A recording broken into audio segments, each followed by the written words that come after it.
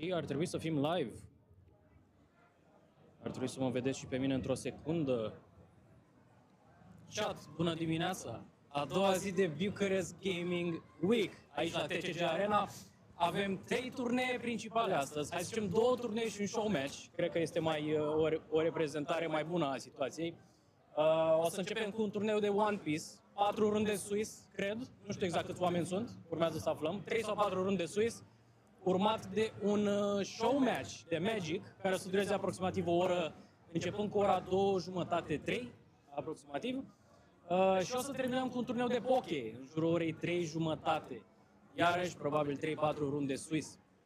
Pentru OP, îi am aici lângă mine pe Crips și pe Artegor, care vor comenta acest turneu de One Piece, așa că o să pasez microfonul direct către ei. Good luck, have fun, guys. Hey, thanks, Andrei. Thanks for having us. It's an honor, guys. Hopefully, we'll have some fun, watch some good games. I'm accompanied by my friend here, Artegor. Yeah, glad to be here, man. The vibes are amazing. I'm here with my homie, Crips, chilling, ready to have some amazing games, some fun games. Absolutely. The first game is really interesting. We have a couple of dual color leaders, which is really, really nice. We have Mihai versus Mihai, the battle of Mihais. OP12 Koala, very interesting pick. Yeah, so since they're both 4-life leaders, they're both squishy, so the play field is quite even. Yeah, absolutely. Having that extra life as a monocolor leader definitely gives you kind of a leg up on your opponent if they're playing like dual color. So they would usually try to, counter out first, try to be a bit more aggressive to kind of level the playground. However, having, 4 lives versus 4 lives is going to be really interesting.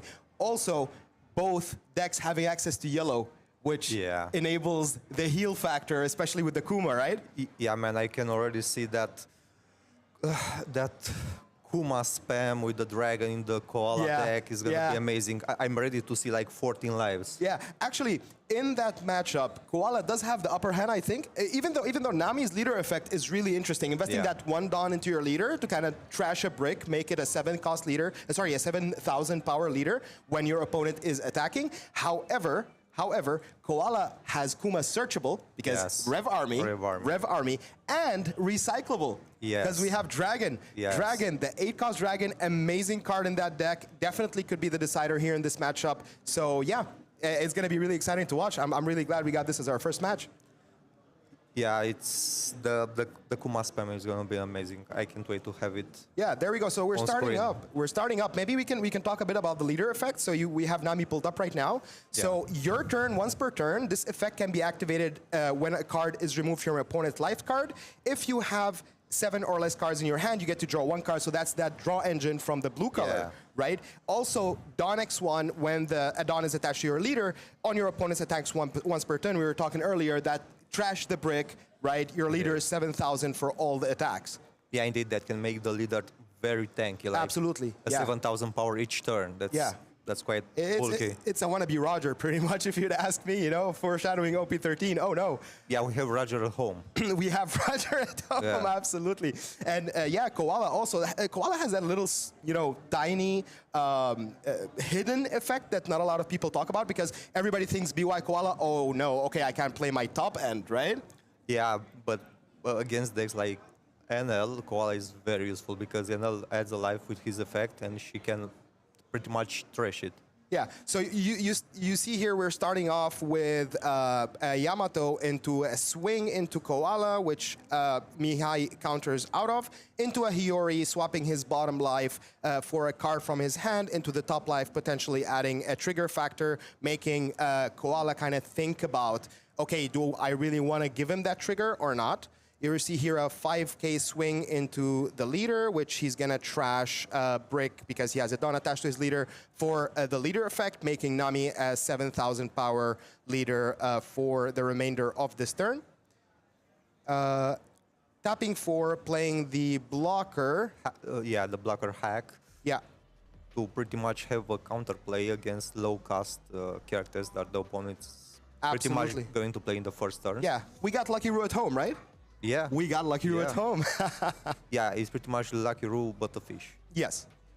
All right, going to the 5 Dawn turn. I guess Mihai has a couple of options here, especially on 5 Dawn. Which Mihai are you talking about? Okay, sorry. Nami. Okay, maybe we should stick to yeah. leaders. So Nami player has a couple of options here, and we are gonna see a six. That's a 6K swing, I believe, with the Yamato, and then a Yes. 7K that the life will be taken to activate that Nami effect, where he gets to draw a card, and then he passes turn. We see now Koala on a 6 Dawn turn. Do we see it? Is it already there? I don't know, man. There's a potential play that can happen, but maybe not. All right. Maybe it's going to be a first attacking, yeah. Okay. Removing And that 6 brave cost body. Kuma is okay. Oh, There it is. okay, We're okay. starting. We're starting. Nice. It 6 Dawn on curve Kuma. Yes, it only took like 3 turns. You love gonna to be- see it, man. Love to see it. All right. 5K swing into the Koala. We're going to see a 1K counter out with Pudding. Interesting choice, actually, dropping out Puddings. We know that Nami usually runs 4 Puddings in the deck. And Yes. Pudding is such like a powerful card, especially against opponents who kind of stack their hands. But I think in this matchup, I don't think Koala does want to stack her hand. We see a 7K swing into lead here, which, again, is taken very easily just because, we got that free life from Kuma. Of course. And also the fact that Nami chose to counter with Pudding may mean also that he has another Pudding in hand. Most likely, yeah, most likely. We'll see if that's going to be played this turn. We see a 5-cost Boa from PRB coming out for Nami, and then passing turn. Now we are on 8 Dawn, Koala turn. Let's see, there's a lot of plays here. I think Dragon definitely would be the most optimal. Potentially even another, we're going to see a Searcher Koala coming out. We're going to look at top 3. We're going to try to find a Rev Army character, trashing the rest.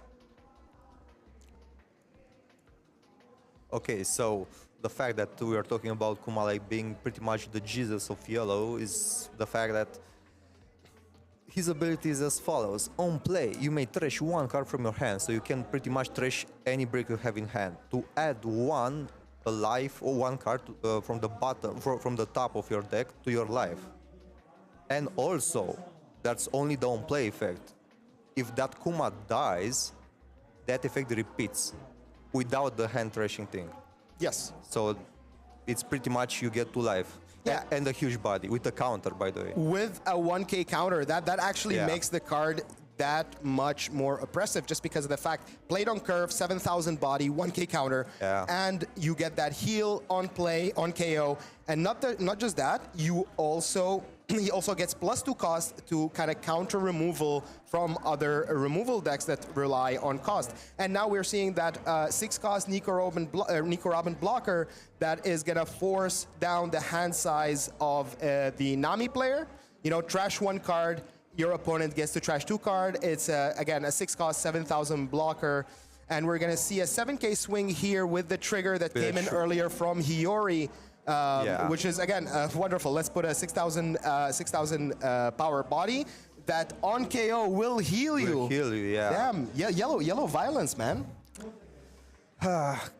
Man, yellow is violence. Yellow pretty is much. violence, yeah. All right, so we're going to see a block on the second attack. Sorry, no. We saw Boa get rested for the attack on the Koala. Sorry, we're trying to keep up with the turns here. And of course, we triggered the blocker on KO effect. We're gonna get rid of the Kikunoju. We see the heal coming out, and then the leader swing, and then pass turn. And we are at 10 Dawn turn. Awesome. Yeah. I wonder what Koala has here. Pretty big board. Yeah, but don't forget the fact that Koala can spam that Kuma big boy with this guy. Yeah, absolutely. Dragon, definitely an important piece for Koala. Yeah, without him, in my opinion, the deck would have been kind of mid, but the fact that this card exists and lets you pretty much on play, you simply place 3 Revolutionary Army type characters from trash to the bottom of your deck, so pretty much no cast in black. To search for a Rev Army. And there it is. Yeah, exactly. We predicted it, absolutely. Exactly. We see the dragon coming out. We're going to be bottom decking 3 rev armies from our trash. I wonder what is going to be the play here. We do have the board full, so probably one of those Searcher Koalas. Oh, and yeah, there he is. Another Kuma. Another Kuma. It's like we're oracles. We're just predicting what yellow decks are doing. Just playing Kuma. It's wonderful. I'm curious if we are going to see at least 4 Kumas this game. I'm pretty sure, in total, I'm pretty sure we will. I'm pretty sure we will. All right, so we're going to see a Koala swing here for the leader effect. So we get to draw a card. And we see that Nami leader effect coming out. She is a 7,000 base power until the end of the turn. A 7,000 swing gets countered out by 1k pudding. And that would be a pass. Yes. A great turn.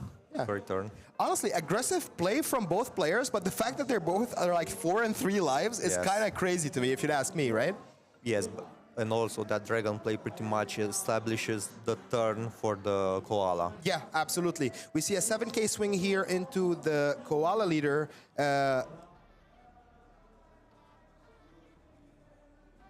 And we get, since he took the life, Nami leader effect comes into play. We don't need the Dawn attached for that one.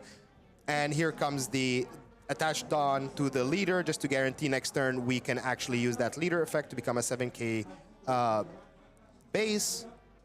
And now we see the Kozuki Oden. The Kozuki Oden in action. Yeah. Oh, and it gets countered by Black Vortex.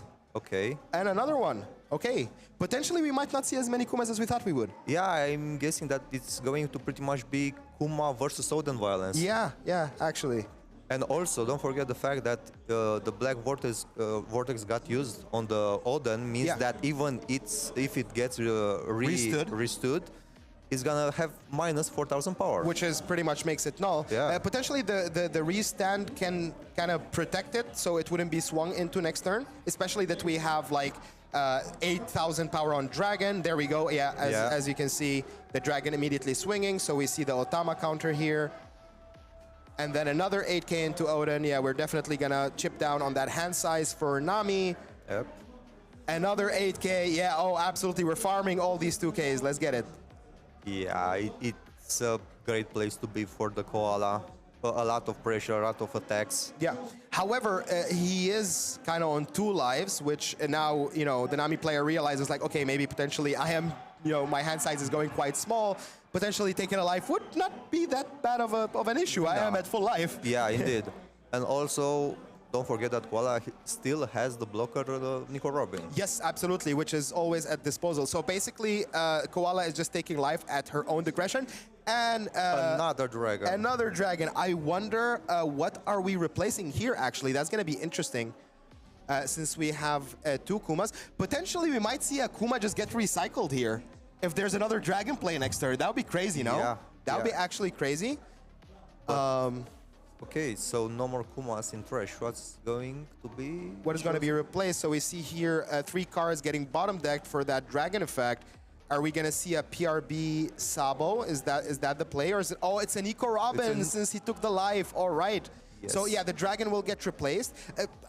I think maybe the Kuma getting replaced here would have been the better play, potentially, just because of the fact that Nami has been so reluctant to swing into them. I think that, yeah, that's a valid play.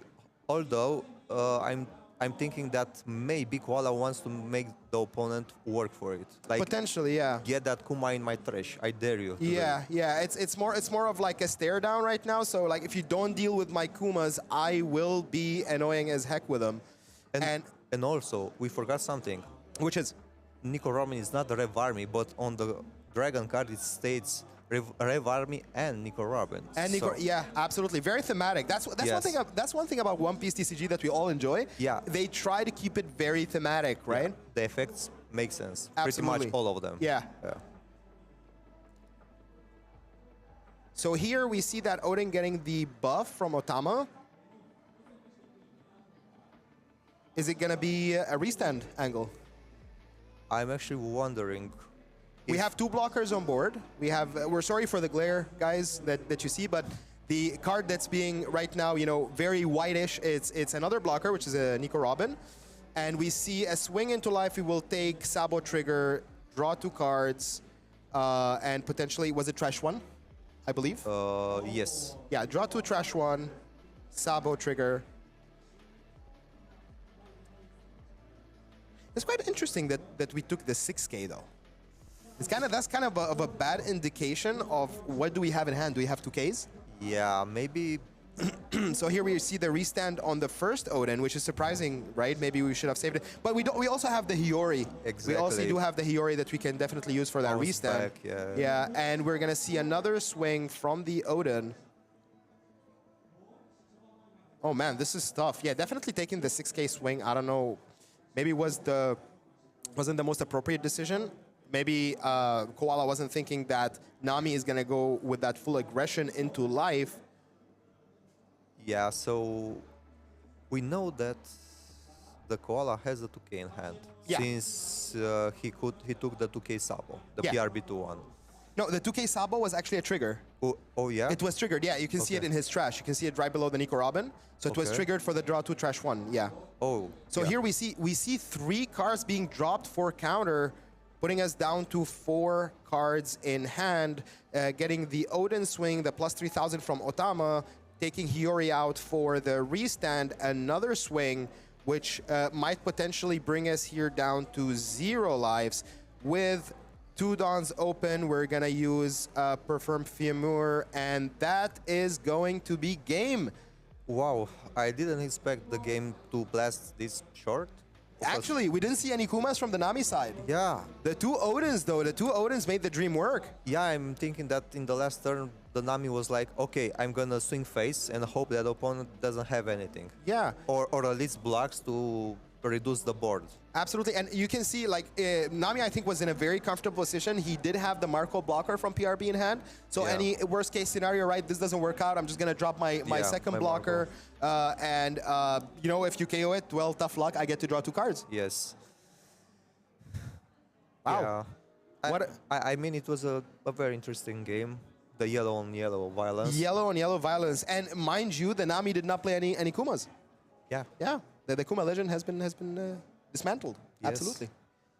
It's been a tough one.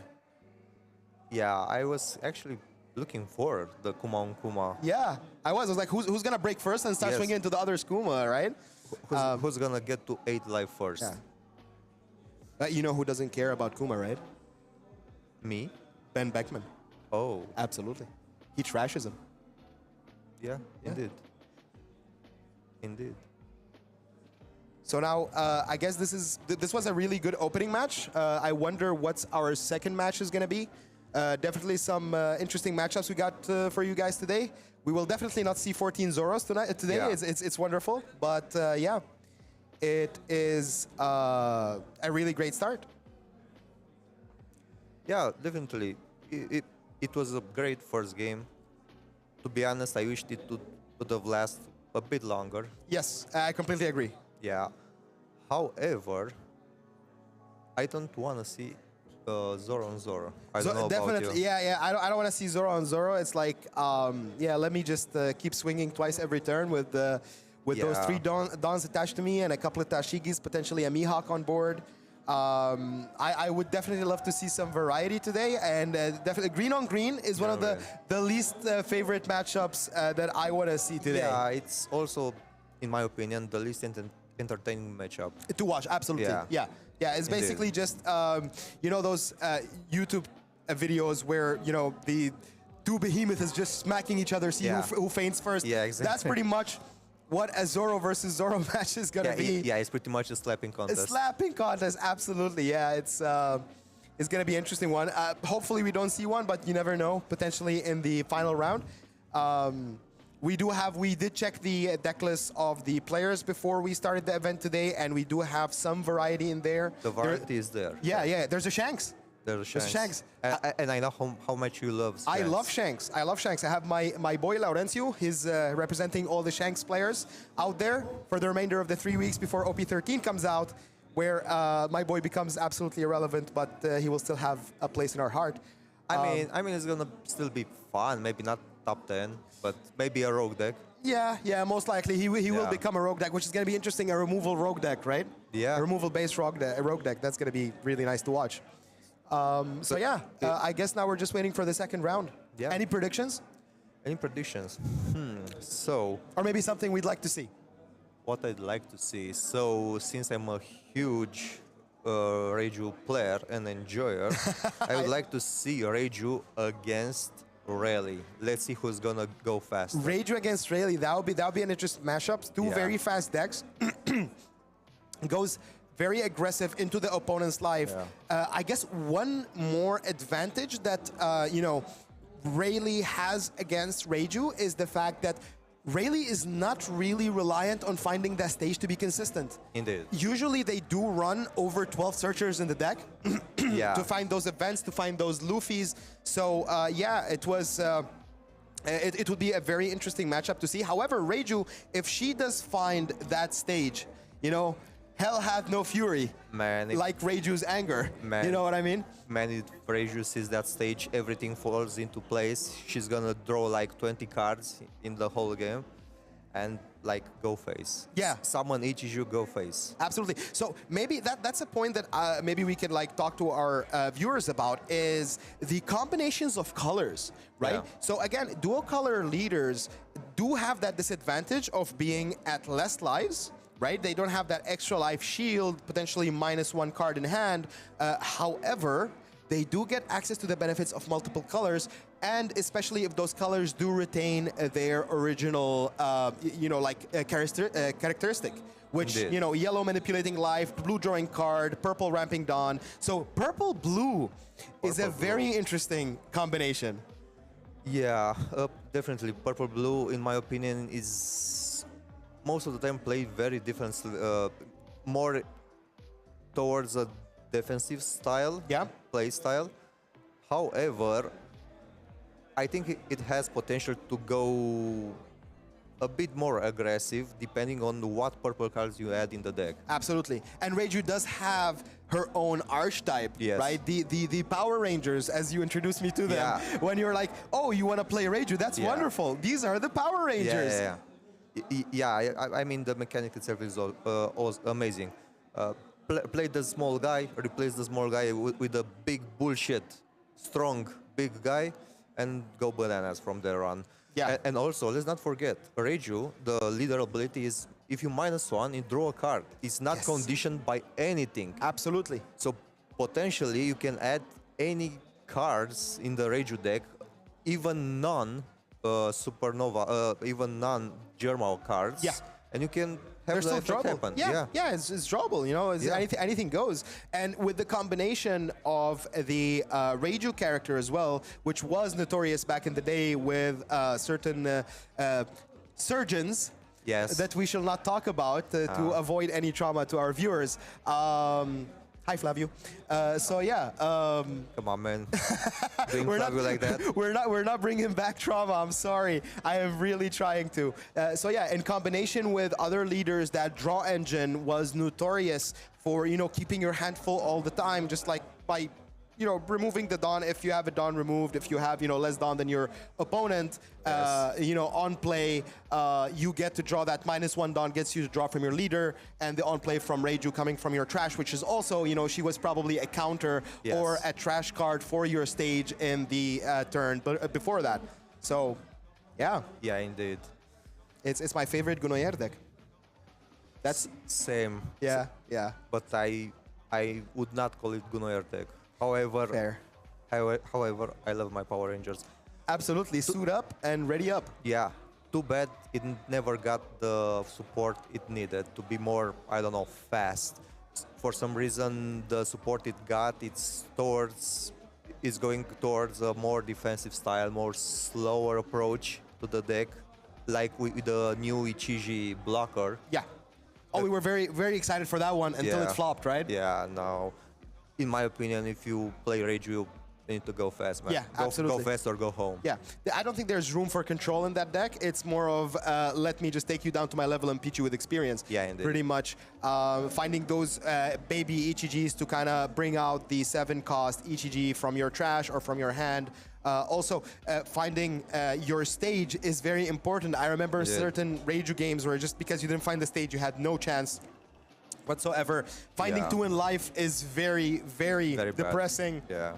And also, we do have the aspect of I didn't find any baby characters to Dawn Indeed. minus, Indeed. right? If you are not minusing, I remember one specific game that it was a friendly game that I played with actually the Koala player, Mihai, where I couldn't find any baby characters. So that pretty much denied me that Dawn -1. It denied me the leader effect. Yeah. And, so sadly, I had to play a 7-cost ETG from hand.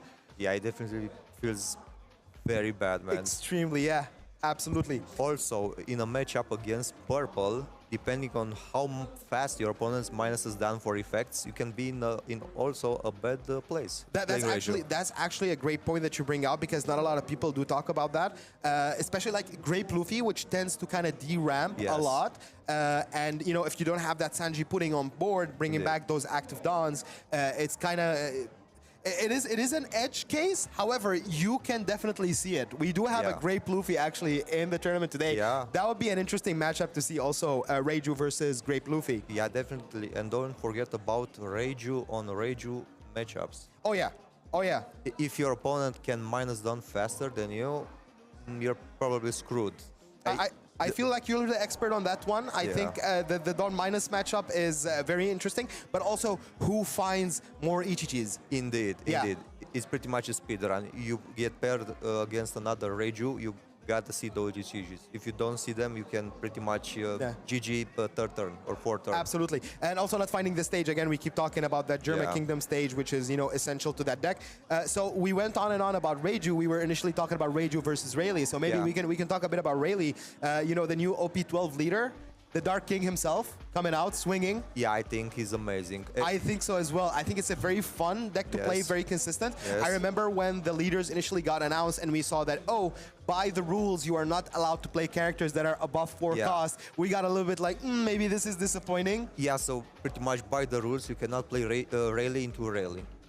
Yes, you cannot play the 8-cost That's by Rayleigh far, in yeah. Rayleigh, which is quite interesting. Yeah. However, it kind of, again, going back to that thematic aspect of One Piece TCG, where, Rayleigh was the teacher of Luffy. Yeah. And basically, he's just teaching those little bodies. He's being that mentor. Yeah. Again, being thematic also to the whole of OP12. Yeah, indeed. Which is all about mentor and student, which is amazing. Yeah, it's pretty much the bond of master and disciple. Yeah. Yeah, so pretty much a great leader that can go very fast, very quick. Yep. That boa is amazing. For 2 cost, you can add Rested Dawn. You can search for Luffy, and pretty much the Luffy is In a lot of ways. Yes, in pretty much the Luffy is the star of that deck. Yeah, absolutely. The 4-cost Luffy coming in, dropping that. I'm going to show you 2 events. Yes. There's the legendary Îți arăt aceste 2 evenimente. Of course. Absolutely. And then you go on about like, I'm going to buff my character and, I'm going to give Arrested Dawn to something. And I'm going to play another character from hand, which is that usually is the best play is the 3-cost Sanji from the Punk Hazard archetype, which comes in clutch as I'm going to swing a 6k at you for free next turn. And if you try to take it on your turn, well, guess what? I replenish my hand because I get to draw that card, right? Not as if that deck really needed to draw any cards, because usually those little bodies swinging at you, they're replacing themselves with the on-play, either the Buggy, the Shaki, the Nami. They're replacing themselves with the Search. The 2-cost Boa, also very essential. Searches a Luffy, searches an event, which is amazing. And also, she can swing, get herself into the trash so she can give those 2 Rested Dawn to something else to swing. Yeah, indeed. Very fast deck. Again, I think the main point is consistency, and also has the benefits of red monocolor, which Indeed. brings us at 5 lives. Indeed. And also, you may think that, okay, so pretty much in that deck, everything you do requires you to show 2 events from your hand. Yeah, absolutely. That is not a very big thing, since you can show the same 2 events cards. as long as you don't choose them. Absolutely. Exactly. Talking about event cards, maybe we can tell our viewers about some of the events that kind of came with Rayleigh. So there's like 4 main ones. Yeah, right. But before that, let me emphasize the fact that pretty much every event in that deck has 2 effects. Yes. Actually. Yes, counter and on play. Almost all of them. Yeah. Or main, sorry, not on play. So they can be actually used during your turn or during the opponent's turn if you ever choose to. So which event should we Let's talk start. about So we were first? talking about searchers, right? Yeah. So maybe we can talk about observation hockey as a first one. So color of the observation hockey, which again I thought they named them a bit weird just because of the fact that we're starting with Supreme King hockey. Okay. So that actually is the centerpiece of that deck, I feel. Yeah. Rayleigh can take his lives. He can go down to 2 lives, absolutely no problem whatsoever.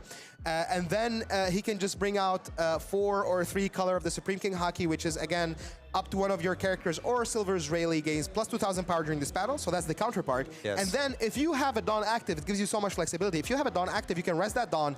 All of your opponent's board gets minus 1,000 for the whole turn. For the whole turn. It's crazy. Yeah, it's a huge effect for essentially a 0 cost card. Actually, yeah, you can actually either use it as a 0 cost or as, I'm going to keep 1 Dawn and you don't know if I'm going to do it or not. Yeah, indeed. And also, that resting Dawn you're doing for 1 is pretty much nothing, since you pretty much attach any rested Dawn to characters to activate their effects.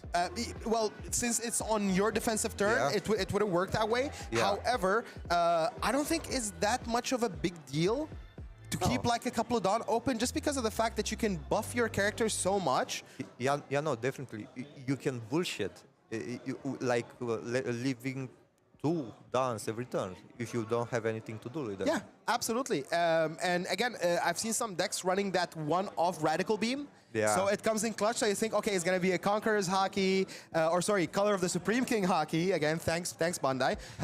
Yeah, Color of the Supreme King hockey. He's going to rest that Dawn, and he's going to give you like minus 1,000, so you play around it, and then, oh, surprise, wait, it's a Radical Beam. It's a Radical Beam. Yeah. Yeah, I have a bit of a PTSD regarding that card, since I got a red beam like 5 times. Oh. And afterwards I asked my opponent, by the way, by different opponents, and afterwards I asked my opponent, okay, how many copies of this card you It's do one. have? It's 1. I It's was like, one. you lucky motherfucker. Yeah, you have so many. Honestly, I don't think it's even luck, because Rayleigh does have the capability of going through his deck. Yeah. Right? Depending Yeah, on the that's- matchup, especially if he's playing against an uber defensive matchup, right? But yeah, Scholar of the Supreme King hockey, amazing card.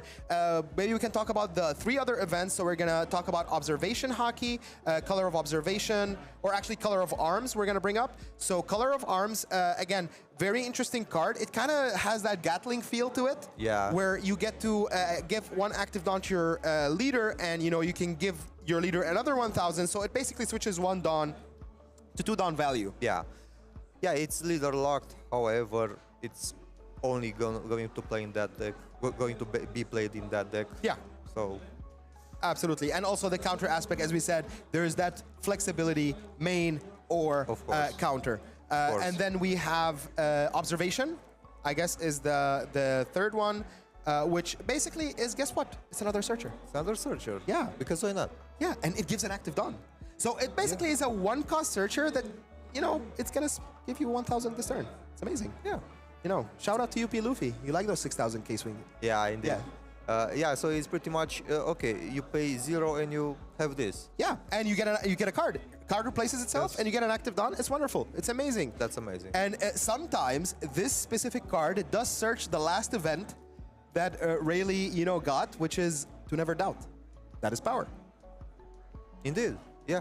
Yeah, it's wonderful. Sometimes you just your opponent is at 0 lives, he's keeping up all these blockers, and he forgot he's playing against Rayleigh, and I feel very bad for him. So you waste no value whatsoever. You literally use the event 0 cost, attach that active Dawn to your leader so that your swing is already 6, and then you whip out that To Never Doubt that is power, which makes it an unblockable attack, which can potentially go up to 16,000, depending on if you had an armament hacky that you decided to play, or some other buffs, maybe, another event, if you so choose to play some tech cards. Tech cards are an interesting aspect also in Yeah. decks. Yeah. Not all decks are born the same, let's say that.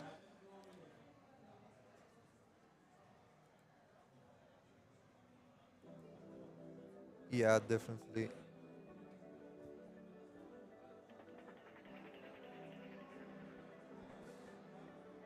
So it's going to be very interesting now to see this second round. I'm not sure how long is it going to be until we get to that one.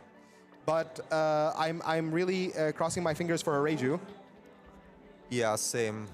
5 minutes, okay. 5 minutes. Yeah, so I don't know. I actually okay. So we thought about it. We are not. We're not big fans of Zoro of Yeah. a Zoro matchup. only if it's against Rayleigh. I'm okay with that. You're okay with that? Yeah, yeah, absolutely. Zoro versus Rayleigh. It's Yeah. a bloody one. It's a bloody one, that one. Rayleigh tries to go as fast as possible, you know, try to get that Zoro out of the match, out of resources before he get to do your let me rest your stuff and then swing twice at you. Which is, again, Rayleigh is absolutely fine with taking life, and, you know, whatever characters you're going to take off board, that Rayleigh is going to just replenish next turn, especially, you know, with the abundance of searchers that he has access to. And again, Rayleigh does have a star card in that matchup, which is very interesting. It's our one and only Buggy. Buggy, yeah, the OPO 2, I think. OPO 2 or OPO 3. Yeah, it's the OPO2 searcher that can look for red events. Which is, especially. again, wonderful for Rayleigh. So, yeah. He's one cost. He is 3,000 base power, which basically can mean that your leader effect by itself will make it a swingable body. And then, not only that, he cannot be KO'd by slash characters, which, guess what? Yeah, that's a great addition and very low accurate since Baggy pretty much cannot be cut. Absolutely, yeah. Yeah, and actually, he can be cut, but he won't die from that. True. And I think the only card, in Zoro's deck that usually run that isn't slash, that would be like the Tashigi, the 2K Tashigi. The 2K Tashigi, yeah. Yeah, she's special. Actually. No, I don't think she's special. I think it's what was it? The same as Luffy. Strike. It's strike, right? Because Strike. it's Smoker's body. Yes. So they kept it again lore accurate. And I think the other swingable body that can take care of that Buggy is the Holy Perona. The searcher, she's actually, special. Yeah, she's Yeah. special. However, you do need to invest that Dawn Yes. into it, so kind of cripples the Zoro's turn. Yeah, indeed. Yeah, I mean, Green Zoro should have some bad spots, some Yeah. bad picks, since the deck can go bananas if it's led to do that, pretty much. Yeah. Again, I have a love-hate relationship with Zoro. I think Zoro is a great character. I think the deck is a bit unfair. However, since it's bullying UP Luffy, I'm very fine with that. Yeah, so it's pretty much bully's bully. Yeah, actually, it's gonna be a triangle meta for a while now, especially also at OP13. We do have Emu. Emu cannot Ace. wait, man. Cannot wait for Emu. Zoro is finally gonna get punished by a deck. That is correct. However, if I may play the devil's advocate a bit, talking about identity of colors, right? Yeah. Black being, you know, I'm gonna manipulate my trash. I'm gonna give minus cost. I am gonna remove based on cost. You know, green being, I'm gonna rest. You know, yellow life manipulation, etc. I feel like Emu is a bit out of that color identity. However, it is Emu, right? Yeah, sure, but I mean, Emu still has some trace from the black color. I mean, you pretty much have to add all of your cards, all of your elder cards to trash. Yes. So you can use the 10 cast and summon them back and buff them. So I mean, that's a black thing. Yeah, I'm pretty sure I saw Emu trash 13 cards by its second or third turn, which was crazy. Actually, I did that as well multiple times by the third turn. Yeah, but because if you have the empty throne stage and you trash like 16, 19 was it? I think 17 or 18 cards. Okay, which was against thematic due to the nations, right? Yeah, exactly. Your leader can become 6,000 powers. Yeah, only during your turn. Which unfortunately.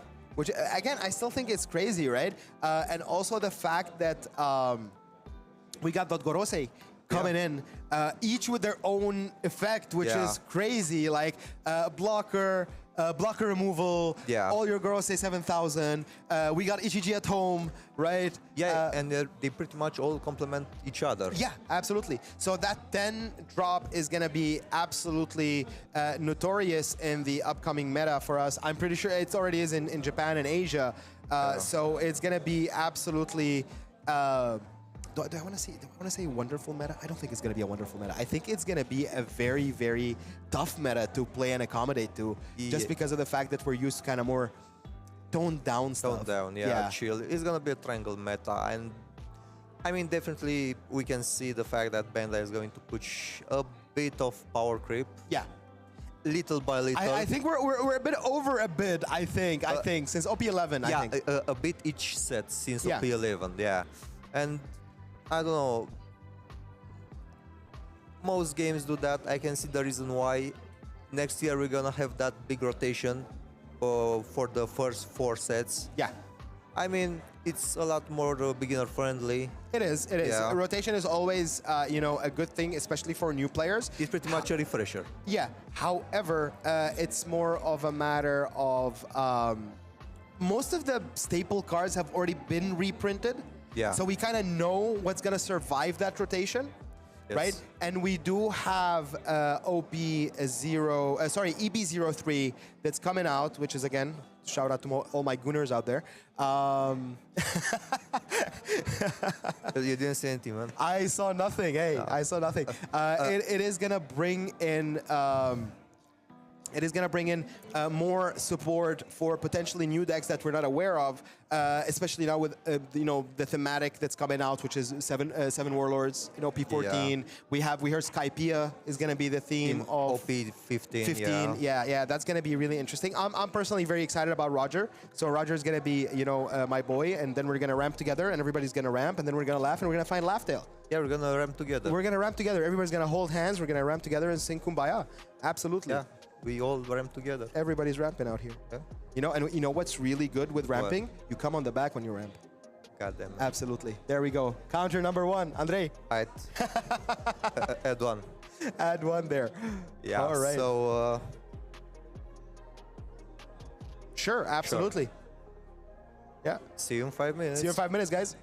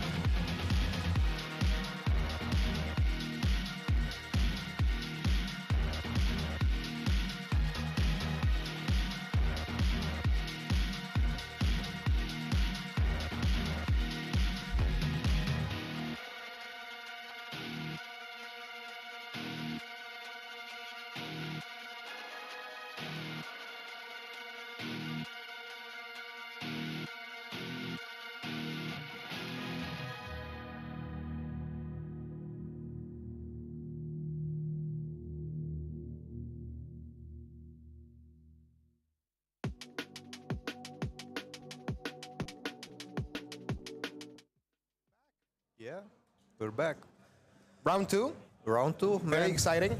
Very exciting. It's gonna be Shanks against Reiju. Yeah, battle of our mains. Yes. It's gonna be really, really nice. Shanks, a deck that likes to, defend early, stay alive, get to your top end, get to your removal. Yeah. Reiju on the other hand, Reiju pretty much wants to go fast as soon as possible. If Reiju sees the stage, the game is pretty much going to be set. and we have it in hand. We have it in hand, all right. Oh, the hand looks amazing. The actually. hand looks so good. Two baby characters, a stage, a pudding to kind of deny that, early, let me take my life. I'm okay with that from Shanks. And yeah, you can see, Reiju immediately, goes ahead. I'm going to put my lives. That's it. This hand is goated. We also got the Porsche.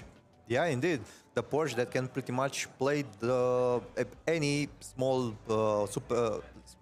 German character for pretty much free, and also give you a search. And to remember you, Porsche can search Porsche. Yeah. Porsche can search Porsche. He can search that 2-cost blocker chopper. Yeah. It also gives you that blocker safety plus, the extra rested Dawn, which kind of brings you a bit back in that Dawn race. We're going to see a mulligan here from Shanks. And I think we're ready to go. Yeah, absolutely. Let's see who's going first. We did not see who won the dice roll. So I guess Reiju is going first, I believe. There we go, 1 Dawn, and we are gonna see that stage coming down immediately. Now the question is, what does he trash from his hand from the stage? No, I think that's a bad drop, isn't it not? No, doing it this soon, that's actually great. Really? Okay. Yeah. Okay. And also he found the small TCG that pretty much solidifies the. We're gonna get 2 EGGs. We're gonna get 2 EGGs very early, and it's gonna be very fun. That's basically what we're doing. Yeah, now he needs to see the big one, and that's pretty much it. He can go fast. He can go into the Porsche. We do see another baby Reiju. So here potentially we are gonna, we're gonna swing 5. He's gonna do the leader effect. Yeah, so pretty much going first with the Reiju is the best thing you can do. Since you can play the Porsche on curve on the second turn. Yeah. So we are gonna see the Porsche coming out, but we do not see the Dawn minus for her effect. Yeah, she needs to minus the Dawn. And also there needs to be a card draw when you minus the Dawn. Yes, and potentially here we do need somebody to let them know that there's an issue there. Yeah. So there was an issue where one of the cards' effects was activated without the full effect. So it's a Dawn -1. He needs to deramp mana. And also since they deramp, there needs to be a card draw. Yeah.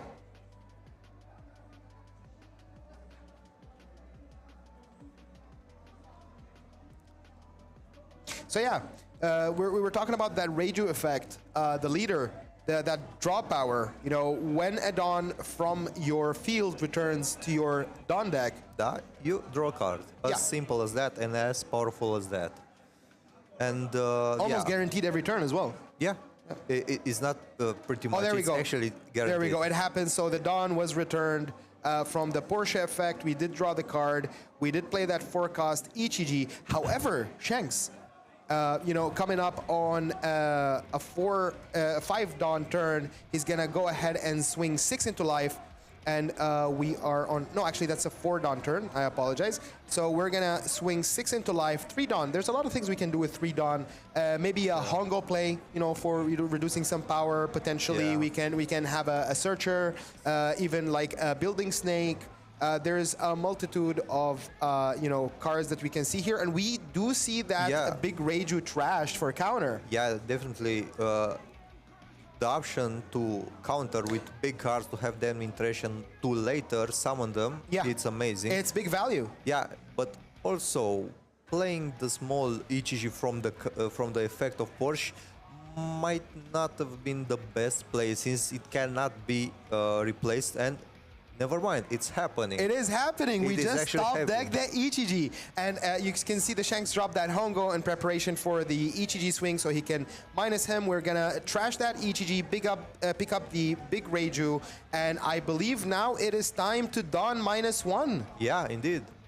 Done -1 and go to town. Yeah, I think he definitely does have to play something first to kind of like not waste that Dawn. So potentially we will see a small Reiju coming in here just to, you know, use those 2 Dawns exactly. So I'm not sure how many. Never mind, 3 cards. So yeah, he potentially can draw 3 cards. He can draw 3. It is gonna happen. Yeah, it is 100% gonna happen.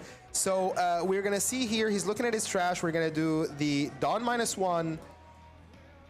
And it's actually perfect because he needs to -2 Dawn for both Ichiji and Reiju, and he had already just used the 2 Dawn, so it's wonderful. Yeah, definitely. Dawn -1, there we go. You see that Reiju coming in, and now we're gonna see the draw from the character, 2 cards, and then the draw from the leader. We are gonna, and that's another 4-cost Ichiji. Yeah, indeed. We are top deck, and another Reiju. We are top decking everything we need. Love to see it, man. Love to see it. And we do have 2 Dawn to kind of like play around with, okay, I'm going to swing 6 at you, 6 at you. Yeah, definitely. Right? And the HEG comes in with the 7. Yeah. So we are going to force the Shanks to use his leader effect plus, you know, trim down his hand size. We do see the HEG coming up here, and we're about to go fast. Yeah. They're suiting up. Yeah, and even if the Dawn for the Reiju is lower than the opponent's, that's actually great for Reiju since you cannot activate any effects if you have more Dawn. Yep. And now we see a 7K swing coming into the leader, kind of keeping him guessing with that 2 Dawn. Is he going to play another Reiju? So that's actually interesting. So I think that's a big brain play here with the sequencing versus swinging 6, 6, 7. Is swinging 7 first. And there it is. There it is. We're going to see the 6 swing into the leader. Love to see it, man. Yeah, and now we're going to force a leader effect plus a card or potentially a 2K. Which again, his hand size is not a problem right now for Shanks. Also, he did see that pudding get trashed earlier. Yeah. So that might be a trigger to, hey, we should counter. Yeah, and also he might think like, okay, so he trashed the pudding. Does it have another pudding in hand, and is he safe keeping it for later? Yeah. Or I don't know, maybe was that the only pudding it had in hand? Potentially, you know, there's always that draw power. You never know with Reiju, right? Replenishing that hand size.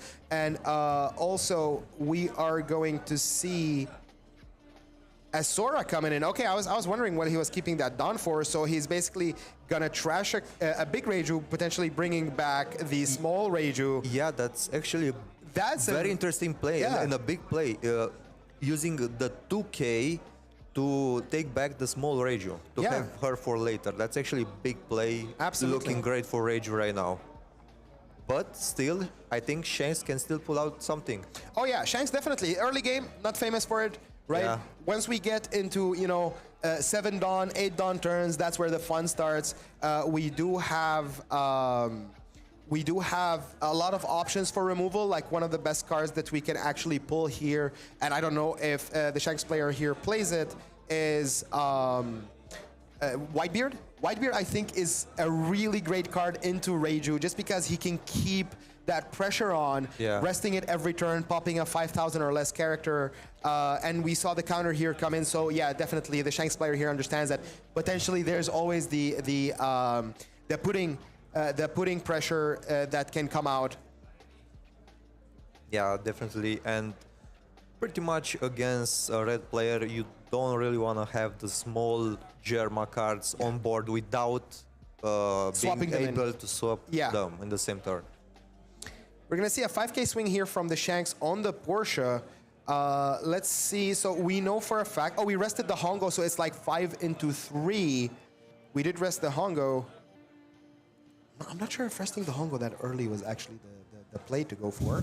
However, I'm pretty sure he does have some deck in hand, and is that 6-cost Law. 6-cost Law, an amazing card from PRB it doesn't have an on-play, but when attacking, give -2,000 to one of your opponent's characters, which is, again, with Shanks, We love That's to amazing. see it. We Yeah. love to see it with Shanks. Specifically, also that this card is very sticky. Very, very sticky, Deals with yeah. a lot of like, in my opinion, in the Blackbeard matchup where removal is very essential to Blackbeard, and you kind of tend to struggle when you put something on board and you're like, please, I need it for next turn. Indeed. This card is wonderful. Yeah, pretty much great card overall. Decent cost for what it does. Not too expensive. 7,000 power. So pretty much the sweet spot. Yeah, absolutely.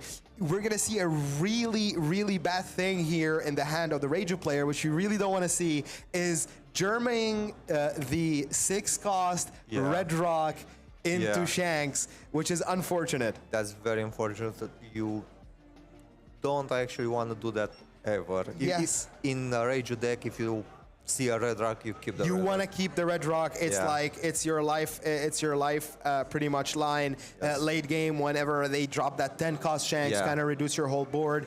You want to Red Rocket on site. We're gonna see a Yeah. 5K swing here into the Hongo, which is gonna be let.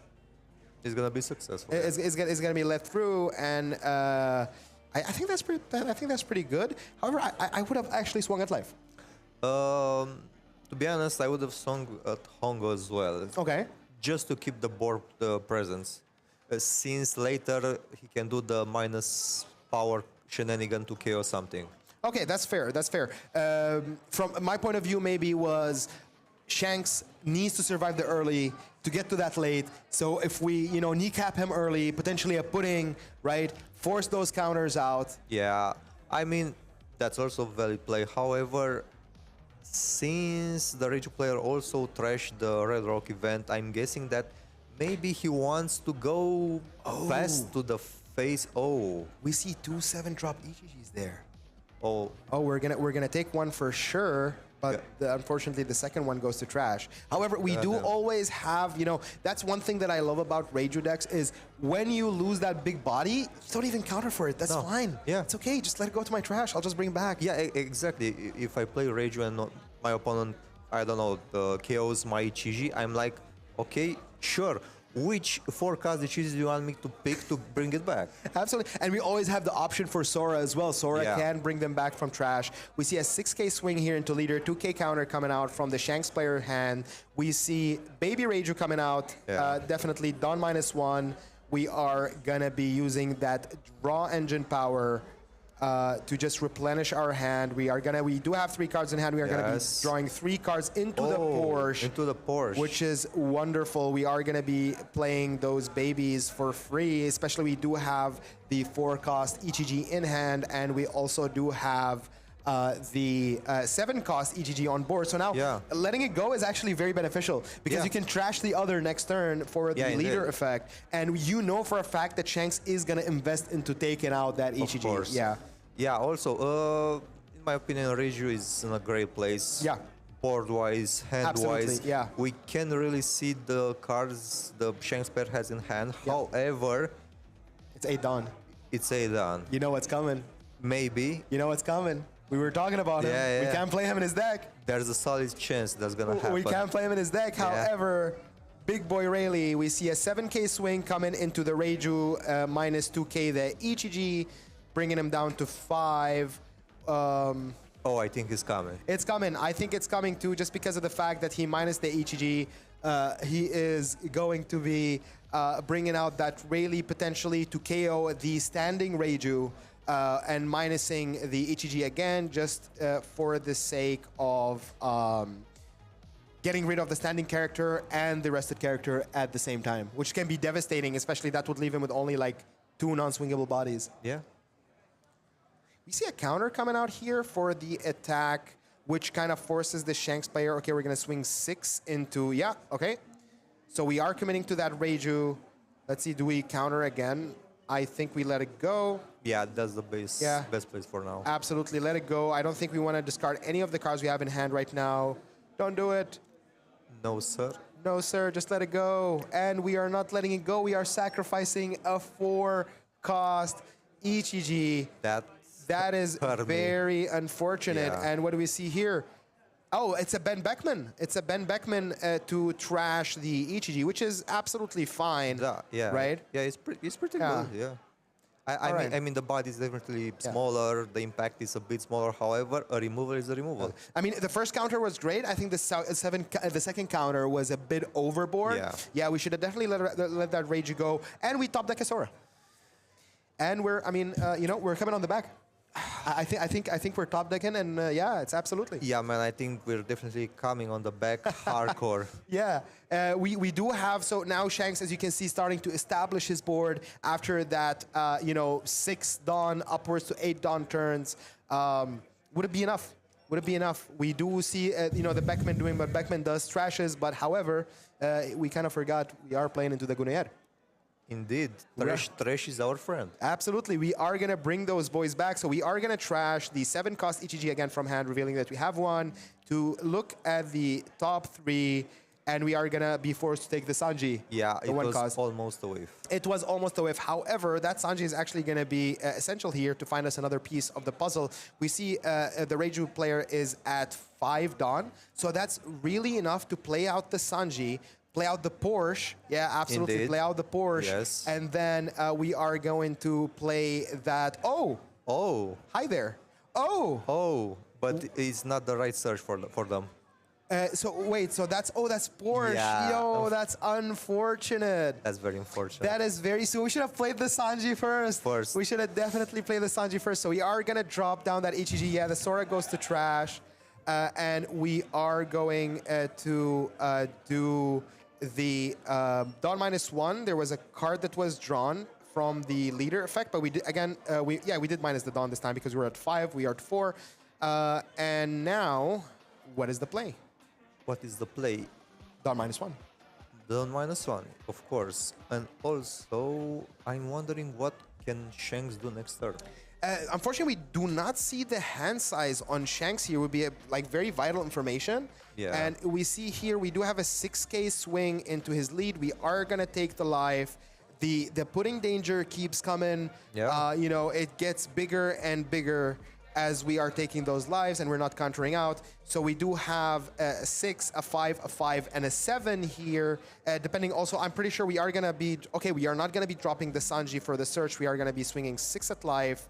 Okay. Now we do see the hand size, 6 cards in hand. We do see a Rayleigh, I believe. We do see a counter event. So now the ECG is just sitting there, menacingly waiting to be, suited up and comes out and swinging 7K. Go. Absolutely. So are we going to see a counter? Yeah, we are going to see a 2K counter here. Okay. Now leader effect is still active, so we are going to swing with the 5 just to kind of take out that leader effect for the 7K swing. Come on, man, you got to pick the alternate art. Oh, true. Yeah. Minus aura, definitely. Yeah. Definitely for not picking out the... Oh, that's interesting. He minus 2K the law and he's swinging into it. Does he force the leader effect? That's actually not a bad play. That's actually big brain. Yeah. That's actually big brain. Yeah. Oh, and the law, it's gone. It's just amazing. like that. Okay, that's a very big indication. Like, the leader effect would have been essential there because he swung, he would have given leader effect 2K. Not that big of a deal, right? I lost the card, that's fine. However, that 5K swing, I actually kind of was doubting. But imagine actually if we were swinging into life. Indeed. I think Shanks would have been at 0 lives right now. Yeah, that tells us that maybe Shanks doesn't have too many 2Ks in hand. Yeah. We have seen a couple of 2Ks come out. The Uta blocker, was discarded for 2K counter. The leader effect, of course, coming out each turn. And the unfortunate Porsche surge. Yeah. Right? Yeah. So, potentially that 6K was very essential. So we see Ben Beckman here swinging a 7K into the rested Reiju. We see the 10 Dawn active. Potentially something big is coming out. But I guess we'll just have to wait and see. Indeed. So I guess now it's pretty much just hold on to your life. Like, I'm just going to counter out and I'm going to swing a lot next turn, no? Yes. Okay, interesting. Now we're letting it go. Yeah, that's quite Interesting. Maybe we're looking to defend like we know we can't defend all pieces, right? Yeah, So definitely. maybe we're just looking to defend the ETG? ETG, yeah, because that guarantees 7k swing. Yeah. However, if a Shanks does come out, that's definitely gonna be an unfortunate situation. We see 4 Dons tapped here. Is it Lucky Who? Lucky Roo. Lucky Roo. Are we going to see a blocker here? Lucky Roo, very disruptive for Reiju. Yes. Just because of the fact that you can take care of those 5k bodies, I know anything below 6k very easily. Yeah, so pretty much against Reiju, if the opponent plays Lucky Roo, it can KO anything besides the 7 cast. And get the block for the attack, Yeah, right? definitely. Get the block for the attack. So that's going to be interesting. I guess we can play some mind games next turn if that Lucky Roo doesn't drop. No, we're going to see 4 Dawn being attached to the leader, swinging 9,000 at Reiju. Yeah, so, he really wants that Reiju gun. Yeah, and that board Dawn. smaller. Yeah, 6 Dawn though. What are we doing with 6 Dawn? Is it going to be another Law? Is it going to be okay? Yeah. Maybe a Lucky Who. Lucky Roo. Is it coming out? And there it is. Yeah, there it is. is. Lucky Roo, the fastest man alive. You know, and the best blocker alive. Some might say, until it gets bounced by blue. So there's that. Yeah, fun times. Yeah, we don't talk about it. We don't talk about it. Yeah. Gravity Blade. Yeah. Feels bad, man. Feels bad, man. And we're going to see a pass with 2 Dawn active potentially for that Igloo event that we saw earlier in the Shanks the Shanks player hand. And we top deck a blocker. Reiju is still in a great place. It is. Reiju right now is doing absolutely fantastic because now when that Porsche is gonna swing first, we are guaranteed that Lucky Roo only can KO that body. Yeah, when hopefully that Porsche is going to swing first. Yeah, absolutely. Sequencing here is very important. So we see how the Reiju player just setting up his board. He's thinking about his next move. As a Reiju, aficionado yourself, always stage first, right? Of course. Always stage first. Always stage no first. matter what happens, no matter what you have in hand. Unless you have like the God hand, right? Yes. Always stage first, kids. Remember that. Yes. Anything that's not Germa or a 2K goes to trash for a surge. You can Absolutely. You can pretty much always get a better thing from the surge. So we are going to do the Sanji search here. Okay. Oh, the thing. Unfortunate. The 2 Germas. Okay, we do have a Baby Reiju, so Baby Reiju definitely salvages that search, and we're going to see he's going to pick it up for sure. It's the best pick. Yeah, absolutely. He's going to replenish his hand again, playing another 5k body that's also going to draw him these cards. However, we keep talking about how the swing here, Porsche should swing first before anything gets played on board for sure. Also, I just remember one vital thing. Which is? Reiju, it's at full life. Reiju is absolutely at full life. Actually, we haven't seen, like, the Shanks has been, and we see, there you go, like, he's doing it flawlessly. Yes. Mind you, we know that the player, this is the second game of Reiju he's ever played. Yeah, and that's actually by deck. Yeah, absolutely. Yeah. So we see a 5k swing here, just to kind of maybe get rid of that leader effect. However, it does not get rid of a blocker.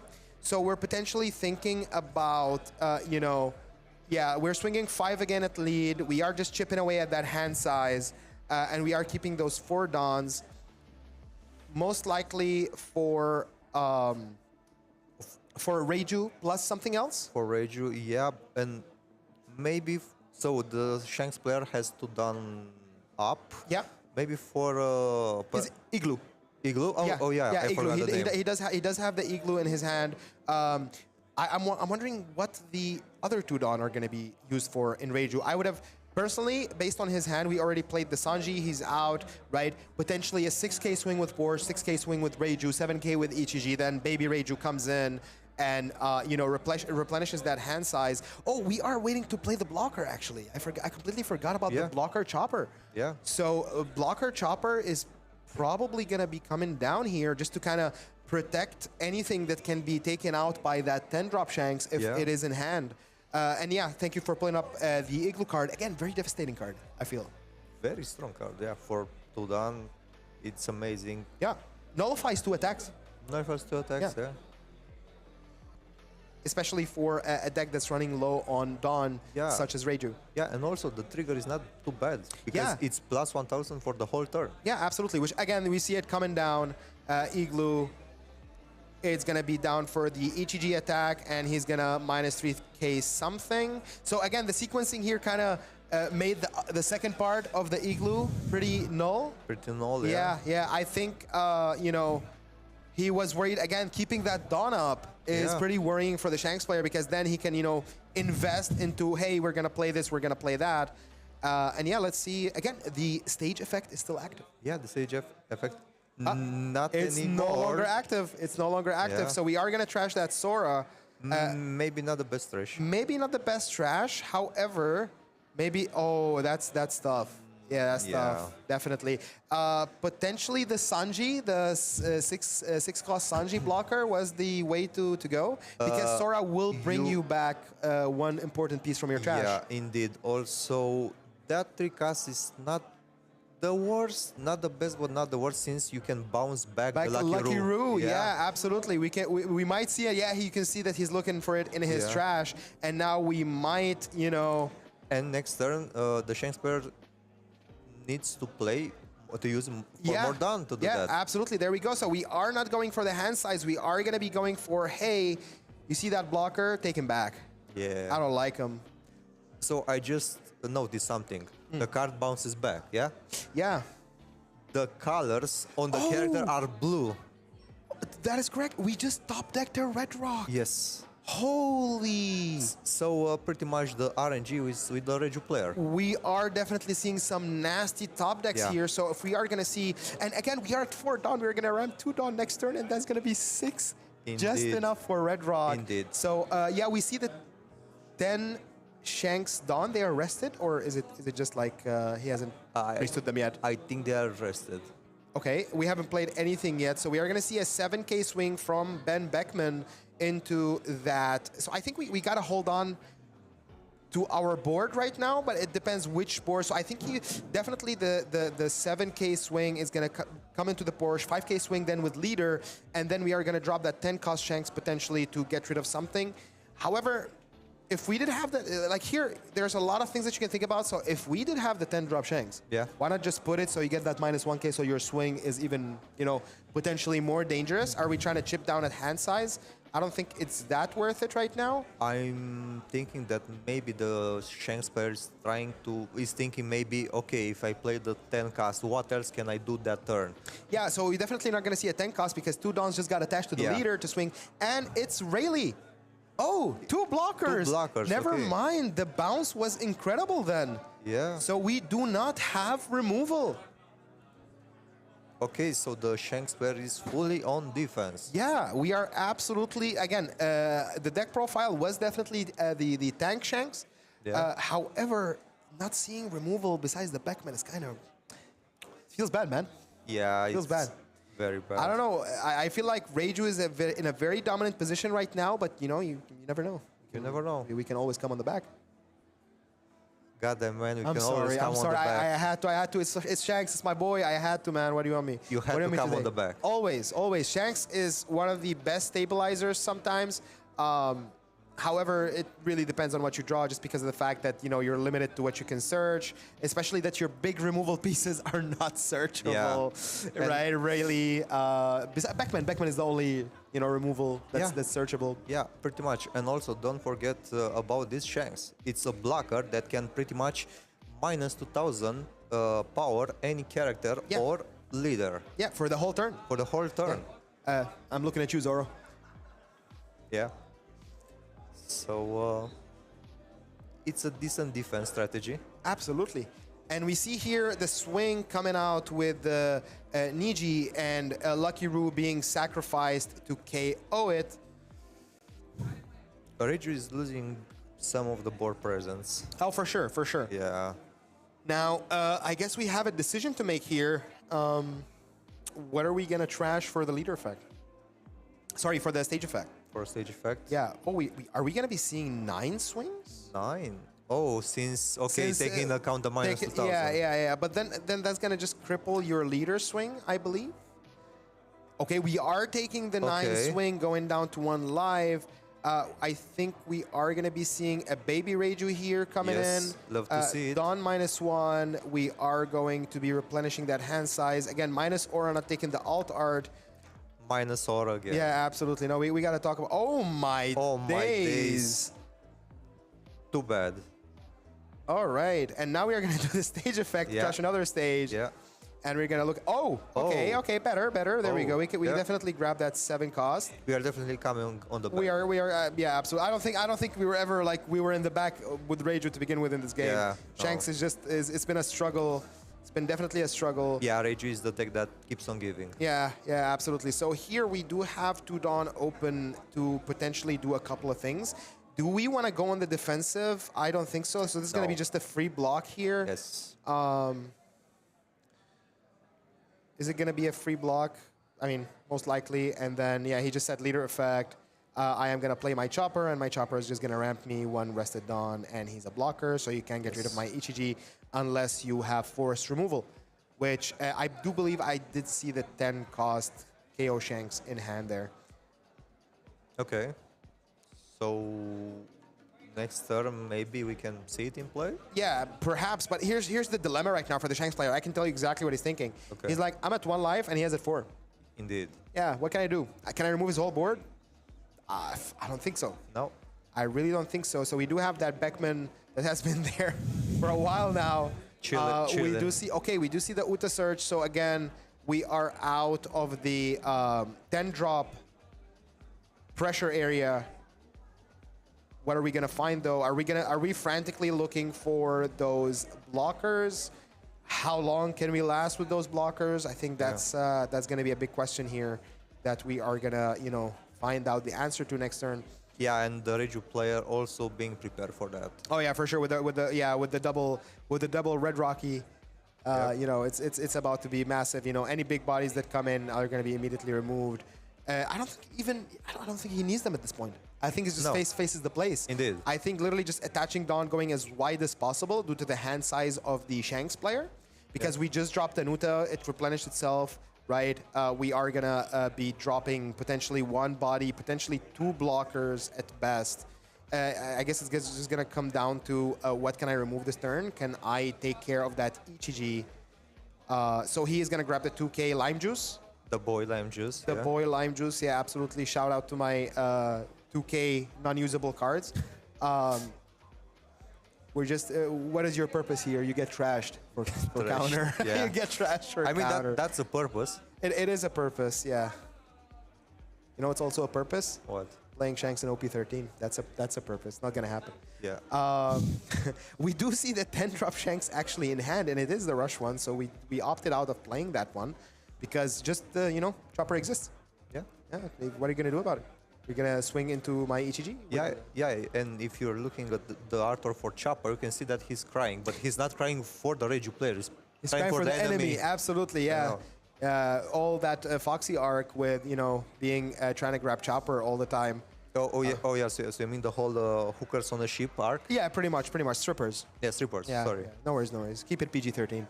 I just see Andre smirking there. It's like, you bastards. Okay, we're gonna see a very big swing. How much Dawn investment is that? Is that 2 Dawn? I can't really tell. We are gonna be swinging into it is 9K into EGG, which is gonna be countered out 2K 1K.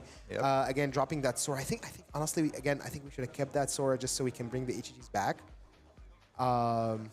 Yeah, but maybe the Reju player is thinking like, okay, next turn is my turn. Yeah, and we are going to see the second Beckman, which is going to trash that Reiju now.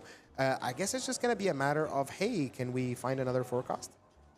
Yeah, but I think that one of them it's at the bottom deck. So Oh, that sucks. True with the Porsche. Yeah. And at least 2 of them are in trash. So there's one more option. That is correct. So we did take a live as Reiju, which is really nice.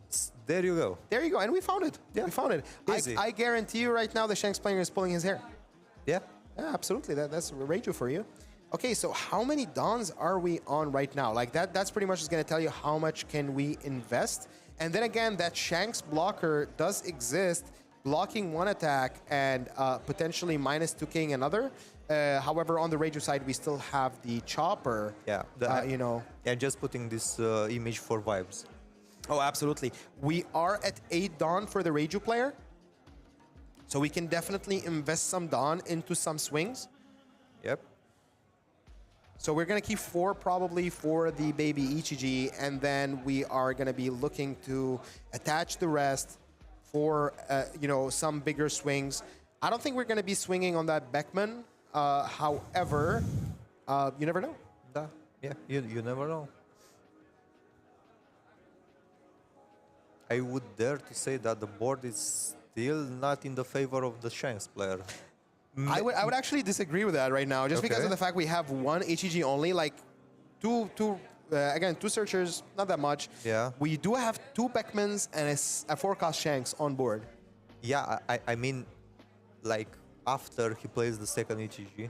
Oh yeah, oh for sure. Like we're gonna Yeah. get a second HEG. However, I feel like now it kind of stabilizes it, just because of the fact. And you see, we are gonna give that minus 2K to Beckman. Yep. And we are going to draw out the leader effect into another 7-cost EGG. And Wait, so do you remember that in the first turns the Regio player bottomed a forecast? yeah, that's Yeah, the one. That's the one. We basically cycle through our whole deck with Reiju. God bless her. We're going to see right now Dawn's being attached. Okay, we are going to be investing Dawn, potentially not swinging with. Yeah, we can just swing with. We are changing. Okay, so he's saying that the minus 2K should actually go to the blocker, not the Beckman. Will that be allowed by the I opponent? have no idea. It's going to be at the discretion of the opponent, because it has been stated, and it's been a while. Yeah. So we'll see how that pans out. I wish we could use like some counters so we can actually tell like what is minus and what is not. Indeed. Right now we're just relying on what we can tell from how they're playing it. Yeah.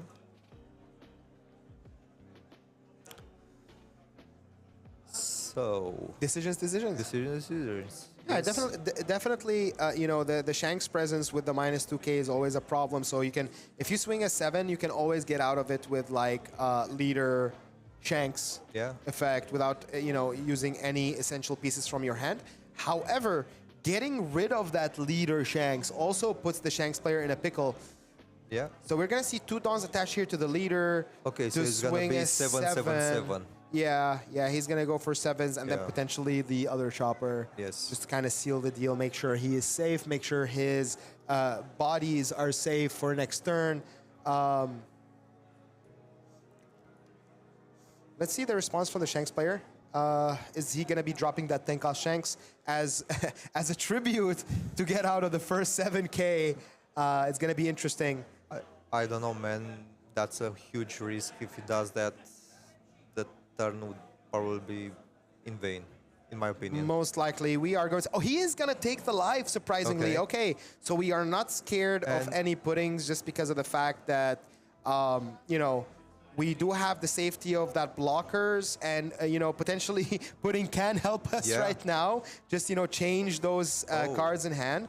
So the last life was actually the 10-cast rush. oh, it was Shanks. a 10 cost. Yeah. Okay, so he didn't have it in hand before. No. So we see the second 7K swing coming out, leader effect 2K, and we are going to be seeing a 9K swing for game. Potentially, we might have to ditch that blocker depending on what we have in our hand, which kind of sets us up for next turn for a very big swing to kind of end the game. Yeah, definitely. Things are looking great for the Reiju player. Yeah, absolutely. It's looking very great, and I can feel like the Shanks player just, the sweating meme, Yeah. the sweating, trying to survive, trying to, keep up with the speed of Reiju. We see that blocker being lifted. Is it gonna? Okay, we're using its effect, Okay. so the blocker will survive the turn. I'm guessing. That's Yeah, we the are case. minus 2K dropping. What exactly? Is that 2 10 drops in hand? 2-10. I thought he had one before. No, for what I've seen, he only had the KO Shanks. I see. Okay. Yeah, that's very tough. Not having a hand Yeah. camera. But we are trying. We are trying our best here, and the games are looking fine. And honestly, like with the whole setup, I just want to extend, a thank you, Andrei, brother. You did a fantastic job, man. Thank you Indeed. so much for this. This is really, really cool. And we do see that Shanks blocker being taken out, the last line of defense for Shanks. Yeah. It's do or die. And Reiju just sitting comfortably at 3 lives. Yeah, chilling. With that blocker, chilling. We have, 4 cards in hand, 2 red rocks. Yeah. Whatever happens next turn, Whatever It's GG's happens, only. happens. It's Yeah. GG's only. Yeah. We're gonna see 3 Dons. Is that gonna be that lime juice? So Chopper cannot block. So what we're Interesting. talking about lime juice. Lime juice denying the Chopper Yeah. block. However, to what end? I think he's aiming for the 2 ECGs, and he's like, okay, I get rid of them. If he cannot summon them next turn, I have a chance. Okay, but okay, are we gonna be playing a blocker? Are we gonna be playing? What are we gonna be playing from hand? Like that's again, that is a 2K that was just dropped for the sole purpose of you're not allowed to block. Yeah, I'm thinking that maybe a lot of the Dawn will go on the attack, on boosting characters. All right, yeah, definitely. You can see that 7K swing. Oh, are we going for life? Yeah, I think we're going for life. I think we're just okay. Interesting. That's at least curious. Yeah, 9K life. See it coming down here. I mean, we can't take it comfortably. It's all gonna come down to that Uda swing. Yeah. Yeah, which I don't think. I mean, honestly, I don't think there's anything else he can play. Yeah, we're gonna go a 9 again. Yeah. And we're gonna counter out of the 9 just to rub salt in the wood. We see the Shanks player scooping there. And it is GG's for Reiju. Yeah, I think the Shanks player was like, okay, fuck it, I lose next turn, let's go Hail Mary. Yeah, might as well just try, get some style points. And now you see the 2 red rocks in hand. You're like, oh my God, I was ready for you, brother. Ready for you. I was ready for you. Definitely, we got the Bulbasaur seal of approval on this match. Definitely a fun one to watch. Yeah. I'm really glad we got to see this one on stream. Hope you guys enjoyed it. Reiju definitely not of the top decks right now. No. Same as Shanks, to be honest. He had his glory days. Yes. He's still the king, just saying. However, Reiju, a rogue deck, very fun to watch. Keep drawing cards. Don -1, hey, you got rid of my HEG, guess what? I'm bringing him back. And do you know what, in my opinion, is the best thing about Reiju? What is? Nobody's expecting her. Actually, nobody's. It's like rogue deck. It's just the bullet in the dark. Yes. And again, Shanks couldn't come on the back. Unfortunate. However, GG's to both players. It was a very entertaining match to watch. Definitely gets me excited for the next one. Yeah. The next one. I can't wait to see the pairings that are gonna come out. We're gonna see who else won. However, starting now, we are gonna be looking at winner tables. Yes. So potentially, guess what? Hopefully not a Zoro. Hopefully not a Zoro. Most likely, as Zoro is gonna be there. It's gonna be interesting. At least let it be Zoro on Zoro violence. Zoro on Zoro. Oh, that's gonna be so fun. So we can see. Okay, guys. So this Zoro did this. So remember what that Zoro did. The same thing for the next Zoro. Exactly. And it's gonna be copy and paste. It's gonna be a let them fight kind of situation. Let them duke it out. Potentially, we can actually offer the players. I don't know. Maybe we can talk to the guys. We can offer the players. Hey, they can take it outside. Just fist fight it. See if that works. It's gonna be an entertaining match. Yeah, one way or another. Yeah, I mean there's some empty space over there. So sure, we can make an exhibition match out of it. Actually, I'm not sure we're allowed to stream that. However, wait. So we can make a stream after the stream. Yeah, actually, will be like TCG Arena or more like UFC Arena. UFC Arena. There you go. Oh, all right. Yeah. We see. Good job, buddy. Congrats. Good job. Well played. We just had the Reiju player coming in, going with the Holy Cross. Yeah. I don't know what the heck just happened. Also, do not forget your deck there. Yeah, actually, your deck box is on the table, buddy. You might want to grab it. Yeah. Very entertaining match. Okay, guys, so we're gonna be back in 5 minutes. See you in a bit. See you in a bit.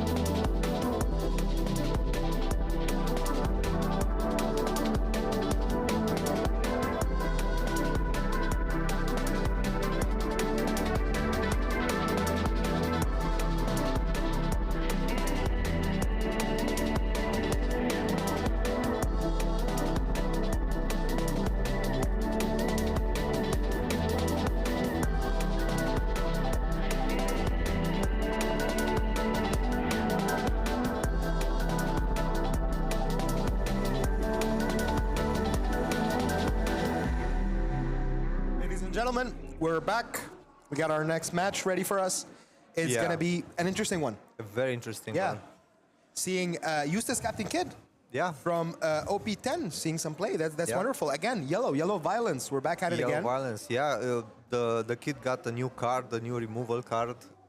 I can't wait to see it, to talk about it. It's very nice, and the fact that it's leader locked, it's a great thing. Yeah. Again, leader locking certain effects is, very healthy for the game. Yes. Not for some unseen leader taking advantage of it and all of a sudden just becoming a top leader in the meta. So maybe we can talk a bit about Kid's effect, which is end of your turn, you may turn one card from the top of your life face up, and you can set up one of your supernova characters with a cost of 3 to 8 active. And that character, that's the tough one, that character becomes a blocker. Yeah. Again, remember that 8 cost kid that trashed your life? He's Indeed. up, and he's a blocker. Yes. Wonderful, wonderful, Yes. wonderful, wonderful. Also, Grape Luffy, EB02 Luffy, very influential leader in the recent meta ever since his release, which, again, he can be a bit complicated to kind of, play, understand, but once you get the hang of it and you got those Sanji puddings on board, Yeah. can be a very rewarding one to play. Yeah, the leader ability, it's quite straightforward if you read it a bit. It's like activate main once per turn, you -2 Dawn. And if the only characters on the field are Straw Hat Crew type characters, set up to 2 of your Dawn as active. That's a huge thing Yeah. for pretty much any deck having extra active Dawn. Yeah. And also this leader gains 1000 power for the end until the end of the opponent's turn. Yeah.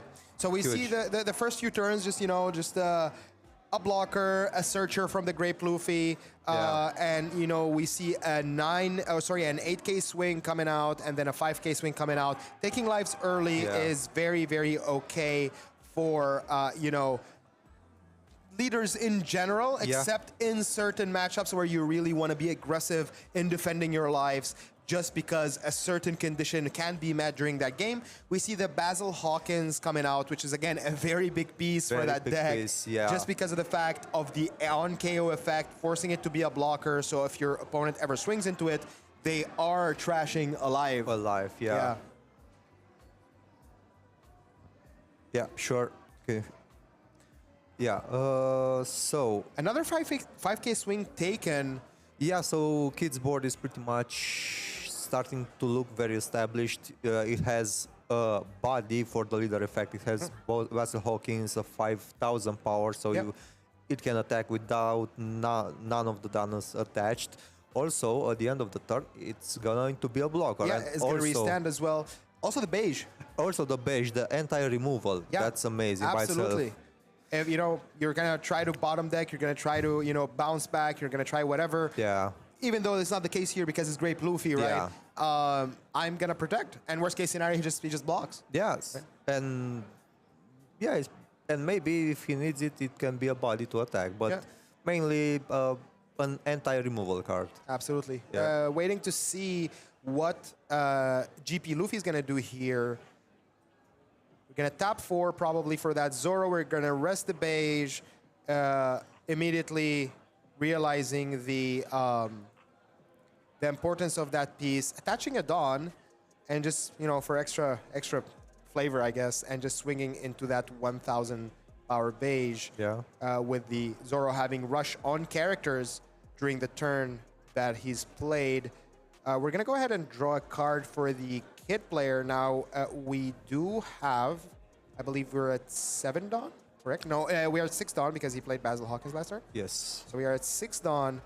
What would be our 6 Dawn turn here? And we do have 7 cards in the GP Luffy hand. Again, a deck that keeps quite the healthy hand size. Yeah, indeed. So I'm guessing that next turn maybe we're going to see the Sanji Pudding card, pretty much the Most core likely, of the deck. The core of the deck, yeah. The more the merrier. We want to see that card. We're going to see it often, and we're going to see it on the field for that sweet, sweet effect of let me make my leader a 6,000 until the start of my next turn, while also getting more active Dawn than I started with. Yeah, love to see it, man. Also, getting paired with that stage is very hard to be removed by. Absolutely, yeah. Getting the +2 from going Merry. Yes. Or is it Merry Go? It's Merry Go. It's Merry Go, yeah. And also the draw again, keeping that hand size healthy. So even if you don't care, you're not playing into something that's removal based on cost, you're still drawing a card just to replace it. And for whichever intent and purposes, you can just give that +2 to something. Yep. We're gonna see a 6,000 swing into lead. He is gonna gladly take that life. Again, GP Luffy loves to take that life. Stay, 1-2 lives. Is plenty, especially with that card that we don't like to talk about. Yeah, that one cost Dawn -2. Right? Let's not talk about that yet. Yet until we see it, everybody is like foreshadowing. And in case you don't know what you're talking about, it's GGG, Gum Gum Giant, one of the most influential cards that kind of shifted the meta recently, just because of the fact that a lot of purple cards came back into life with that card specifically. Yes. A lot of people were hoping for a ban in the recent ban list for Gum Gum Giant. However, the reprint in PRB kind of sealed the deal, knowing that this card will not be banned. Yeah. And we see here the leader effect in use. Is that a Kuma? That is a Kuma That's in a Kuma. live. That's a Kuma. All right, we're Kuma gaming. Yeah, making the Grape Luffy playing the Zoro Sanji finally is starting to make the pieces fall into place. Absolutely. Luffy Taro into Sanji Pudding in one turn. Definitely a big turn. But also making that Basil Hawkins a blocker kind of makes you think twice about attacking. Do I really want to trash? So it's actually, I love the fact that he waited to make that Basil Hawkins a blocker until the point where it's like, okay, I'm going to let him take his lives first, and then I'll make Basil Hawkins a problem. There's just going to stay behind, and you know what? I'm taking a Kuma to my hand, you're trashing a life, right? It's a win-win for me. Yeah, so let's not forget, it's a yellow deck. It's gonna have Kuma. All yellow decks, all yellow decks have Kuma. Yeah. We see here a couple of Fire Fist Pistol Red Hawks in hand, which again, going on that thematic of new counter cards having a main effect as well. And a counter. And a counter is very, very strong. And to be honest, I love the Ghost Rare cards. They're wonderful. Yeah. I wish they make more, not Gum Gum Giant, but you know what I mean. Let's not talk about Giant. Let's not talk about Giant. All right. So now, actually, it is coming into play, the cost removal. We do see that Zeus in hand. So basically, that going Merry Go kind of protected the Sanji Pudding. I definitely forgot about the existence of Zeus. However, we are going to be using Fire Fist Pistol Red Hawk to remove that Sanji Pudding. Again, very, very painful for the Grape Luffy player to get your Zoro Sanji removed this early. Sanji Pudding removes this early. Actually, you're going to play Zanji in 13. No. I know you're thinking about it. We see a 6K swing here coming out with Basil Hawkins. So again, having that second Red Hawk in hand actually is so influential to this game. We're going to see the Thunder Bagua coming out to counter out of the attack. And again, also Ramp 1. And Ramp 1, which kind of gives Luffy that bit of leeway to go crazy and Don minus to his heart's content in case Sanji Pudding doesn't exist. We do not have the leader effect next turn, though. No. Yeah, because the life is flip face up, so the condition cannot be met to flip a life face up. Yes. Unless we have Viola, if I'm not mistaken. Yes, it's Viola. However, I'm not sure the deck is playing her. Oh, actually, that'd be interesting. We do see another beige coming out to stick behind that safety just in case we want to. I think we do want to take the life, but I don't know if he wants to take multiple lives. We see here 6 cards in hand and there it is. For another one. For some reason, I almost said Zoro Sanji again. Another great couple again. So the great couple, the Sanji Pudding, the OG couple, bringing back that those 2 dawns for Luffy. Yeah. And here we see the Nami Searcher looking. I think we're looking for another one. Yes. Most likely. Do we have the Dawn to play it? We do not. However, once we do leader effect, maybe. Maybe, yeah. So with the addition of PRB2, the deck got another searcher in the purple Nami. The purple Nami, yeah, absolutely. As if it needed, more consistency. More searcher, all of the searcher. Oh, okay, now give it one more Gum Gum Giant as well. Why not? Yeah, could be. Bandai, do not do it. Don't. We're joking. We're joking. Don't do it. Yeah. Don't do it. Yeah, so I'm thinking that the kid player is pretty much gonna let one attack go. Most likely, yeah. We do want to see that Kuma in hand, and honestly, Kuma would be a really good play. Yeah, but the effect gets made available again. Yes, and the effect of the leader comes back online. We do also have that 8-cost kid in hand. Yes. Which is, again, a very terrifying combination between him and Hawkins. making the Yeah. Hawkins a blocker, trashing a life, and you're like, okay, what do I swing to? Indeed. Do I want to go to 0? Can I block at 20,000 attack next turn? And to not forget the hand cycling at the end of the turn. Draw Yeah. 1, -1. Absolutely, it's gonna be crazy. Yeah. I think we're gonna see a very cool combo come out with take one life, take the Kuma into hand, play the kit, trash a life, make the Hawkins a blocker. Yeah. And yeah, good luck swinging into me. Yeah, so we are potentially going to look at the Great Wall of China build. Yeah, yeah. Which again, I mean, Yeah. yeah. Yeah. We like seeing purple decks get destroyed. It's really fun, especially Yeah. Unless it's Reiju. unless it's Reiju. Yeah, Reiju again. Yeah. Not really. Again, Reiju is not a straw hat. No. No Gum Gum Giant. No. She's exempt. She's fine. Yeah. She's cool with us. All right. So we see here a search. We are going to be taking that Zoro again, potentially to kind of rest a blocker. So that potentially can put throw a giant wrench into the plan of making Hawkins a blocker, just because of the fact that Zoro can just rest him. Yes. We always have the other Fire Fist in hand. Get rid of that Sanji Pudding. However, Yeah. if we do use it, we are using 4 downs to do that, which gives us just enough to play the Kuma. So basically, it might be a Fire Fist into a Kuma Into a angle. Kuma, yes. That also can definitely be the case. We are going to be swinging 6 at life here. We are going to 2k counter out of it. Will the Luffy Taro swing? We are going to play a Searcher Nami. Again, the new PRB one you mentioned earlier. I wonder what piece we're looking for here. Is it going to be a giant? Is it going to be another Sanji Pudding? I think a giant is definitely welcome right now. Yes, of course. And don't forget the fact that the deck usually runs at least 3 Luffy Taros. 3 Luffy Taros, absolutely. Making that board just go wide and Yeah. having the ability to play the Sanji Pudding. Indeed. It's really, really strong. Yeah. And I believe that change came with the rise of UP Luffy, to kind of account of how can I Yes. beat that deck, Yeah, right? indeed. It came with the Luffy Taro inclusion into the deck profile of Grape Luffy. Yeah. So definitely there's a potential for another Luffy Taro and Zoro Oh, yeah. Sanji not Zoro Sanji. So- Sanji Pudding next turn. Absolutely, and also you can see there was no attack with the Luffy Taro passing turn, so Indeed. we don't want to bring that Kuma back into hand. We see another Fire Fist being dropped on Sanji Pudding, absolutely crippling the Luffy effect. Now we are sitting on 6 Dawn. Is there a Kuma in hand? Like, that would be so amazing if there's a Kuma in hand. I didn't see.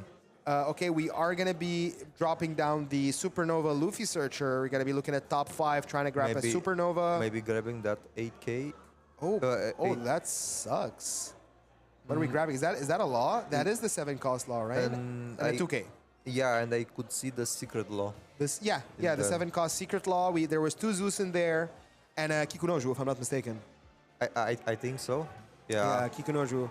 There weren't many options. Yeah, I still think the 7 cost law was the way to go there. However, maybe our hand is a bit, Bricky. bricky, so we decided to go with the 2k promo law.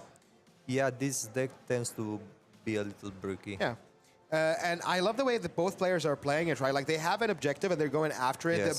The objective of the kid player being, I will murder your Sanji Pudding on site. Yeah. And the again objective of the Luffy player being, I will not Yeah. let you use leader effect. Yeah, they are. Both of them are locked in. Yeah, and they're ready to go. definitely after an objective going hard for it. We see an 8k swing, so we are swinging big. We saw a 7k swing with the Basil Hawkins attaching to Dawn, an 8k swing from leader. Definitely might force the Luffy player to use the card. The card we don't like to speak about. We don't like to talk about. So you see the Luffy player here is thinking, is he going to take that attack? Is he going to drop 2k, 1k? He's at 6k right now, so he can drop a 2k, 1k, or are we going to, you guys know. Let's hope that one active done is for shits and giggles. We did take the life. We are officially at 0 lives. Gonna be an interesting turn. Yeah, well, Unfortunately, the kid has the leader ability locked. However, having still 3 life is a huge thing. Absolutely. And again, giving him that life is not doing you any favors Yes. because you're giving him a great card. You are Indeed. giving him the 6-cost Kuma, Yeah. which again, it will heal him. It will reactivate his leader ability. And it's just going to be just a pain to Yeah. deal with. It's just going to stay there. You can't Yeah. KO him. There is no trashing effects that I know of that are run in Grape Luffy. So, No. so having that 6-cost Kuma on board is definitely a plus. We see the 4-cost Zoro dropping here to search again, potentially looking for a blocker. However, the hand size of the Luffy player, I think, is absurd right now. Yeah. Right? We just searched a lot. We took all of our lives, and we're chilling with counters versus 5 cards. I wish Luffy would show us his hand there, see what Yeah. we're playing with. Yeah, definitely. However, I'm thinking that maybe he doesn't have the best hand and he's still looking for something. Could be. I wonder what could save him at this point. Going to 0 lives this early into the game. So let's think about it. What blockers can he run? I wonder. I've seen some decks even run the chopper. Yeah, I was I've thinking seen some about decks that. run the chopper, the 2-cost chopper. 2 of them actually in the Yeah, deck. definitely 6-cost Sanji, but I don't think he can play him for the 3-cost here. Not the situation, definitely. We see leader effect being activated. We are back to 7 active Dawn leader at 6k base. However, the big problem still remains. We are at 0 lives. Yep. So no more cards can be gained. We are from frantically looking for pieces. We are using a Dawn to get one more draw with that merry-go. that. Yeah. And we're still maybe searching. I don't know for what at this point. I mean, the deck has like 4 searchers, like 16 options. Okay, so now Hawkins definitely being taken out. Okay. Just because of the fact, well, I got no lives, do your worst, Yeah. Definitely a counter is going to come out for sure, because that is an important swing next turn, depending on what those 6 downs are going to be for. Also, do not forget, the beige is a blocker. The beige is a blocker, absolutely, but I think it's just a cheap attack that's not worth sacrificing a blocker for. definitely. That can potentially, defend other pieces from being removed by effects. Definitely, yeah. I was more talking about the Luffy-Taro one, the Luffy-Taro tech. Oh, the Luffy Taro, yeah, Yeah. absolutely. The Luffy Taro, 100% I can see that. However, the 6k is a bit cheap, right? Yeah. Is a bit cheap to kind of sacrifice a blocker. That Luffy Taro, I don't think it has swung once yet. No. It got played. What's my purpose? You play Yes. Sanji Pudding. Yes. Nice.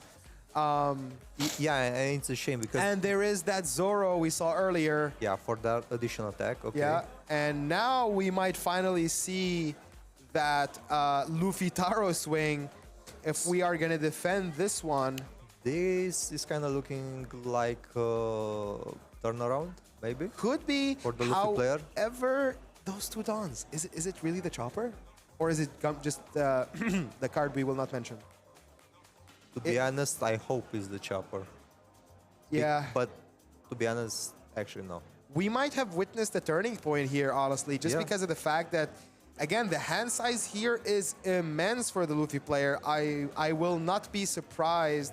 We have 8 cards in hand. I will not be surprised if we see like 2 Gum Gum Giants here, plus a lot of counter. We definitely did see a couple of 2Ks picked up. Yep. And now the kid player is like, okay, if I swing 20, what's the worst that could happen? Yeah. Can I survive next turn? A lot of questions here. Okay, so This is actually risky. It Yeah. just turned very risky. yeah, so as of right now, the game is, in my opinion, is in the favor of the Luffy player. Yeah, unless we dropped, is that the secret law? It is the secret law. Oh, there it is. There it is. Secret law. Guess what? You know what? You're going to stall. I'm going to stall as well. Okay, and now he has the leader ability back again. Yes, and we Nice. are going to put that 2K into life. I'm not sure if it has a trigger. I didn't see. Yeah, it's a trigger. Play this card if it's a supernova, Oh, and the perfect. total life is 4. Perfect. So he is, banking on that, giving him an extra body. I see a Basil Hawkins as well, potentially the trigger from Basil Hawkins. Draw 2, trash 1 would have Yeah. been also a good one to go for. So we see that searcher on searcher violence. Yeah, I'm thinking that maybe the kid player is like, okay, I'm gonna put the law, the 2K law. So if he attacks me, he's gonna go onto the board, and next time I have one additional attack. One additional to swing, for the win. yeah, absolutely.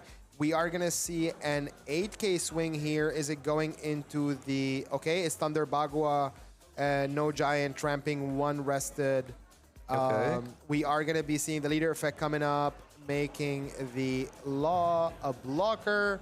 Again, the kid player doesn't really need to rush anything. Yeah. He's just chilling, 4 lives. He's literally all good. Yeah, he just needs to go slow and steady. Yeah, absolutely. I think which was the way to go. Again, I'm pretty sure actually the Zoro, now that I see the Thunder Bagua, I'm pretty sure the Luffy player actually would have been able to defend that Yeah. 20K, most Yes. likely with, a couple of Gungam Giants plus, the cards that card draws for you Yes. before you finish countering. Very, very interesting interaction. Yeah, also, I'm thinking that now, since the 8 power, actually, no, I think it's 9,000 power, the secret The law, yeah, the secret law is Yeah. definitely 9,000, yeah. So since he's a blocker now, the Luffy player is gonna be like, okay, so if I attack like 5,000, 7,000, I'm gonna get blocked. Okay. Yeah. Should I still go for 777, or should I maybe play something and attack twice?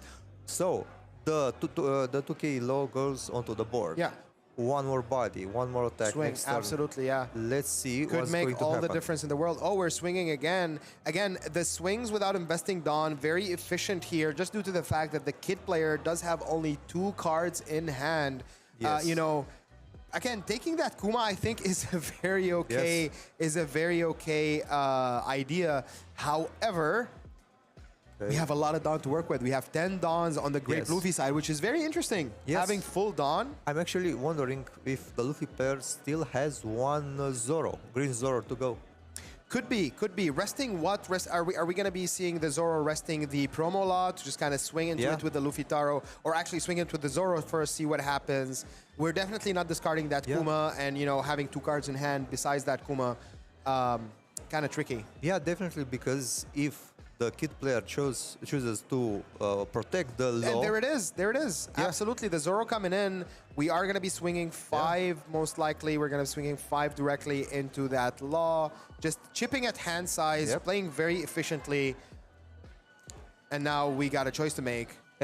And I'm also thinking, if he goes into the 5-cost law, if the kid player chooses to defend it, okay, maybe the rest of the Dawn will go on Luffy Taro and then onto the blocker. Yeah. So you see here, we're definitely going to counter out of that. I don't know what was that. That was funny. Yeah. We are going to be countering out of that cheap attack with a 1K Basil Hawkins from hand, going back down to 2 cards, knowing one is Kuma, the Yeah. other is unknown for the Luffy player. That Luffy Taro potentially might swing into it again, which I think at that point it is going to go down. Yeah. I don't think there's any benefit to actually keeping that. I'm actually looking at the hand of the kid player. For 1 second, I was like, okay, is he flipping us off? No. Well, it's still valid though. Yeah. I mean, Cesar, if you're doing that on purpose. I know. well, yeah, we can talk later. Yeah, we'll talk later. We'll see you outside, man. Yeah, 1v1. Okay, so. Yeah, Okay, we are losing gonna let that it go. 5K. Yeah, we are gonna take the 7K swing. So now, which leaves us with Luffy Taro, being able to potentially swing. And I'm thinking that that's going to go into the life.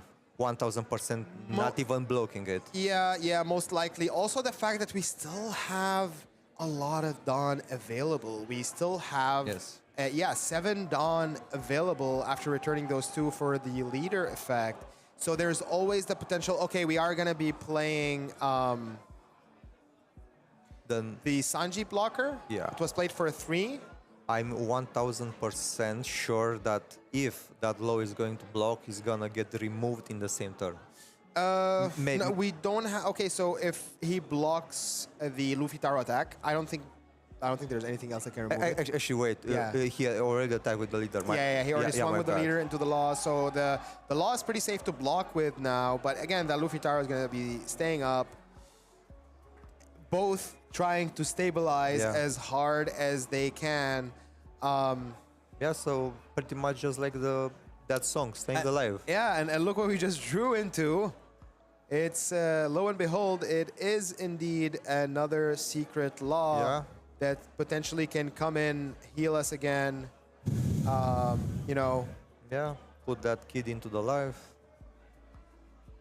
I mean, to be honest, what can the kid player do? Maybe play the Kuma, get a life, hope the life is something useful, maybe a 2K or I don't know.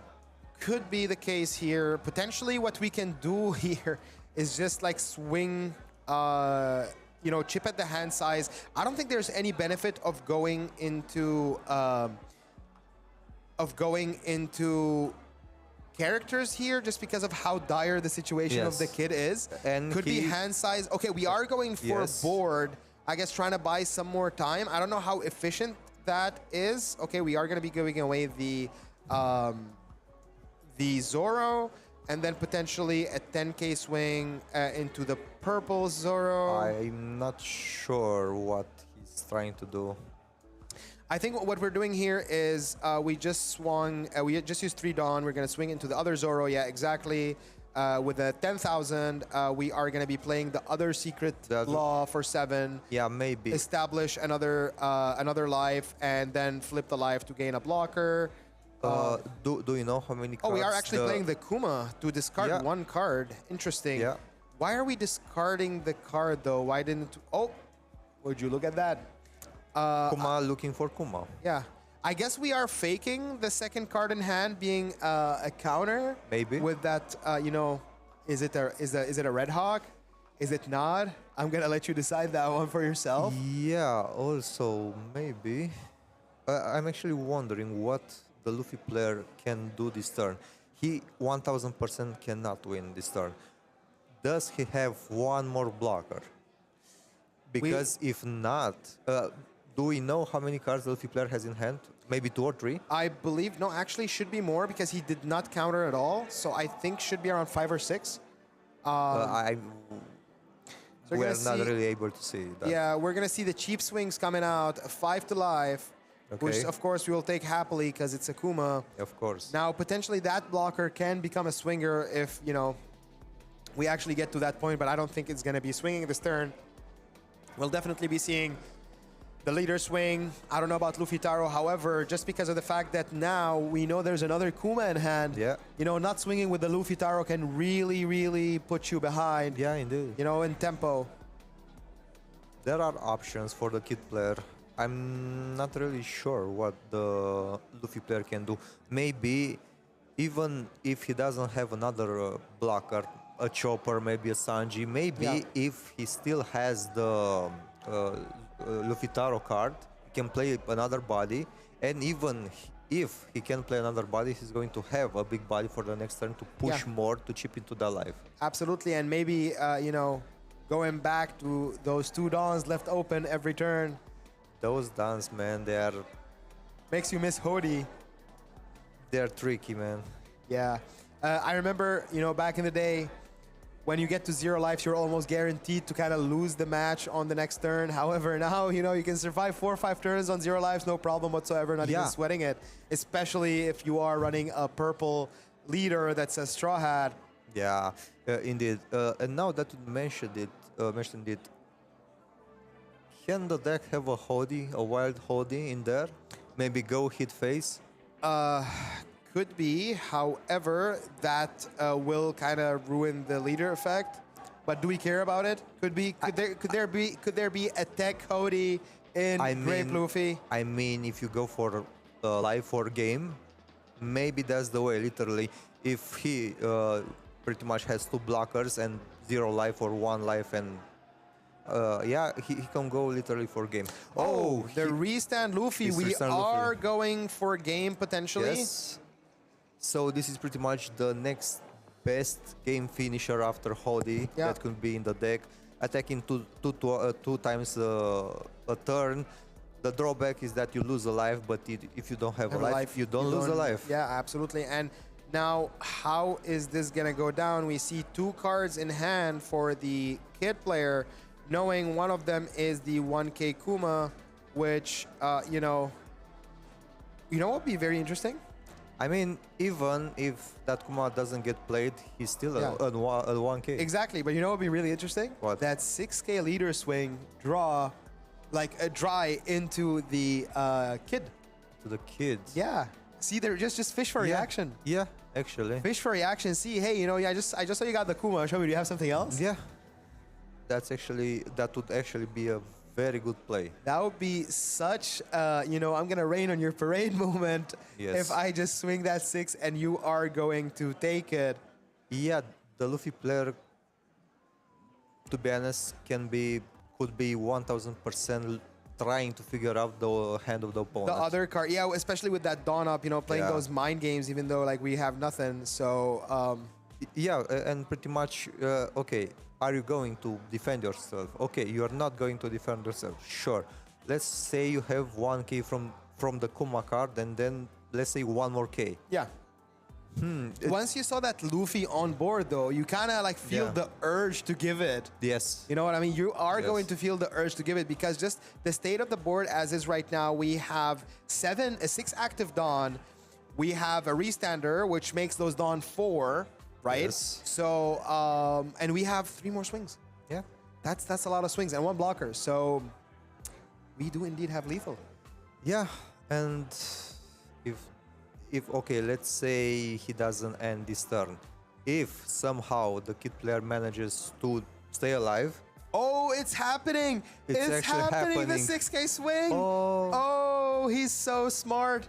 He bluffed and he called him on it. All right. he doesn't even want to show us his hand. Yes, so again, trigger, no trigger. No That feels trigger. bad. Yes. So he knows that's not a Basil Hawkins Yeah. or a 2K. Absolutely. So now the 7s can come into play. Yes. Luffy Taro can just go for that 8. Just do it. Yeah, Because it's again, free. yeah, it's free. It makes your restands even that much stronger because you are going to be swinging 10 twice, or actually 11, not even 10. You are going to be 11. swinging 11 twice. Yeah. If we go for that Luffy Taro, man, this is tense. Yeah, it's very tense. Yeah. Again, he's been on 0 lives for 4 turns. Yeah. Not more. Oh, we are going to be swinging raw and doing the restands. 7 into life. We are still digging for that, show me what you got. Yeah, if the kid player is going to block with the low, I think that's going to be the notice that he needs to go for game, literally. Yeah, absolutely. No, I mean, if he takes the life right now, it still could be a bait. Yeah. But again, there are so many attacks, mathematically speaking, there's no way out of it. Yeah. There's no way out of them. Like, Nope. all of them, they're just too much. There's 1, 2, 3 attacks on board, 1 blocker, 4 cards in hand. Let's see, is there a trigger? Okay. No trigger. Non-activated. So a Kuma, a 2K, and what else? And a law, I think it was also a 2K. So potentially 5K counter in hand, which again, we can chip away at with the Dawn we have. Oh yeah, so pretty much 6 down active. Yeah. Wow. No, 4 Dawn active. Actually, yeah, 4 down, sorry. 4 Dawn active. And again, we are going to see that 7K, which is going to be countered out. 2K, 1K for sure. Yeah, 2K, 1K, we're going to give away that Kuma. And that will probably be... And now it's a 9K, so it is going to be... Yep. It is going to be a law. Oh, actually, it is. It's going to be 8K. 8K. Is that going to be a law block? Just playing those mind games is like, Yep. you're not going to swing with the Sanji. I dare you. Okay, so that's pretty much the hint. So he does have 2 cards in hand. So actually, a 10K swing should seal the deal. Yes. But that Dawn, it's that Dawn. It's It's that the fucking mind Dawn. game. It's the mind game. So are we going to see... we are going to see a 10K swing into Yes. life. And that's game. They were playing chicken. Yes. And yeah, that was very tense. He got called out on the bluff. And you can see, of course, the 2 giants in hand. And that's that. You know... Yes. Yes. Yeah, so this is pretty much the card we were talking about, or actually talking about, not talking about. Talking about, not talking about.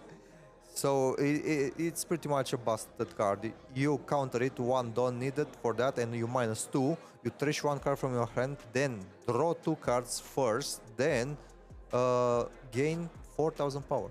Yeah, actually one of my favorite moments with Gum Gum Giant, I was playing against Evie, the Luffy player we had here, and he used 3 in the same turn, and he went down to 1 Dawn. He had 1 Dawn, I had 10. It was a massacre. I still won the yes. game, but it was so fun to watch, like going down to 1 Dawn. So he pretty much DRM'd 3 turns to play that? Yes. Wow. Yeah, he DRAM'd 3 turns. Otherwise, I mean, he would lose the game, right? Yeah. So it was absolutely and utterly needed. And yeah, very exciting game again. I'm really, really glad about the quality of games we had here today. Yeah. So far, no Zoro. So far, no Zoro. So far, a great day. Still a great day. Still a great day. We're still vibing. I never saw that coming. The matchup, Kid versus Grape Luffy, amazing players, amazing plays, pretty balanced to be honest, and overall a nice game to enjoy. Absolutely, and I see the legendary Evie shuffle there on cam. Thanks, Evie. Appreciate it. Yeah. But yeah, definitely that one turn where we both went, he just turned it around. Was very, very interesting to watch. The Basil Hawkins not getting the worth of his blocker. Yeah. After all this time, we were rooting for Hawkins to trash that life. We had the line with the kid as well, the 8-cost kid coming out, which wasn't the case. Maybe keeping that Kuma and playing the 7-cost law, but then the bluff would be to no avail, right? Yes. Then the bluff wouldn't really work because again, the Luffy player did know the Kuma was in hand since the life was flipped, and we knew exactly what we were running into. Yeah. So the turnaround was real. The Luffy player pretty much was at 0 life, and it seemed like it blended from the start. Or he was game, ready. He was ready. I really wanted to see a 20k swing and during that turn, when he had no blocker. Yeah. I really wanted to see a 20k swing. See, can he counter out of it? Yes. Yeah. All right. Well, we're gonna take a 5 minutes break, guys. We're gonna come back. I'm pretty sure it's the final. Yeah. It's gonna be 4 rounds. It is gonna be the final. Probably a Zoro. Hopefully not a Zoro. Probably a Zoro. Let's be real. But yeah, it's gonna be fun. We'll see you in a bit. See you in 5.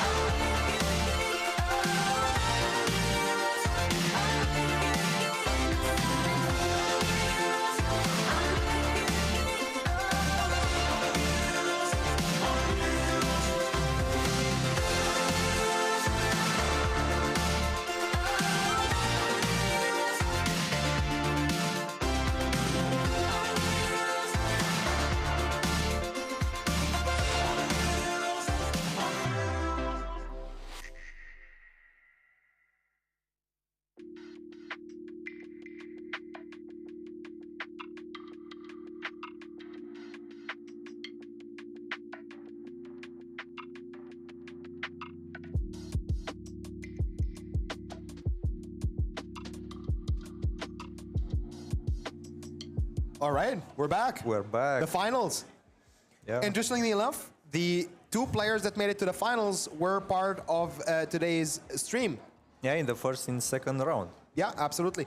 First and third. The first and Yeah, third. first and third. First, we have our friendly neighborhood, Blue Yellow Nami, coming back with Mihai and Evi, which we saw last round. Absolutely wonderful match. Turning around the whole game. Coming on the back. Coming on the back. Absolutely coming on the back for staying on 0 lives. Yeah. Not even using one Gum Gum Giant. Didn't even need it. A man being a man, not yeah. using that card. Absolutely. And now we see them shuffling their decks. Some hateful messages coming on board. Nah, man, it's all love. It's all love, absolutely. Yeah, very interesting match to see. I'm glad we got more familiar with their deck profiles.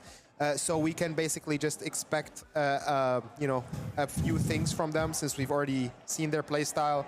Again, Nami, very aggressive, very Yeah. aggressive early on. And, she wants you to take those lives. She wants to draw. Yeah. She wants to have that hand size. And always, again, against decks like Great Luffy that like to take their lives, like their Yes. hand size, love their searchers, there's always the pudding. There's also always the pudding, yeah. Yeah. And, Which we know that he runs 4 of. and did he draw them? No, we see a Marco. We see Another Marco. Yeah, another Marco. Yeah, he's Yeah. gonna. We're gonna mulligan. I'm pretty sure. Is he looking for the? Is he looking for the? Oh no, actually, we're gonna go with the hand. Yep. I guess he was kind of contemplating, do I mulligan for the pudding, because it's such a good card in this matchup. Yeah, so for the Blade game, I'm thinking that is going to be Kuma and Oden against Zorojuro and Luffy. Sek Luffy. Yeah, the restart Luffy, absolutely. So we see here Great Luffy starting off, 1 Dawn for that Merry-Go, getting that draw. We see the Hiyori coming out, taking our bottom life, and then replacing the top life from hand and passing turn. Again, that Hiyori, very, very big value just because of the fact that not only she gives you that free trigger, but also very big value for when Odin comes in. Of course. To just use that restand effect. Bounce it back, get the 2K back. Yeah, Yeah, absolutely. that's amazing. And then we see the Nami coming in. I'm actually not sure if they play the 0 cost event. You're the one who should disappear, so potentially if he is at 0 lives, he can actually cheat one in. Yeah, in the Nami deck, I'm guessing that maybe 2. Maybe 2, yeah. So if he go down to 1 life and he used that Odin effect, you can replay the Hiyori just to swap the life, gives you a bit more of an extra cushion to rely on. Okay. We see, there we go. Starting strong with the core. Yeah, absolutely. We're seeing that Nami search into the Sanji pudding, which is again the bread and butter of that deck, combined with the Merry-Go, kind of makes it a lot safer into any Zeus effects that might come from hand. Yeah. Since it actually does rely on cost, being a 5 cost character, kind of makes Zeus futile. So we see here, interestingly, the Nami player just defending from a 7k attack. I wasn't expecting to see this early. Yeah, I actually thought he would take. I guess he does have his reasons. So we are going to see a 5k draw swing. Actually, wait. I do know the reasons. Okay. The hand count for the Nami ability. Oh, that is correct. Yes. If you have 7 or less cards, so he does expect to draw a lot, I guess. So, yeah. Yep. So we see the 2K Usohachi coming down as a counter, which is wonderful because that makes the Marco very happy. Marco coming out. Again, very, very strong card that we can maybe show. 4 cost, 6,000 base power blocker with the on KO effect of draw 2 cards, which is, again, amazing. If anything, the market has been showing that it's a very, very wanted card. The prices on it were going absolutely crazy.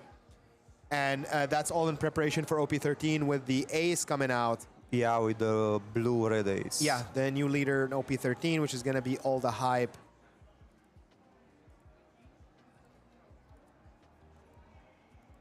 Taking a couple of minutes to think what would be the most efficient option for him here. I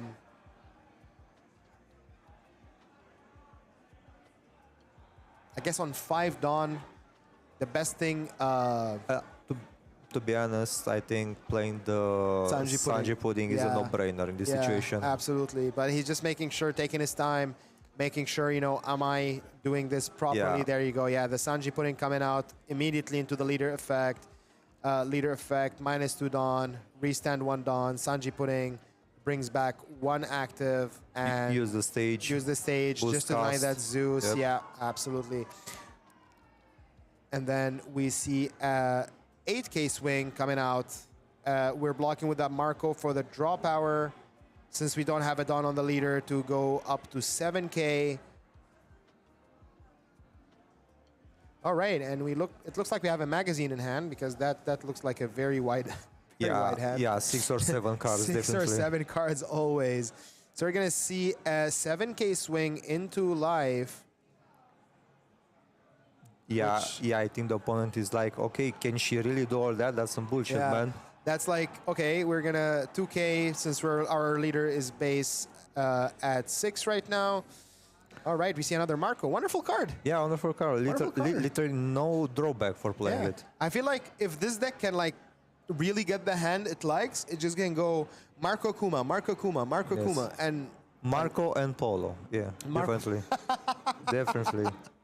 that is definitely a way to go about it. And there it okay. is, another Sanji pudding. We are Another. establishing, however, now, since we only have one stage, the Zeus effect becomes all that much prominent. Yes. Because we can always, KO one of you know, them. KO one of them, take a life. That is absolutely fine. And I do believe that also triggers your leader effect, or is it on opponent's turn? The Nami leader effect, when a life is taken. It's actually on the opponent's turn. It is on the... Opponent's attack. No, the other one, first and once per turn. Oh yeah. It's your turn. It's your turn, yeah. So it cannot be activated on the opponent's turn. Well, yeah, that's perfect because the Zeus is on Yes. your turn. It takes your life, so it does activate the leader effect. Yeah. So you play a Zeus, you get rid of a Sanji pudding, and you get 2 cards in your hand, Yeah. which is crazy. But yeah, sure. I mean, it's only controlled by the hand size, however. Yeah, by the way, that life removal effect gets activated on your turn. Yeah. But it doesn't matter which life gets removed. That is correct, yes. So we are going to be seeing a counter out here with Blaze Slice. Okay, and- using it for the leader effect to bring the Nami up to 7. And also we are seeing one more Sanji pudding. We are seeing, oh my god, we are about to have a lot of Dawn on that Great Luffy side. We are all ramping together. Yeah, everybody ramped and everybody was happy. Yeah. Yeah, for sure. Zoro. Green Zoro. Green Zoro, absolutely. OP12 Green Zoro. We didn't get to see any of it, unfortunately. Well, fortunately. Unfortunately for you, it is Green Zoro being played right now, represented the most at the tournament, Yeah. and has been for a while. You know, however, the deck is quite strong. It depends basically on enjoyability, if you want to think about it like that. Yeah, if you like easier decks, if you want strong decks overall with a lot of possibilities and pretty much few drawbacks and bad matchups, go with that one. Yeah, absolutely. And it's going to be still relevant in the OP13 meta, which is going to be a triangle meta. Actually even stronger. Even stronger because it is getting support. So would I bring Zoro to locals? Maybe once because I've never played it, just to, you know, for the heck of it. So yeah, and if you wanna keep going at those locals, maybe not bring. Yeah, it. maybe not Zoro every time Yeah. though. Like, would I bring Zoro to locals? No, not really. If I would go to the World Cup tomorrow, would I play Zoro? Absolutely, why not? Yeah, and maybe if you don't want to make friends at your locals, yeah, you can bring that Zoro. It's fine. Okay, so we're seeing the Searcher Yamato on the board. Yeah. And we are countering out from that 7K swing, 2K, 1K coming out. Or is, no, sorry, 1K, 1K. It's actually impressive that all 3 Sanji puddings are still on the board, still fine, still chilling. Yeah.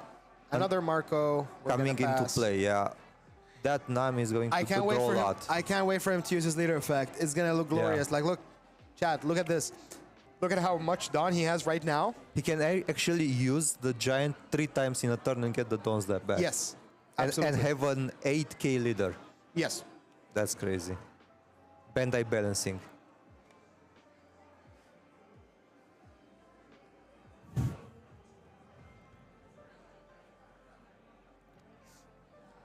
Okay, so what is going to do? The 4th Sanji pudding. I think that's overkill at this point, but you never know. You can, Play one more for the memes, man. yeah, yeah. So we are at 7 Dawn. No, sorry, 8. Is it 8? Yeah, 8 Dawn for the Luffy player. Okay, making space for one more Sanji pudding. Foreshadowing. Yeah. I've been talking about that Zeus so much. I haven't seen him yet. I'm really excited for a Zeus. All right, and here we go. We are going to start swinging with him. 7K into Marco. Question is, do we want to take that, or do we want to force another swing just to get those Sanji puddings rested so we can potentially swing big into them? We see that Otama coming out, 2K counter. Yeah, keep in mind the fact that Nami wants to have fewer cards. Yes, so she can use Draw her more. draw, absolutely, yeah.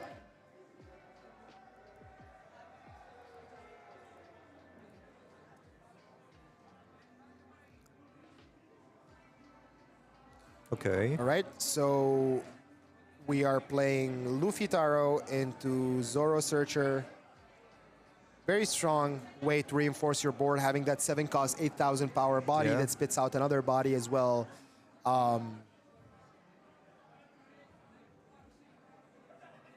Yeah, for sure.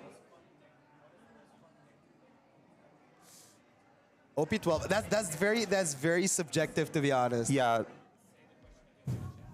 So yeah, so we got a question asking what is the most fun deck to play in OP12 right now, in our opinion. So very broad subject, and it's very subjective as well. For me, I am biased. I love Shanks. I always play Shanks. There are some fun decks out there. It really depends on your goal. Like, do you want to win? Do you want to maybe have a chance at winning while having fun? Do you just want to have fun, right?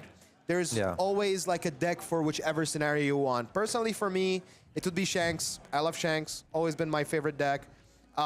If I also want to, like, if I'm going to go with the general, what's the most fun deck in OP12? In my opinion, that's not Shanks. I'd go with Rayleigh.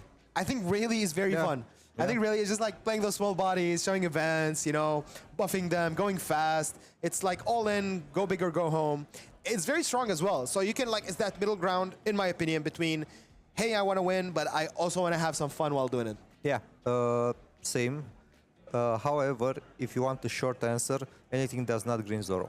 And if you want the longer answer, yeah, pretty much anything you want to play. If you want to win, keep with the meta. If you don't want to win, maybe play something fun like maybe a Reiju, maybe a Black Lucci, Yeah. maybe something that's not really meta but can still compete.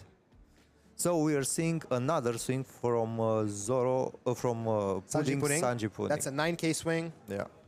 just accounting for that leader ability that can potentially become active. Yeah, I'm thinking that at this point it's Yeah. forcing a block Yeah. from Could the be, or Marco. I mean, he is at 4 lives. Why not Yeah. just take a life? He already knew the trigger. As you can see, he didn't Indeed. even look at the card. Indeed. He just dropped it down. We're getting that Kikunojo, which again becomes very active since Grape Luffy is already at 3 health. health, So yeah. she becomes a swinging body that could potentially heal you. She becomes basically a pain in the ass. Indeed. Also establishing some more board presence. Yeah. So we did get rid of one Sanji Pudding. Yes, indeed. Oh no, it's the glared one. Sorry, Oh. no, it's the glared one. My bad. All right. Let's see here. What would be the Nami player action? Very strong, very strong board on the Grape Luffy side. Having those 3 Sanji Puddings.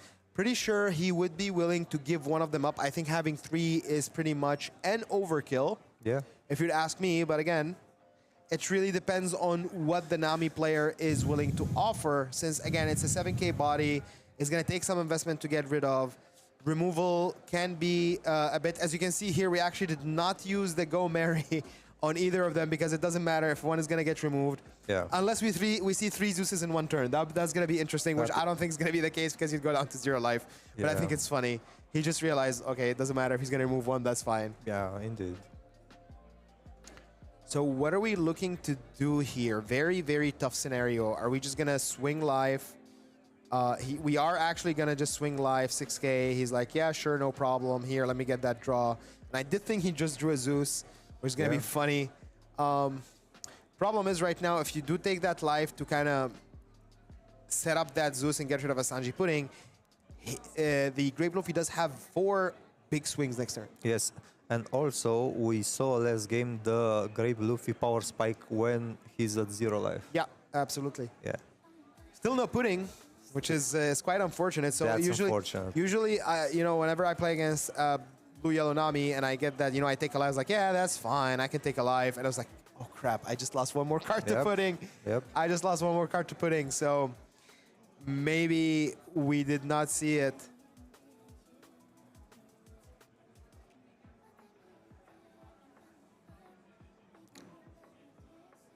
Okay, there are definitely some options However, a pudding would have been amazing in this Oh situation. yeah, pudding definitely would have been very, very massive in this situation here. I'm very curious about next turn though. I think this turn is going to be quite mellow, just because of the fact that I think the Nami player does not have the pieces he needs in hand. But Yeah. next turn is going to be a massacre, I feel like. Yeah, I'm actually wondering if he's going to play maybe...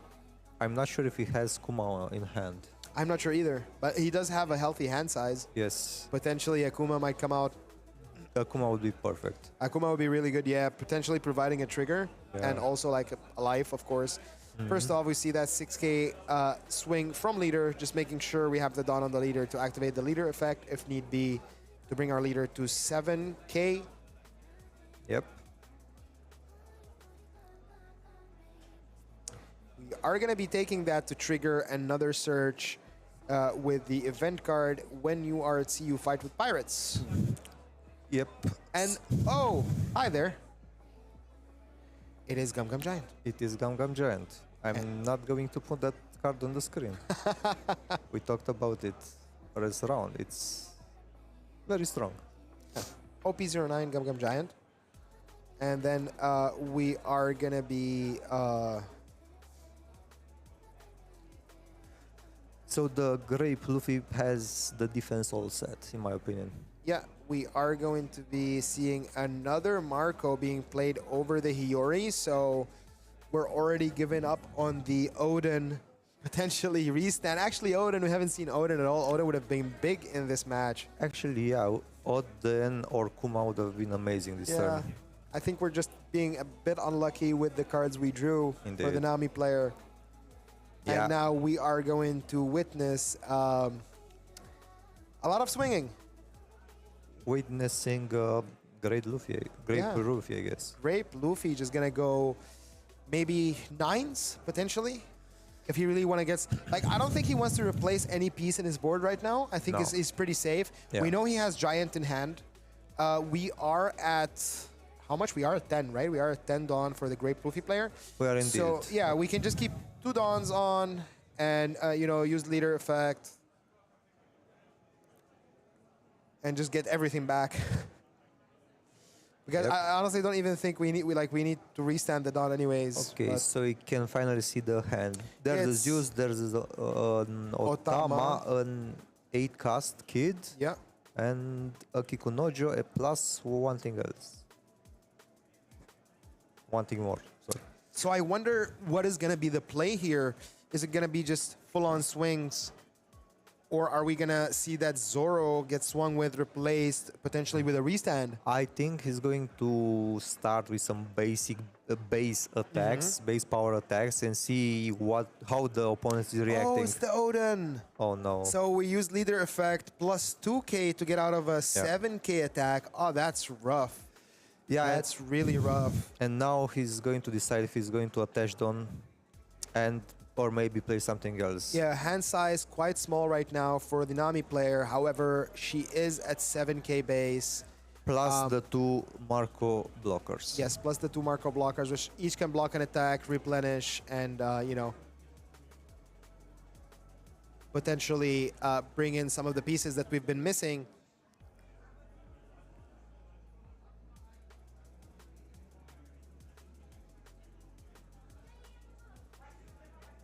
So we are still thinking, what are we gonna do with those open dawns?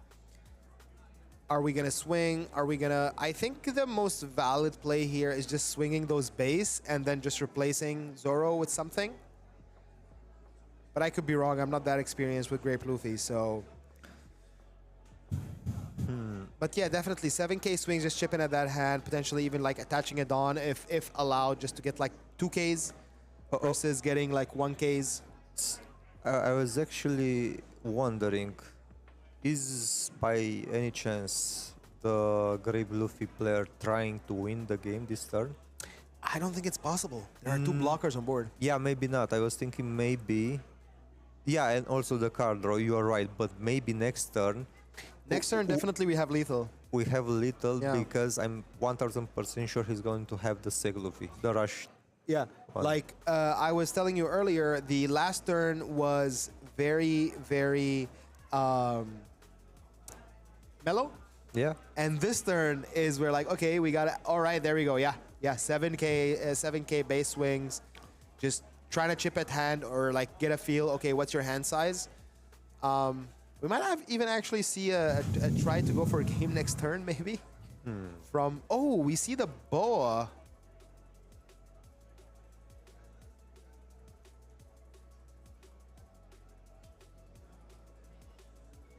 Could be an interesting piece to have there. Denying an attack. Of course, not Luffy Taro, though.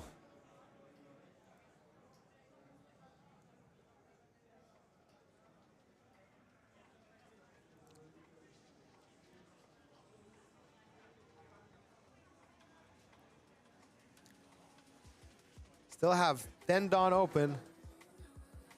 Trying to figure out what is the most efficient way. Okay, we're seeing some Dawns being moved out. Never mind. Oh. Okay. Okay. Two Dawn. Are they going to leader?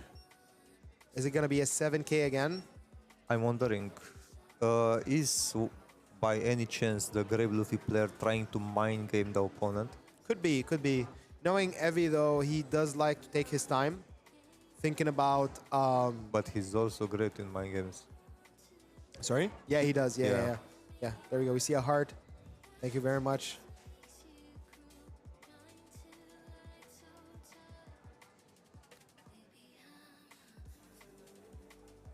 So we are going to be seeing some Dawn getting attached. Zoro, another 7K swing into life. We are going to be blocking with Marco, drawing 2, and that's a Kuma right That's there. a Kuma, yeah, the one and only. Kuma Zeus, very good draws here off of the SR Marco from PRB 02. So I'm guessing that next turn we're seeing that Kuma being played. Most likely, I would say it's, a heal, a body. However, staring down that Grape Luffy board is quite scary. Yeah. It is quite scary. Like 3 7Ks, 1 6, and 1 8. Yeah, and I'm also wondering if the Nami player will use one Zeus to KO them. But I'm thinking maybe not, since he's going lower. Yeah, I don't think. Oh, we see the pudding. Oh, okay. And there it is. The fourth Sanji pudding coming out. Drawing a card. Such a good card for that deck. Yeah. Leader effect, we're gonna Dawn -2, which is gonna restand. Oh, by the way, do not forget that the Nami is running Parfum Femur. Yes, which makes it unblockable, which I'm pretty sure he draw it off of the second Marco. Yes, and also it gives 2000 power to that leader or character when attacking. That is correct. Okay, so now we have a lot of Dawn. What are we doing with all that Dawn? Should we have invested more into the swings? Are we playing something else? What is happening? I think that Sanji pudding that's still up cannot attack due to the boa effect, if I'm not mistaken. Yes. Okay, so there's one more attack available. Which is the leader. We are going to be swinging a solid 10 into Kikunojo. Okay, we are gonna be giving away a heal, and he's gonna be defending. Okay. With the Kuma. Yes. So are we gonna be putting into 2 attacks for a game? I think so. I think otherwise he doesn't survive the turn after. Yeah. Yeah, I think it's that. Yeah, there it is. The 4-cost pudding. Yes, he's gambling it out. He is doing it. 4-cost pudding coming out. No Gum Giant for you, good sir, unless he draws it. Well, which is. There's a decent chance. There is a decent chance. We haven't seen any of them.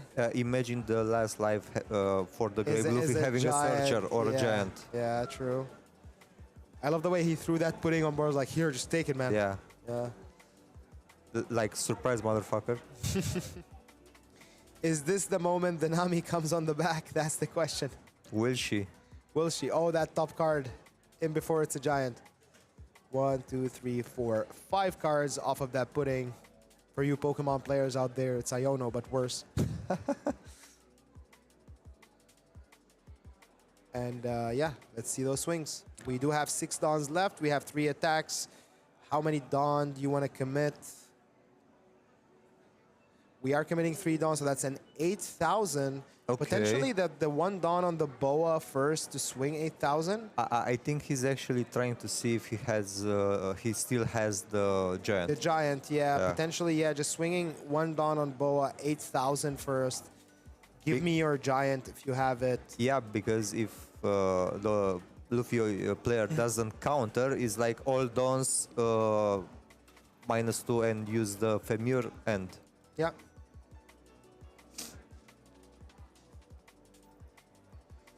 This is very tense. It just turned tense just by 1 card. Is like, Yeah. this is my gambit. So we can possibly see the end this turn. Yeah, most likely. So we're gonna see 8K. We're gonna see a 6K swing afterwards, and then a Femur into 1 more Dawn on top of it, Yeah. and that's gonna be a 10K if I'm not mistaken, or is it? Yeah, Yeah, it's the thing. 10K. Is it gonna happen? Evie is taking his time. Are we baiting? What are we doing? Maybe he's baiting. He's Yeah. probably baiting. Could be. You'll never know. We will see in a moment. But yeah, that pudding definitely tough. We're all like hooked. We're in like, okay, Yeah, what's yeah. gonna happen? It is. Hey, Alex, bro. Thanks for watching, man. Appreciate having you here, Appreciate you, bro. brother. Yeah. Okay, we see a counter 2K, 1K coming out. We're gonna see a 7K swing. 8K swing, actually. He's gonna swing 8. Is there a Giant in hand? There's 3 cards in hand. We did have 2K, 1K, Usohachi, Zoro. Both of those attacks need to go in. That's some big shock quick math happening. Yeah, 8K into lead.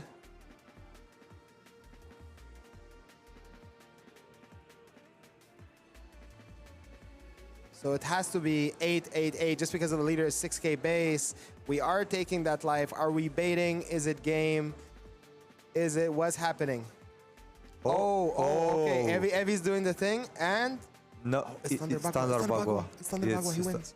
He wins. He wins. It's Thunder Bagua. He wins. Oh my days. You hate to see it. That's unfortunate. Oh, we had Deadman's. He was baiting all along. We had Deadman's. We had Thunder Bagua from live. We were chilling.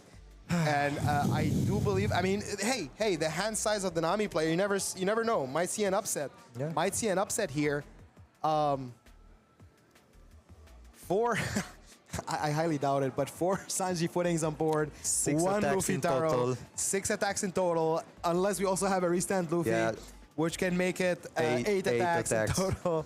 It's going to be a rough one. We do have 6 cards in hand. And yeah, it's going to be tough. Maybe 0 cost event last life. Even then, pretty thin pickings.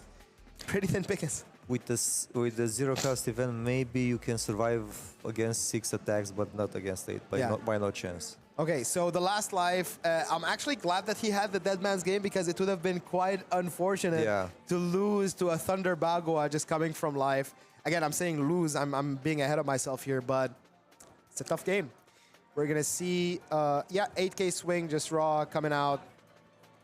Potentially for that leader effect. Okay, we are gonna start investing Dawn. We're gonna go 9 lead with the Sanji pudding. Yeah, definitely not playing anything else. We are gonna be investing Dawn. We are gonna take this 9. I guess we're fishing for a card that we really don't like for the leader effect before we start countering, I guess. However, I don't know. there might be some really big swings coming out. Yeah, definitely. In my opinion, if he doesn't have the restand Luffy, there's no reason to attach Dawn, to use the Dawn to play anything else. Yeah, absolutely. Because just based off the number of swings themselves, you know, it's gonna be tough to protect against. Yes. Hand size very essential here.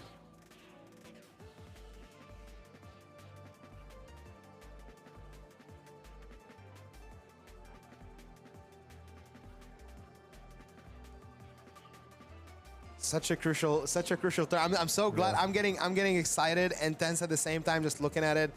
And these guys are actually playing the game. So we see the Yeah. Dons attached here. So there's no way. Okay, yeah, we're Yep, scooping. yep. I guess we were kind of bricked, and the Don attached. Oh, there were Oh. all the puddings. Man, unfortunate. That is unfortunate. We didn't get to see, like, I felt that Nami was always just on the back leg of things. Yes. We didn't really get to see her take the aggression, play as aggressive as she did in the first match, just because of the fact we didn't see those Odins early, and whenever we saw them, we actually had to use them for counter, which was Yeah. That's very pretty unfortunate, upsetting. yeah. So yeah, ladies and gentlemen, our winner for today is Evie with great Luffy. Great performance. The last match against Kid was wonderful. I thought it was the best match we watched Yeah. today. He came on the back, 0 lives, 4 or 5 turns, no problem whatsoever, not even sweating it. Just shuffling his way through to Turning another the game easy win. around. Absolutely turning the yeah. game around. It was wonderful. Was a great honor actually today to comment on these great games, watch these Indeed. great players just go at it, and yeah, it's been really fun. Yeah, very fun indeed. Had a lot of fun matchups. No Green Zoro, fortunately. Green Zero. And also great sportsmanship, great, I don't know, plays, tense games, especially the last one. Unfortunate, maybe some bad card draw on the Nami side. However, great games. Great games, absolutely, 10 out of 10. This was really fun. I'm pretty sure we got a couple of more tournaments coming out. We got a Pokemon tournament coming Yeah. up, right? Magic Yeah. first, then Pokemon.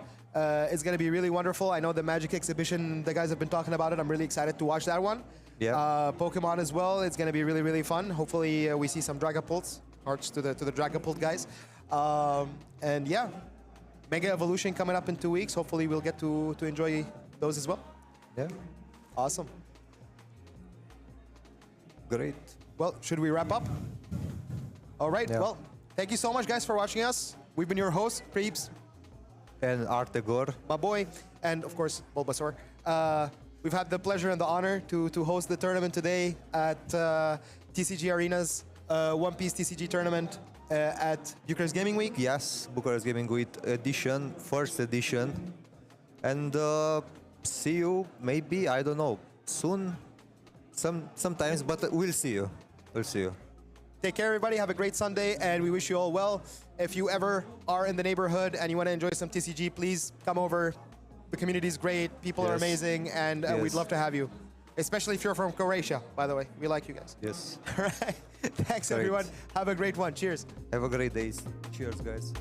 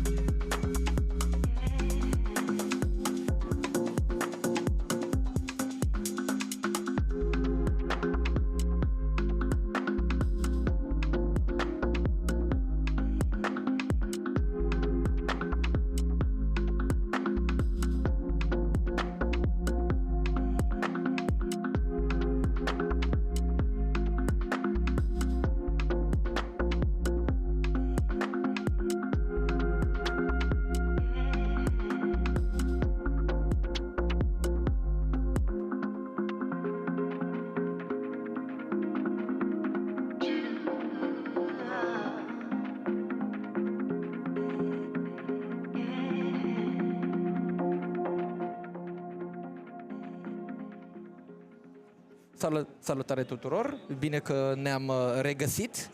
Numele meu este Charles, sunt aici cu Vlad. Hello, hello. Și suntem la a doua zi de Bucharest Gaming Week și avem un feature match din nou de Magic.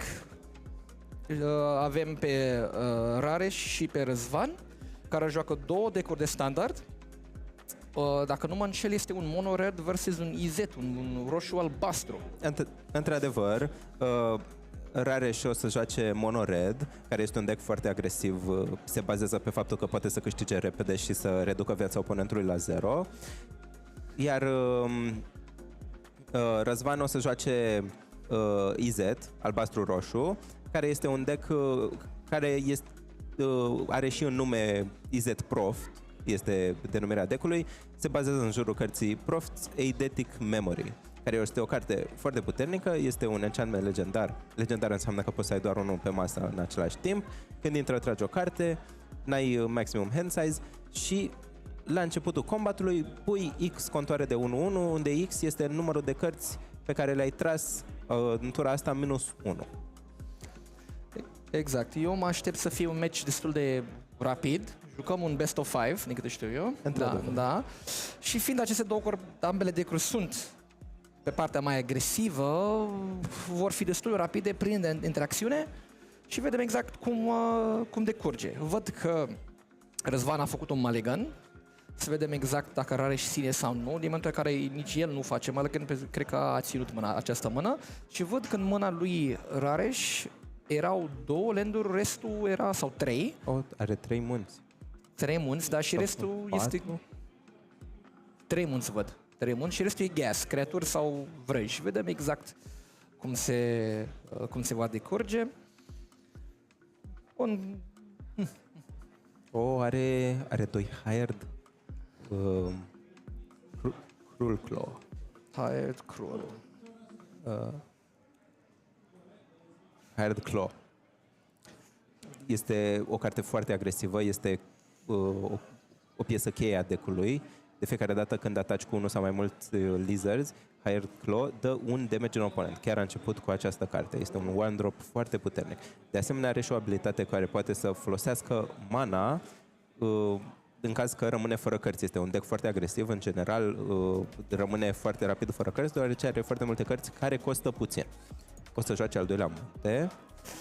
Și văd că între timp Răzvan a jucat un Storm Chaser's Talent? Da, a jucat un Storm Chaser's Talent. Este o altă carte interesantă, care este puțin mai diferit față de ce am văzut ieri. Se numește este un champion care are 3 nivele, practic. Într-adevăr. Fiecare nivel acționează puțin mai diferit, depinzând de carte, evident, și culoarea. În acest caz, de exemplu, când intră în joc, creează un 1-1 albastru, 1 albastru și roșu, Otter, care are și prowess, și după aia crește bizând. Acum revenim puțin la joc, văd că Rareș a jucat un Razorkin Needlehead, nu? Într-adevăr, este o carte foarte bună în match-up-ul acesta, deoarece de fiecare dată când oponentul trage o carte, pierde și 1 viață. După cum putem vedea, Proft's Eidetic Memory tocmai a jucat Răzvan în această carte și a tras o carte. Tot deck-ul se învârte în jurul trasului de cărți, în cazul de față. Acum văd, deci cum am preconizat mai devreme, jocul se joacă foarte rapid. Ne așteptăm să nu fie prea multe landuri în play, că nici dintre jucătorii noștri vor să vadă multe landuri, că vor să aibă gas și interacțiune în mână. În continuare, cred că Rareș goes de red zone și Răzvan, bam. Ce a jucat acolo? Post-combat, a fost post-combat ce a jucat. Ok, a fost post-combat. Am crezut că era un cantrip, dar joacă post-combat. Răzvan a luat damage-ul și a pasat tura un pic. Se pare că se gândește un pic, că are doar 2 landuri, în rest în mână văd că a dat un flood. Flood, mo.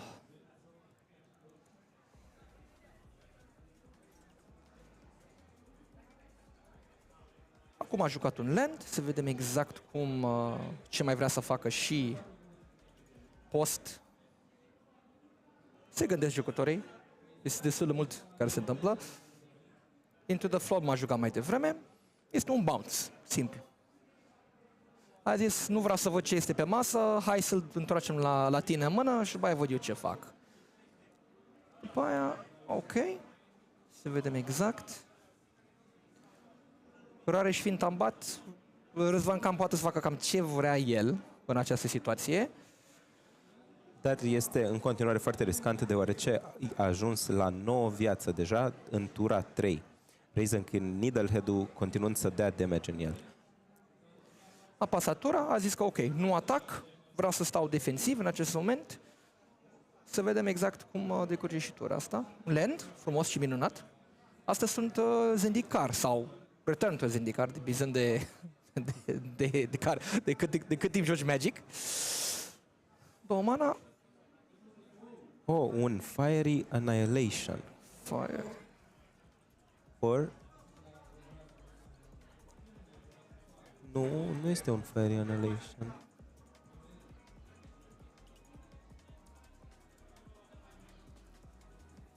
Recunoști cartea, Charlie? Sincer, nu prea-l văd, asta e singura problemă. În fine, mergem mai departe. A fost un removal spell. Exact, practic a fost un removal spell. Rareș goes to the red zone, atacă, Răzvan blochează. În răspuns, pune un contor folosind abilitatea lui Hired Claw ca să nu moară după ce a fost blocat de Screaming Nemesis. Practic a fost un mic chump block, unde să asigure că mai are ture. La sfârșit zilei 5 viață este o poziție foarte proastă pentru Răzvan. A tras o cartă pe o viață de la Razorken Needlehead. Un land tapat. În continuare văd că are și își curăță sleeve-urile, știi? Sentimentul ăla, vezi? Exact, exact. Un pic murdare. Vedem un alt Storm Chaser's Talent, de data asta foliat.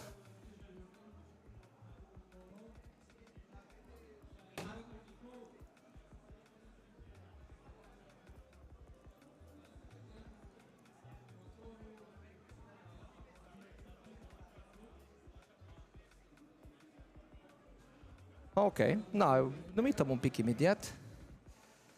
Să vedem, se gândește goes to the red zone again? Dacă nu uităm aici... Nu, apasatura. Apasatura direct apasatura. După ce a mai jucat un Mako. Exact, exact.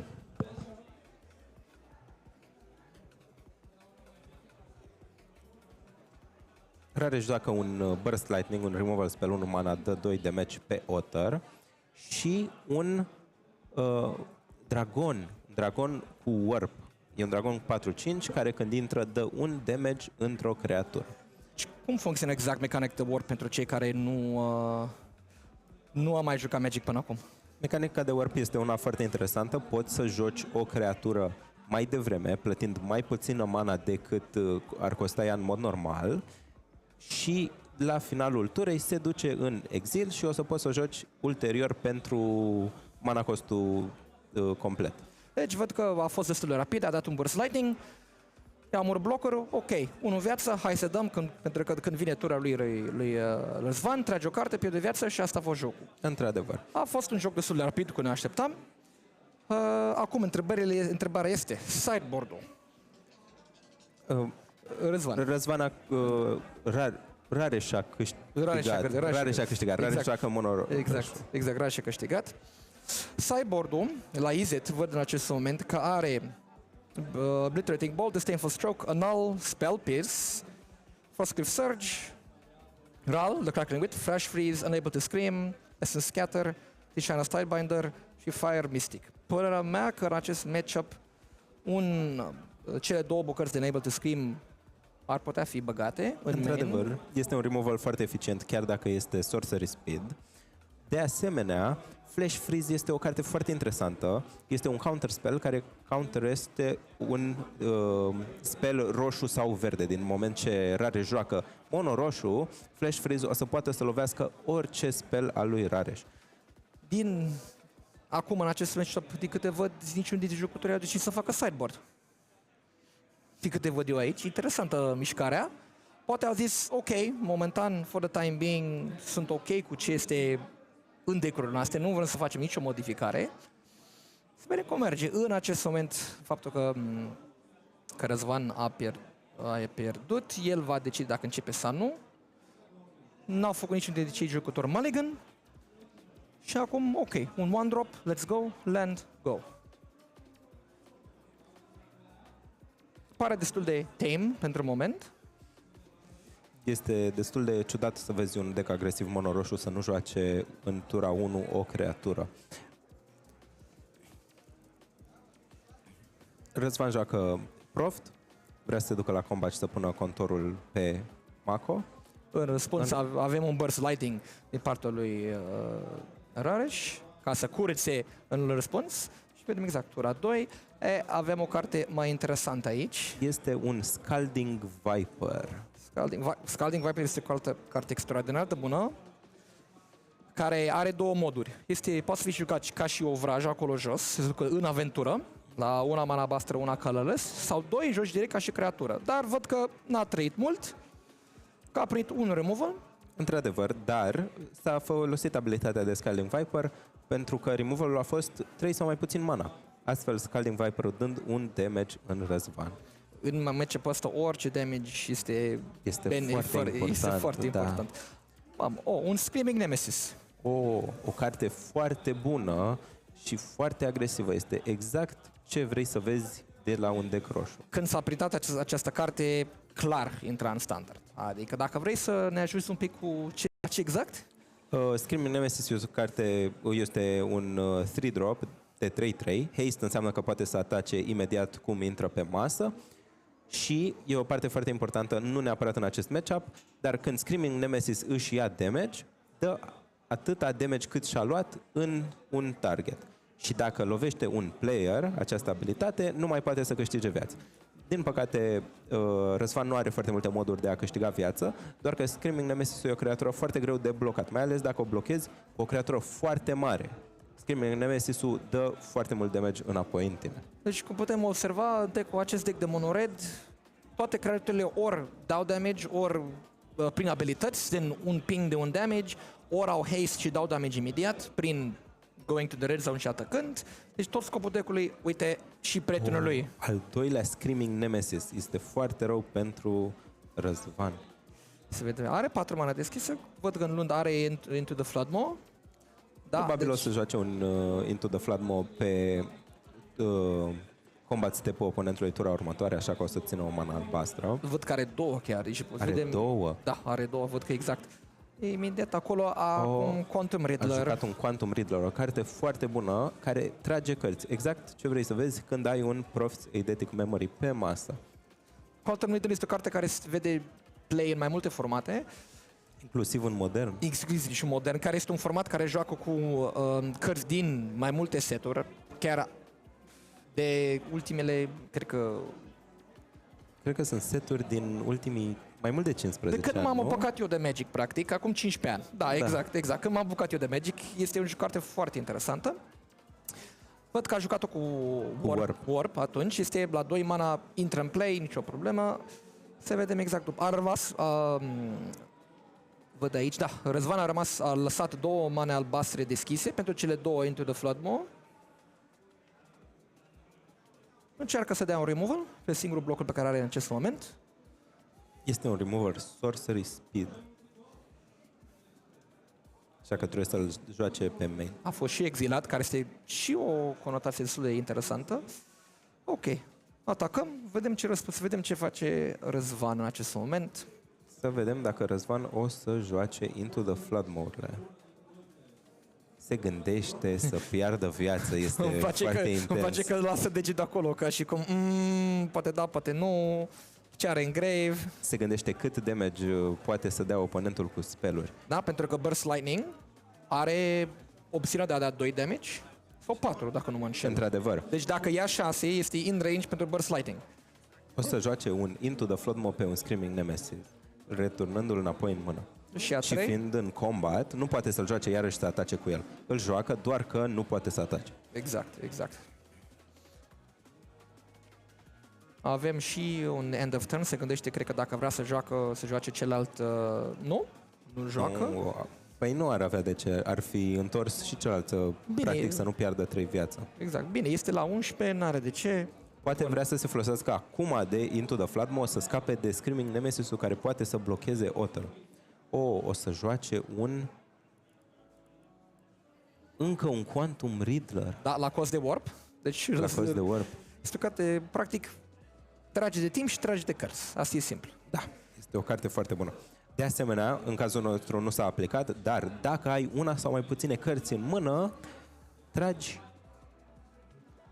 câte ai trage în mod normal plus 1. Asta înseamnă că la începutul turei, dacă ai un Quantum Riddler pe masă și ai una sau mai puține cărți în mână, și la începutul turei poți să tragi 2 cărți.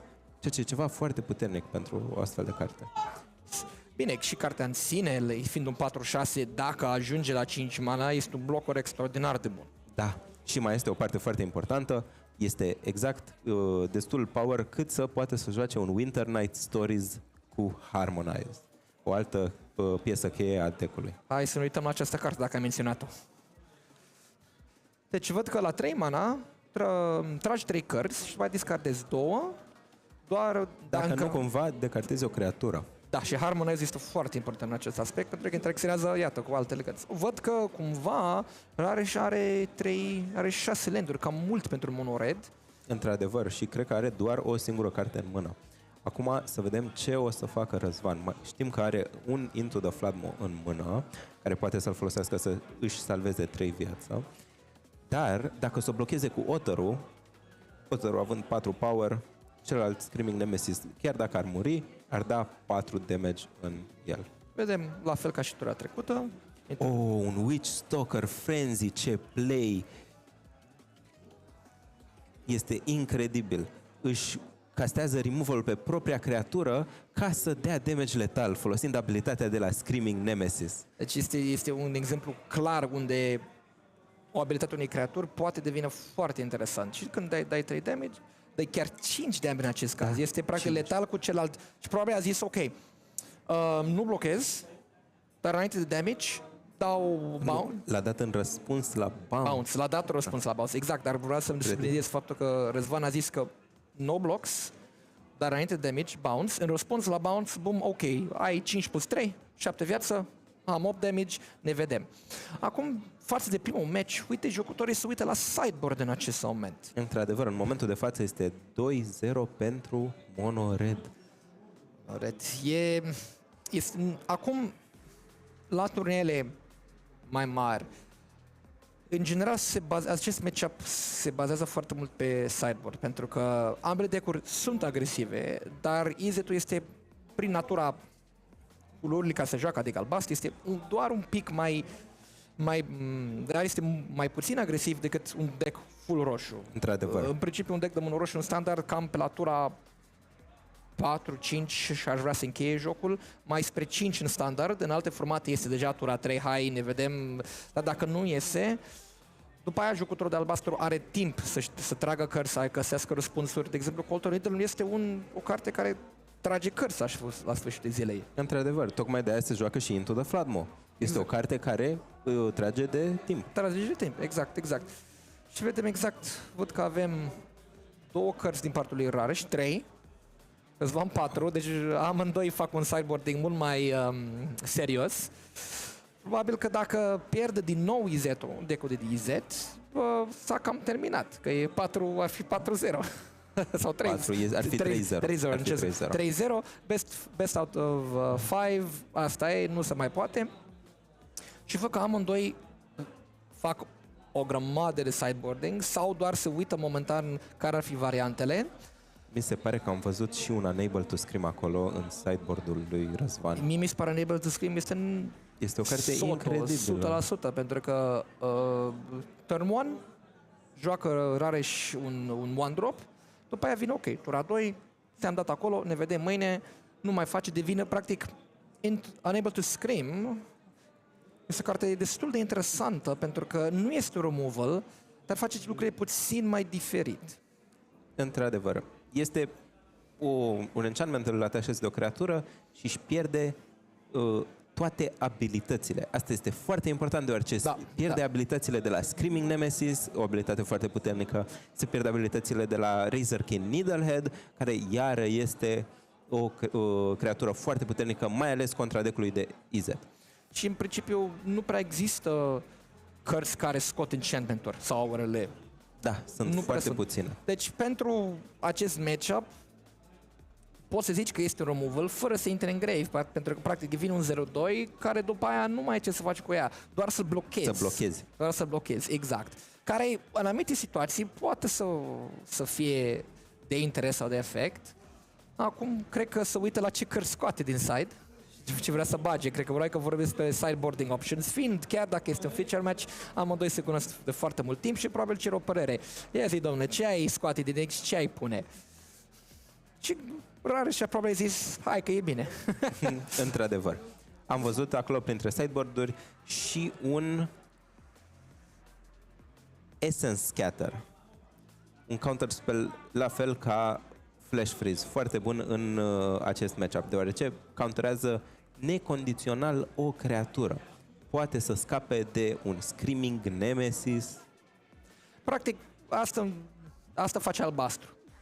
X mana, nu. N-ai voie, nu. N-ai voie, mai ales că este instant. Pot să pun tura 2, land, go, dacă nu am altceva mai bun sau mai benefic de făcut. Aștept pe oponentul să vedem exact ce face, folosesc mana mea pe tura oponentului. Ca atare vine tura mea, am deja sunt mult mai în față pentru că am folosit practic sau folosesc practic 4 mana în spațiu de o singură tură de a mea. 2 la oponent și după aia 2 la mine. Deci ca atare este mult mai eficient cu mana-ul meu. Într-adevăr. Este și un play pattern foarte reactiv, să aștepți întâi să vezi ce face oponentul, el fiind în momentul de față deck-ul mai agresiv. Contra deck-ul de mono roșu, deck-ul de abasa trebuie să fie proactiv sau reactiv? Ar trebui să fie reactiv până în momentul în care poți să-ți dai seama că oponentul nu mai are moduri de a te bate și tu întorci toate resursele pe care le-ai acumulat până atunci în favoarea ta și poți să câștigi. Exact. Deoarece deck-urile de roșu, în general, nu au atât de multe moduri de a trage cărți. Ele, în general, dacă rămân fără cărți în mână și nu reușesc să omoare oponentul, atunci s-a terminat. Exact. Practic faptul că nu rămân fără cărți în mână, jocul tot de albastru este ok, m-am stabilizat, hai să vedem cum pot să câștig jocul. Exact, mai ales că jucătorul de albastru are și cărți mai scumpe, trăgând și mai multe cărți. Poate să pună și mai multe landuri pe masă. Da. Dacă jucătorul de roșu, de exemplu, trage multe landuri și trage foarte puține speluri, la fel, rămâne fără gas. Nu reușește să reducă viața oponentului la 0. Exact, văd că Răzvan a luat un mulligan, a ținut la 6. Și a început cu un Multiversal Passage. Multiversal Passage. E o carte nouă, de câte știu eu. Da, este din Spider-Man. Este ce numim noi un shock land-like land. Este un land care, când intră, alegi un basic land type. În cazul nostru, nu știm ce au ales pentru că nu-i putem auzi. Probabil a ales albastru sau roșu. Da, desigur că sigur au ales albastru sau roșu. Și poți să decizi să intre în picioare, dar nu a decis să intre în picioare deoarece ar fi pierdut viață. S-a jucat un Hired Claw pe cealaltă parte. Și vedem un land care produce și albastru din partea deck-ului de mono roșu. Probabil pentru aventura de aventura la Scalding Viper. Deci practic asta înseamnă că are un număr de landuri, nu are cărți în cyber cu albastru. E doar pentru a activa două abilitate. Nu are cărți albastru în cyber. Nu, este doar ca să ai value pe acest lucru. Văd că s-a jucat între timp un Fear of Missing Out, o carte care sinergizează și cu Mako, decartând cărți. Delirium este o abilitate foarte puternică pe această carte, creând multiple combat step-uri, ceva ce foarte rar vezi. S-a mai dat un removal pe un Razorkin Needlehead. Chestia foarte interesantă este că la Fear of Missing Out, fiind un 2 mana 2-3, e o carte foarte bună. Sunt niște stațiuni foarte bune pentru o astfel de carte. Mai ales contra mono-red. Da, și îți și filtrează mâna. Decartezi o carte și tragi o carte. Da. Un lucru foarte interesant la Fear of Missing Out, dacă nu ai cărți în mână când o joci și nu poți să decartezi, tot tragi carte. Exact. Văd că Screaming Nemesis intră din nou pe masă. Care în continuare, we know him, we love him, e 3 mana, 3-3, haste, dăm în față. Simplu. O carte foarte puternică. Răzvan văd că a luat damage-ul de atunci și este înapoi tot Răzvan și a tapat 2 mana. pentru profi. Să vedem, mai are 2 mana acum deschis. Întrebarea este, văd că n-are counter în mână, dar... Nu, are un Marauding Mako și un Fire Magic. Fire Magic este o carte care a adăugat-o după sideboard, e o carte foarte bună în acest matchup, fiind un board wipe la instant speed, ceva ce nu vedem foarte des. Chestia interesantă cu Fire Magic este, dacă vrei să dai un damage în fiecare creatură, e o mana roșie. Dar sunt 3 moduri. Este una mana roșie să dai un damage în fiecare creatură, 3 să dai 2 damage și 6 să dai 3. Deci, indiferent de situație, există un răspuns. Acum, probabil, Raj nu vrea să ajungă la 5 mana ca să poată să lasă pe Răzvan să dea aceste carte, adică să aibă Răzvan 6 și Rares 5. Într-adevăr, se pare că acum Răzvan a intrat pe ofensivă, a atacat cu Otterul și cu Screaming Nemesis-ul, răsându-l fără blocări. Interesant asta, pentru că dacă mai are Rares încă un Screaming Nemesis, nu e foarte bine, dar e posibil. Dar are Fire Magic în mână. Ok, trigger, un damage. Să vedem dacă Rareș o să folosească abilitatea de la Hire the Claw. De asemenea, observăm că Rareș acum a tapat un land foarte bun, un man land, ceea ce am văzut și ieri. Man land-urile practic sunt land-uri care produc mana și pot deveni creaturi. Într-adevăr. Dar dacă creatura moare, pierzi land-ul. Practic, dacă oponentul are un removal, de exemplu, îți dai singură resurse pe care le ai în joc. Asta este lucru foarte important. Sunt land-uri care previn din anumite situații și sunt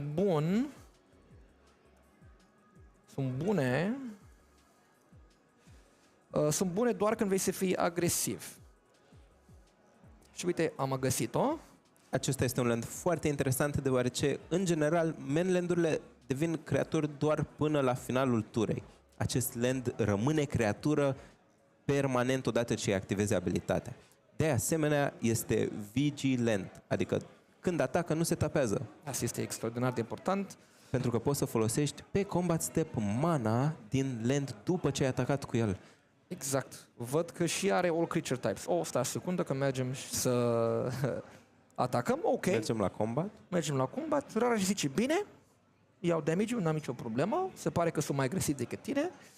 Este un race în momentul de față. Exact. Ambii jucători sunt în modul de ok, vrem să atacăm. Amândoi sunt sub 10 viață. A jucat Mako cu Multiversal Passage. Nu cred că vrea să pierdă 2 viațe în acel moment. N-are nevoie. Nu, a tapat Multiversal Passage pentru mana roșie. Să joace Mako. Ok, îmi cer scuze. Da. Vedem. Ok. A folosit abilitatea lui Soulstone Sanctuary, a animat land-ul. De asemenea, land-ul este și Lizard. Dacă ar fi atacat doar cu land-ul, s-ar fi triggeruit Hired Claw. Trigger de un ping de la Hired Claw. O să joace un Into the Floodmo pe Screaming Nemesis. Incredibil. Super. A scăpat de o creatură mare. Să vedem cum răspunde. Ia damage-ul. Ok. Este la 2. Să vedem dacă acum o să aibă destul de damage să poată să omoare oponentul, care este tapat cu excepția Soulstone Sanctuary. Vigilance-ul acum venind în joc. Dar văd că a tras un Burst Lightning. A tras un Burst Lightning? Da, și cred că la 5 mana poți să dai la Burst sau la 4. La 5. La 5 mana poți să dai 4 damage. E kicker 4. Deci în acest moment trebuie să dea... Trebuie să joace un land, doar că nu are. Nu are în acest moment și nici nu are suficient mult damage pe masă să zici ok. O să joace un Screaming Nemesis. Nu. Decartează Fire Magic, board de care vorbisem anterior, și se triggeresc niște cărți de pe masă. Când decartează o carte, Marauding Mako primește un contor. A tras o carte, așa că pune un contor pe Proft ca să rețină că a tras o carte în plus. Mai joacă un Proft, mai trage o carte. Punem contoarele peste tot momentan. Da, și ținem triggerurile de prowess de pe Otter. Ceva foarte important, pentru că orice punct de damage în momentul de față poate să conteze. Exact. Prowess, pentru cei care nu știu, este o abilitate care zice de fiecare dată când castezi un spell care nu este creatura respectivă primește +1/+1. De exemplu, dacă am acest Otter de 1-1 cu prowess, castez o vrajă, este 2-2. Simplu. Și se merge până în colțat, dar este doar până la sfârșitul turei. Nu este până infinit. Într-adevăr. Dar în continuare este o abilitate foarte puternică. Da. Are delirium? Nu cred că are delirium, nu? Pentru Fear of Missing Out. Nu prea se vede, este un pic de glare. Da.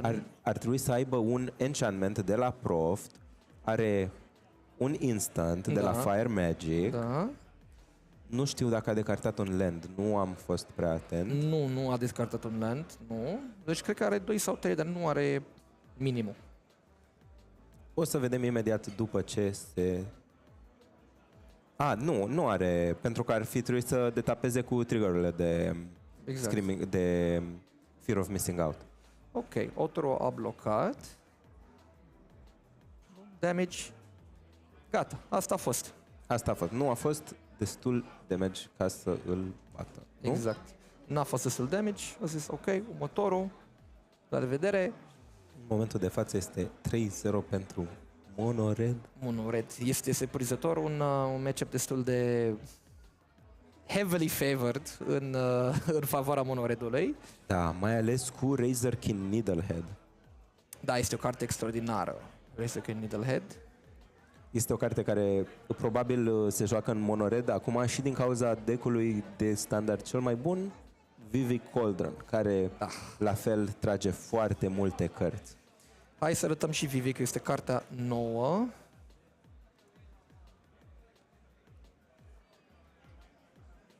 Imediat să-l căutăm. Este o carte care a apărut recent, nu este această carte. Este Vivi Ornithia.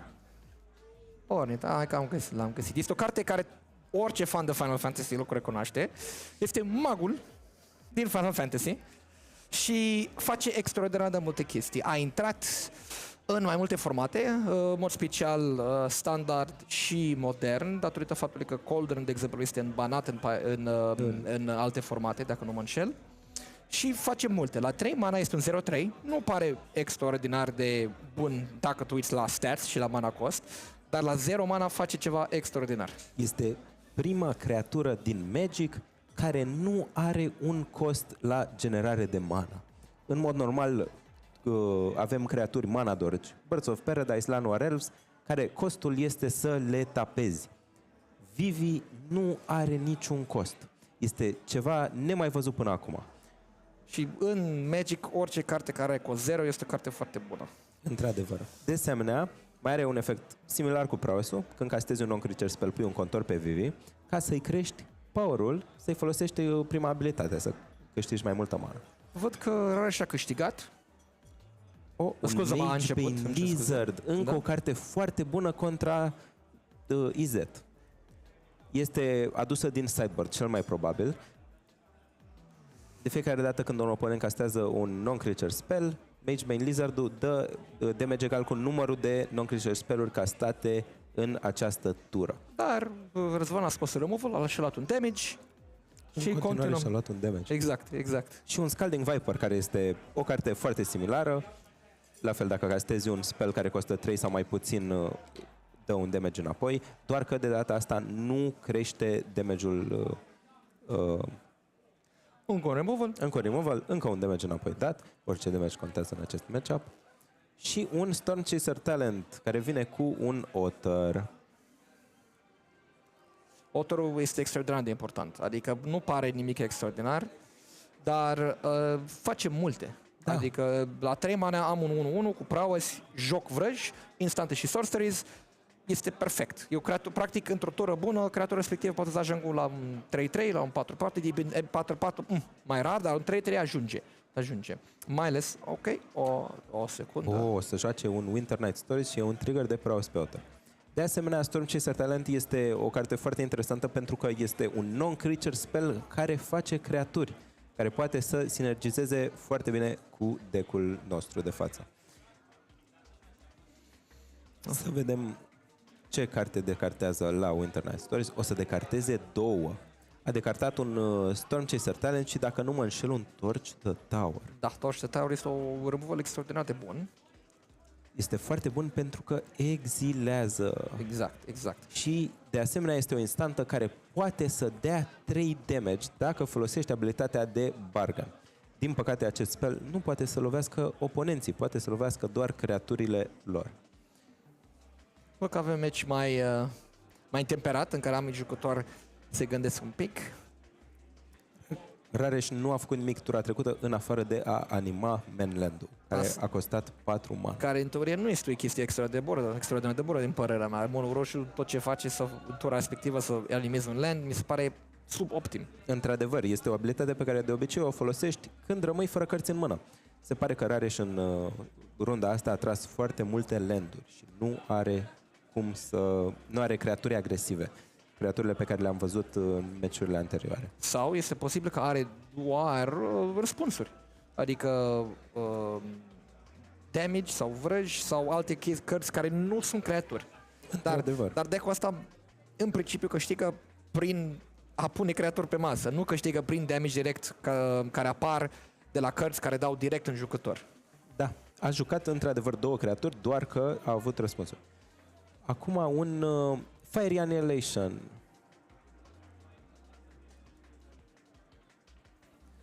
Hai să-l căutăm. Hai să-l căutăm imediat. Imediat că avem niște probleme tehnice cu internetul. Dar până atunci rezolvăm. Gata, Finalization. Dar între timp văd că avem mai multe răspunsuri. Băieți se joacă foarte rapid. Un Razorkin Needlehead și Răzvan a răspuns cu un... Razorkin? Nu, a fost un Screaming Nemesis. Screaming Nemesis. Au jucat atât de repede încât n-am văzut cărțile. Da, dar acum Mainland-ul a conectat cu fața lui Răzvan, a dat 3 damage. Da. Revenind la removal care a fost jucat mai devreme, la 3 mana, 5 damage într-o creatură, nu un jucător, și după aia poate să exileze un echipament care s-a atașat de o creatură. În acest caz nu este cazul, este folosit 3 mana, 5 damage sec. A folosit Multiversal Passage-ul să intre în picioare și dă warp la un Quantum Riddler. Având doar o carte în mână, se activează abilitatea Quantum Riddler-ului și trage 2 cărți. Este un mod foarte bun de a nu rămâne fără cărți în mână. Exact. Are 3 în total acum, nu? Da, are 3, da. Văd un land, un bounce. Și despre ce am vorbit chiar adineauri, a folosit Harmonize-ul de pe Winter Night Stories. Ce face exact Harmonize? Harmonize te lasă să joci spelul din graveyard, plătind un cost mai mare. Doar că poți să folosești și puterea unei creaturi la acest cost. Un punct de putere reprezentând un mana. Este un lucru foarte important. Quantum Riddler-ul are exact 4 power, lăsându-l pe Răzvan să joace Winter Night Stories pentru 1 mana, tapând Quantum Riddler-ul, care oricum s-ar fi dus în exil la finalul turei, deoarece a fost warpat. Deci exact, deci practic în tura 4 un jucător poate să joace, de exemplu în tura 3 Winter Night, tura 4 Warp, după aia Harmonize, dacă chiar trebuie să sape în deck pentru răspunsuri sau cărți. Într-adevăr. Deci practic în loc să plătești cei 5, ajungi să tragi 4 cărți și discardezi un potențial 2 doar. Foarte multe cărți trase, 6 contoare pe Otter și un trigger de prowess. Da. În total 8 damage. Nu a fost blocat cu Soulstone Sanctuary. Noi acum știm că are un Screaming Nemesis, doar că Screaming Nemesis și Soulstone Sanctuary împreună ar da doar 6 damage. Otterul acela este o problemă reală. Din câte văd eu, Răzvan este complet tapat în afară de una mana. Poate are un Burst Lightning în mână. Sau un torch. Corect. Și văd că ca atare era și este destul de deschis să facă ce vrea, dar nu cred că vrea să meargă în... Vrea să omoară acel Otter. Să vedem răspuns. Un răspuns... Torch. Dând bargain la Otter. Chiar tocmai am vorbit de abilitatea de bargain. Este un spell care pentru 1 mana poate să dea 3 damage. Este ceva foarte eficient. Da. De asemenea, te lasă și să dai Scry 1. Dar văd că are și continuare, din nou are 6 landuri, 0 cărți în mână, față Răzvan care de la la Quantum Riddler plus Winter Night Stories jucat și harmonizat, are o mână plină de cărți. A ajuns în moment în situație care îi place. Are cărți în mână, oponentul nu are, mai ales că este mono-red, Practic, Rareș trage de pe top o carte pe tură și este mult mai manageable situația. Acum poate să-ți dezvolte puțin mai mult board-ul. A jucat un prof să tragă o carte. Da. De asemenea, poate să joace și Quantum Riddler-ul din Exil. Este practic o carte în plus pe care poate să o joace. Și dacă este jucat e 4-6, e un bloc extraordinar de bun. Da. De asemenea, vedem un Into the Floodmo în mână, un mod de a răspunde la Screaming Nemesis. În momentul de față, Screaming Nemesis-ul plus un Burst Lightning Kicked ar fi letal. Să vedem exact. Sau un Witch Stalker Frenzy, Witch dacă Stalker nu Frenzy. cumva l-a scos după sideboard. Ar merge, da, ar merge. Să vedem exact, pentru că cred că Răzvan momentan se gândește dacă vrea să pună Quantum Reader în play și să rămână tapat. O să activeze a doua abilitate la Storm Chaser Talent, să-și aducă un Into the Floodmo în mână. Un play foarte bun, pentru că acum poate să stoluiască 2 ture acel Screaming Nemesis cu Into the Floodmo. Și are o mană albastră. Mi se pare, are timp, asta e important, are timp. Nu are mai timp. este obligat să... Hai să vedem. Rareș pare că vrea să forțeze acel Into the Floodmo. Să vedem ce alte cărți poate să joace după. Se întoarce Screaming Nemesis în mână. Poate să-l joace încă o dată, doar că nu poate să atace iară cu el, dar tapează 4 mana pentru un Ojer Axonil. N-am mai văzut-o până acum. Este o carte foarte interesantă, mai ales nou văzută în meta de mono roșu.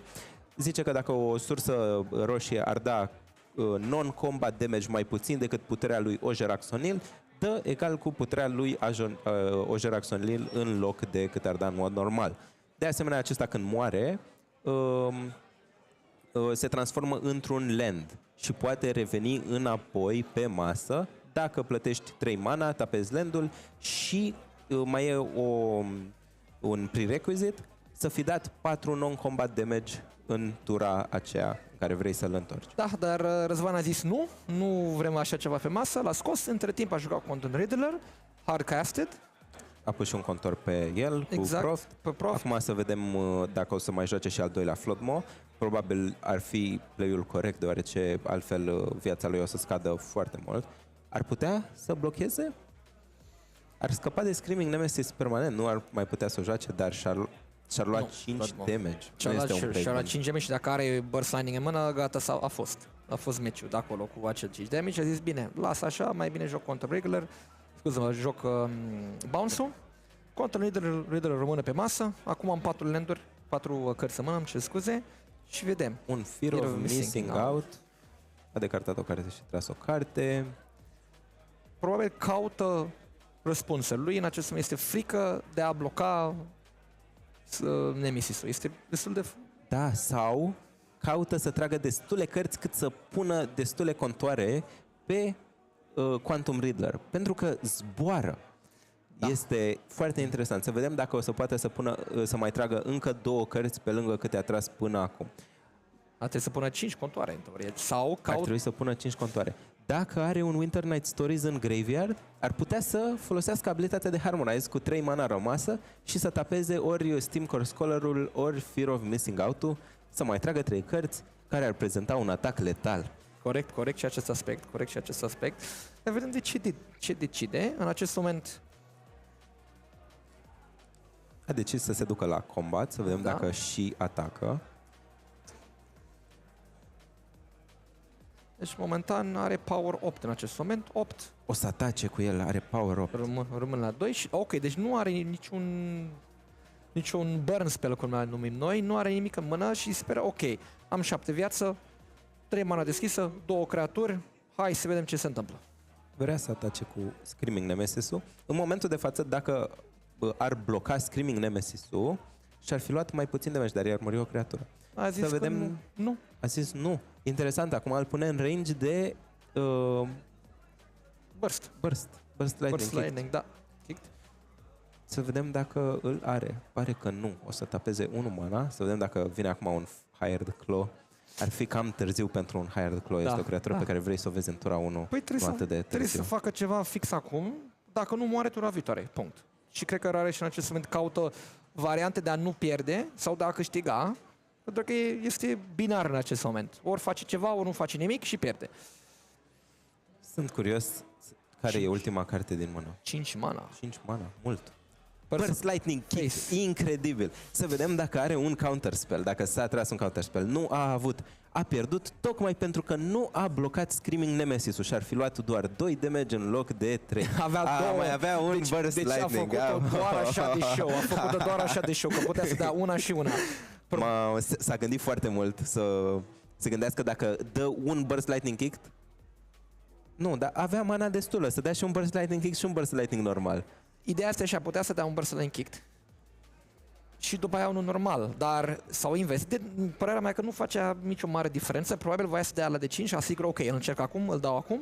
Dacă îl are, n-am ce să fac. Da, și după aceea l-ar avea pe al doilea pentru tura următoare, doar că nu ar fi ajuns la tura următoare. N-ar fi ajuns, probabil. Cam greu de gândit, cam greu. Dar, basically, asta a fost play-ul. Asta a fost play-ul. N-a avut nimic, foarte bine, go. Acum, pentru countere, putea să aibă în teorie Flash Freeze, Răzvan. Că a băgat-o după side. Flash Freeze dar n-a sau avut-o. Spell Pierce, în caz că a băgat-o. Ar fi o carte bună, Spell Pierce? Nu prea ar fi, nu? Deoarece decul de mono roșu are foarte multe creaturi și foarte puține non-creature spell-uri. Spell Pierce este un counterspell bun. E bun datorită costului foarte mic. Este un counterspell de 1 mana, doar că e condițional. Trebuie să countereze un non-creature spell și oponentul să nu aibă 2 mana rămasă. Exact. Chiar dacă am primit un mic update, chiar dacă Rareș a câștigat acest Best of 5, mai jucăm încă o rundă, să vedem exact cum merge. Pentru 3. Este 4-0 în momentul de față. Da, este 4. Este foarte heavily skewed către deck-ul de mono roșu. Da, de aceea este și un deck care acum, chiar dacă deck-ul de IZ VV și IZ Proft este foarte popular, deck-ul de mono roșu, care înainte nu era popular, a crescut în popularitate tocmai pentru că este bun în aceste match-up-uri. În Magic întotdeauna există un mono roșu oriunde într-un format. Asta e chestia, e un deck de bază care a existat întotdeauna de când joc eu Magic și sunt momente și momente. Există o perioadă lungă în care, ok, mono roșu este acolo, este un tier 1 sau tier 2, depinzând de metagame, unor mai și dispare, dar întotdeauna va fi acolo. De exemplu, în formatul de modern, care este un format mai diferit decât ce jucăm noi astăzi, Este mult mai rapid. este insanely mai rapid. Dar acolo, o perioadă lungă a fost deck de tier 1. Acum văd că a ieșit pentru că formatul s-a dus mai către combo. Și cumva combo-urile sunt mai rapide decât deck-ul de mono roșu de atunci. De acolo. Acum, în standard, văd că și-a revenit datorită faptului că roșu este o culoare, au printat și au făcut foarte multe cărți bune pe roșu. Da. Ca atare, tot formatul trebuie să se mute și să schimbe, să aibă cărți ori main deck, ori sideboard, pentru a se descurca cu mono roșu. Când mono roșu nu este în format, îți permiți să joci deck-uri mai slow, deck-uri mari care au necesită de un pic de setup, etc. Să vedem exact ce joacă. Un Hired Claw, tura 1, care își ia Și Torch the Tower. nu mai există această bucurie, fix ce vrea controlul de IZ. Proft, tura 2, un play bun. Exact. Și mi se pare că am văzut un Essence Scatter în mâna lui Răzvan. Mie mi se pare interesant că n-a jucat că n-a așteptat în acest caz. Pentru că, uite, O Razorkin Needlehead. exact, O carte adică foarte bună. Dar are un Unable to Scream, să vedem dacă o să o folosească în momentul nostru. în acest moment, Da. da, exact. Eu cel puțin aș fi făcut mai diferit. Aș fi jucat removal-ul și după aia aș fi așteptat, pentru că în mod normal, jucătorul de mono red o să vrea să joace ceva tura 2. Și să am răspuns, dar se pare că a avut creatură de 1 mana și enable de scream. E ok. Este ok, Atunci e ok. play-ul ăsta e ok atunci. Cu toate astea, Răzvan și-a luat 2 damage de la propriul land, de la Da. Starting Town. Este un land foarte bun pentru că poate să-ți dea orice culoare, că intră detapat, ceea ce e încă un beneficiu dacă îl joci în primele 3 ture ale jocului, doar că în momentul de față a pierdut 2 viață de la propriul land, ceva ce nu prea vrei să vezi contra unui deck agresiv. De asemenea, aparent a ratat și al 3-lea land drop. Nu este deloc într-o poziție bună. Magic are și momente frumoase, are și momente mai grele, dar decurile care au albastru, în general, chiar dacă cărțile nu vin cum trebuie, cum ar fi în acest caz în care nu are landuri, are Control Needle cu Warp 2. are fear of missing out. Foarte multe efecte de looting sau de draw direct, care, ok, n-ai tras 3-4 lander, poți să începi să sapi prin deck, să cauți, prin tras cărți, să vezi exact dacă poți să ieși în această situație. În acest moment, Rareș vede că are 2 lander. Oh, a venit al 3-lea A venit lander. al 3-lea land. Ok, asta este extraordinar de important. Dar în continuare e on the backstep un pic, pentru că Rareș are în acest moment 2 creaturi pe masă, ambele extraordinar de bune. Să vedem exact cum răspunde. Mai ales, mi se pare că are 2 counter spell-uri în mână, care nu îl ajută cu board state-ul curent. De asemenea are un Steam Core Scholar, mi se pare că are și un Winter Night Stories Are și un Into the Flood, mă. Da, în teorie ar putea să zică, ok, aștept, dau un counter și dau Into the Flood, măcar să încep să stabilizez masa un pic. Dar dacă Rareș joci în continuare creaturi de 1 mana, degeaba are counter de 2, pentru că, ok, joc un băiat de 1 mana, dai counter, mai am 3 mana deschis.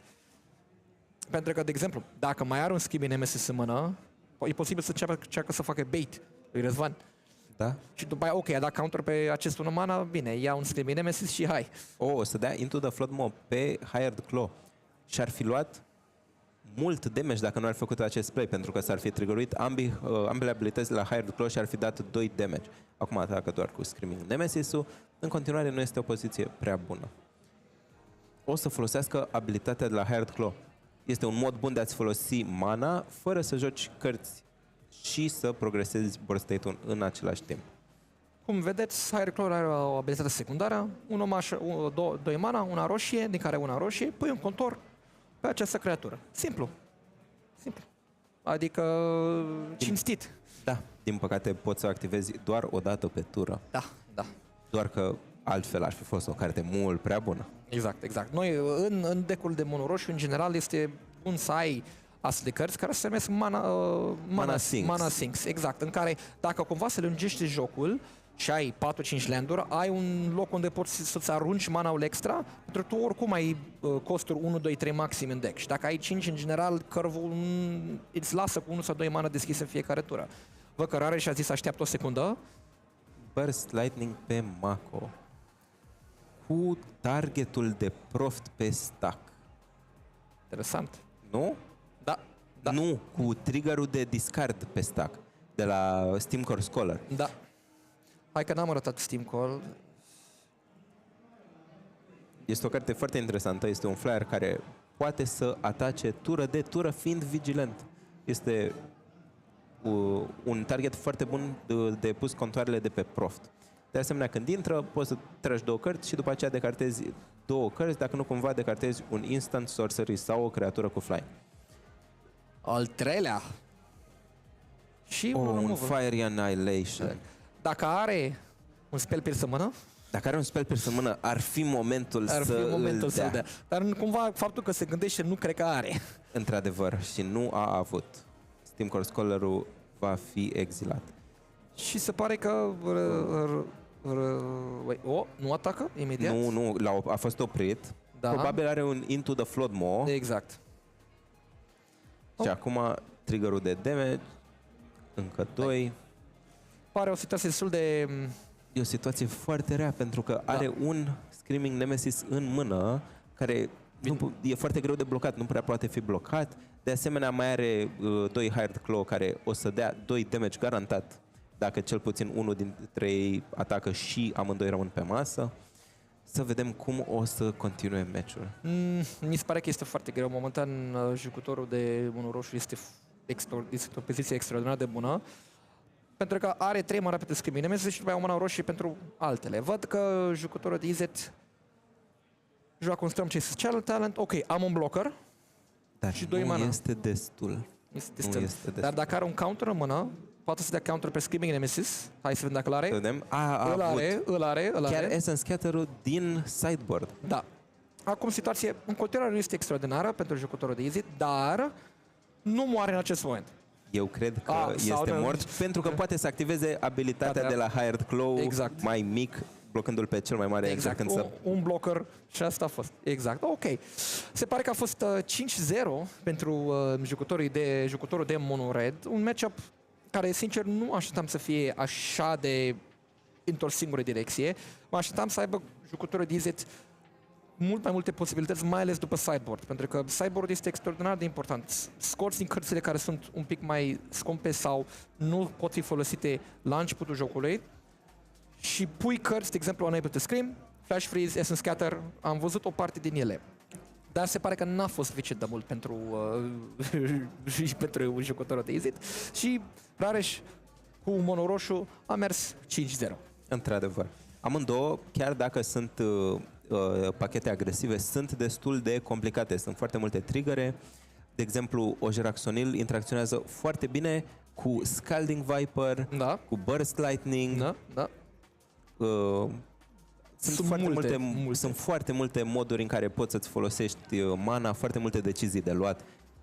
Te-ai gândit că un deck roșu nu ar fi complicat, dar într-adevăr chiar este. La acest deck roșu este extraordinar de important că nu sunt creaturi la 2 mana 2-2 sau 3 mana 3-3 haste. Tot fiecare creatură face ceva extra. Deci dacă cumva eu nu pot să trec prin blocării tăi, prin creaturile tale, indiferent ce se întâmplă, creaturile mele fac ceva pe planul B. Adică asta este foarte important la roșu. Ai planul A, go face, începi să faci cât mai mult damage cât mai repede, dar prin abilitățile pe care le am atașate de creaturi, există acest plan B care se pare că în anumite situații chiar este nevoie. Ok, în rest vă mulțumim foarte, foarte mult pentru atenția voastră și mă bucur foarte mult că am avut acest show match și ieri și astăzi. Rămâne să ne vedem la shop, să jucăm un Magic pe la TCG, Poké Colecții și vă dorim o zi frumoasă. Salut! O zi bună!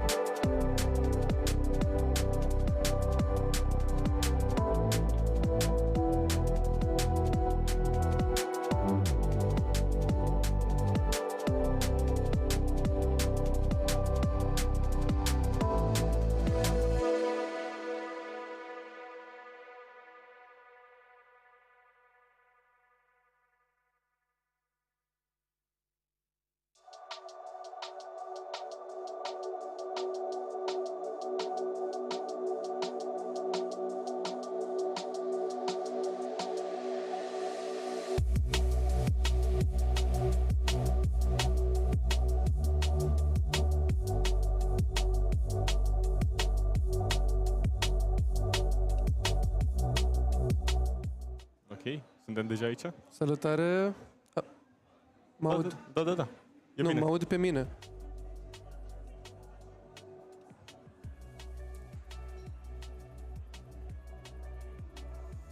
Gata? Da? E bine. Ok, let's go. Bun, foarte bine. Salut, suntem Andrei și Luca, la fel ca ieri. Da. Și aici cu runda 2 avem meciul între David și Edi. David pe Dragapult Dusknoir și a câștigat primul meci 2-0. Edi a avut bai în prima rundă, dar asta nu înseamnă că n-ar fi câștigat prima rundă dacă juca. Da? Este primul lui meci pe ziua de azi, totuși. Sper că s-a încălzit. S-a încălzit cu niște Clash Royale înainte da, de l-am primul văzut. meci. Deci e gata de luptă. Dacă sunteți curioși ce fac jucătorii de ieri, Pegas, Mark și GNV au și ei câte un win și Huzar, care a fost pe stream, a început cu un lose.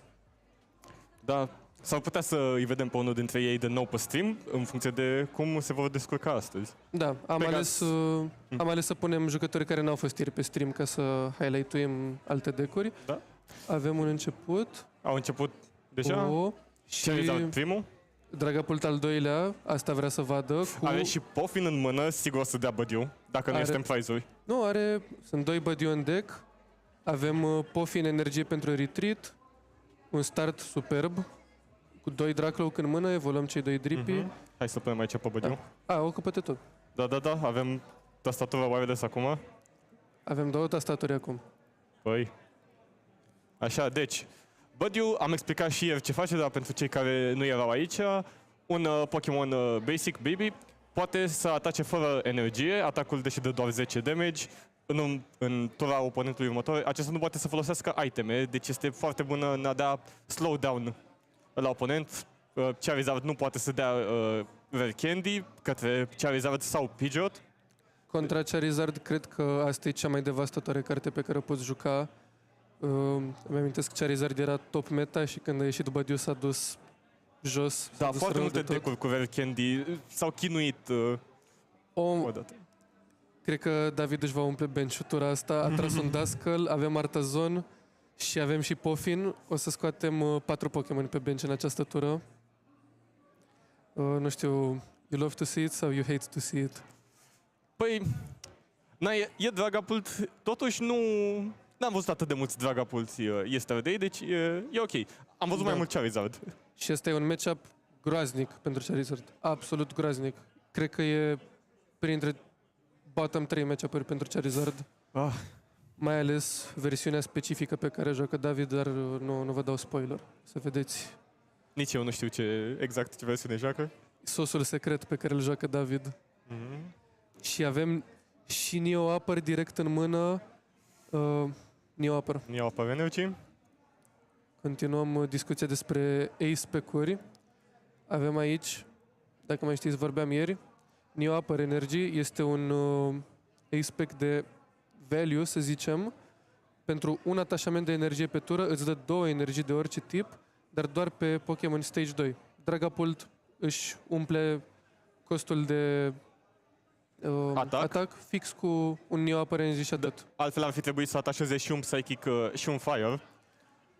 Și dacă n-ați mai jucat de ceva timp, o să vă amintiți că în Dragapult se jucau cărți precum Crispin, care spune 2 energii, sau Sparkling Crystal, alt ace-pack, care e basically încă o energie, dar este un tool card pentru Pokémon Terra, cum este Dragapult. Da, înainte se juca mai mult Arvânt ca să găsești tool-ul, dar acum se joacă Hilda. Hilda poate să caute o evoluție și o energie. Da, a fost un shift în cum este construit Dragapult. Acum se duce heavy pe a trage cărți cu Dracloak și trăgând atâtea cărți și văzându-ți atâta din deck,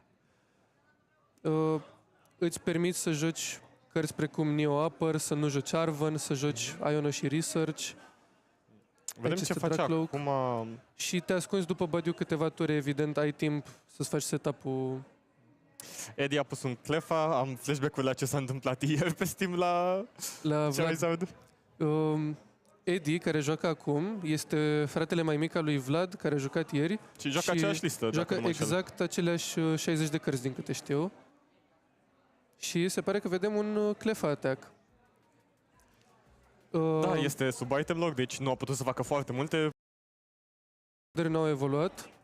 Asta înseamnă că nu o să vedem Charizard tura următoare. Da, și acel Charmander are un damage counter pe el. Deci dacă evoluează în Dragapult, poate să îl moare foarte ușor. Nu are Dragapult. Se pare că David a luat acel Rare Candy, dar nu îl poate folosi momentan. Încă un Research? Este al doilea? Mi se pare că și de pe primul. Nu, primul Research l-a pus jos ca să ia Rare Candy, sperând că o să găsească un Dusknoir. Nu o să vedem încă n-a atașat Neo Upper, vedem. Și-a dat Dusclops. Folosim Dusclops-ul. Oare vrea să dea 50 aici și să-i dea Counter Catcher să-l omoare? Wow, ok. Vedem un bădiuche eu, nu mă așteptam. Damage tura trecută, 50 de la Dusclops. Hai să punem pe Dusclops. Și încă 10 de la Badiu acum. Ia. Așa.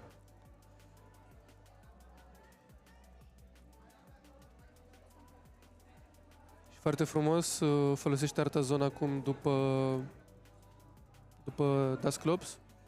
După cum puteți vedea, Dusclops, abilitatea lui își dă self-distract, adică oponentul ia un price și este knocked out, însă poți să pui 5 damage counter, adică 50 de damage pe orice Pokémon al inamicului și evoluția lui face același lucru, numai că cu 130 de damage. Și cum ați văzut tura asta, nebunia, poți să dai Dusclops, dai damage undeva, dar nu iei knockout, îți activezi propriul counter catcher, scoți ceva în față și iei knockout. Așa. Pune-l pe ăsta. Așa.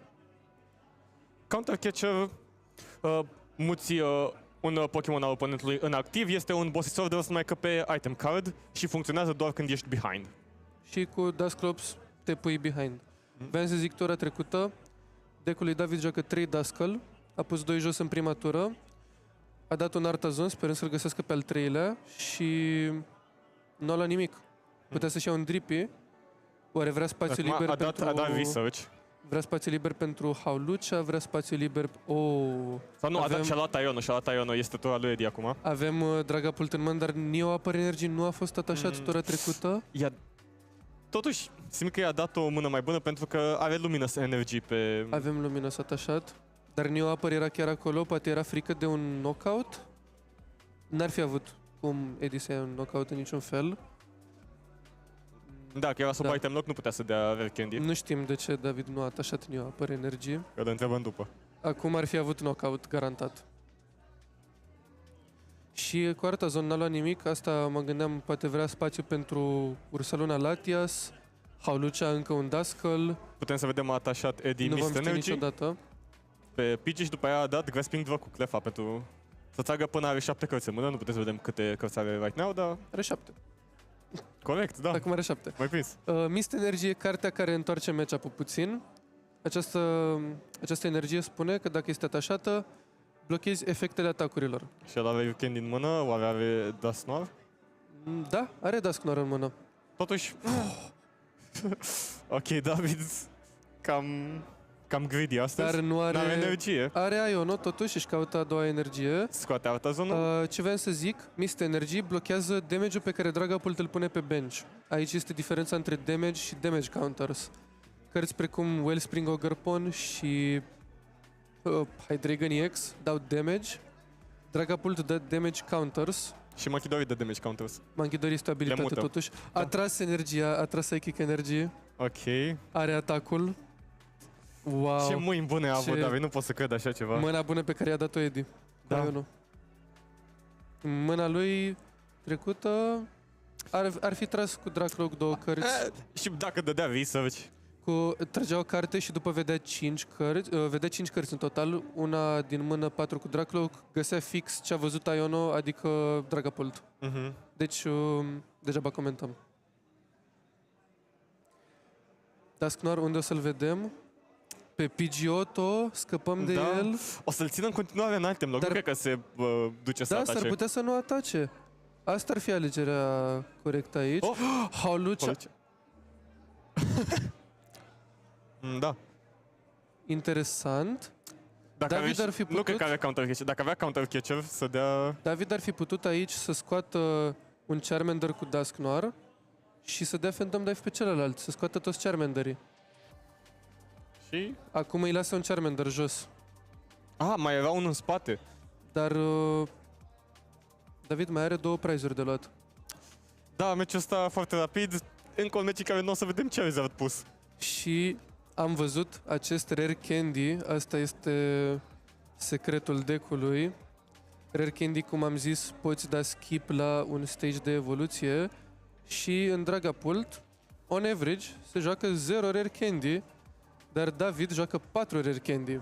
Și de ce Andrei se joacă de obicei 0 Rare Candy? Pentru că middle stage-ul este foarte bun. Am vorbit de Dracloak deja. Ok, eu vreau să-l pun pe Steam, că îmi place Bine. Dracloak. Cu Rare Candy poți să ai ture destul de explozive, poți să ai Candy Dragapult, Neo Upper, ai atacat deja din a doua tură, poți să ai Candy Dusknoir Pop, Night Stretcher Dusknoir înapoi, Candy Dusknoir Pop. Of, Hai să vedem ce face mă Eddie uit la aici. ce poate să mai facă Eddie.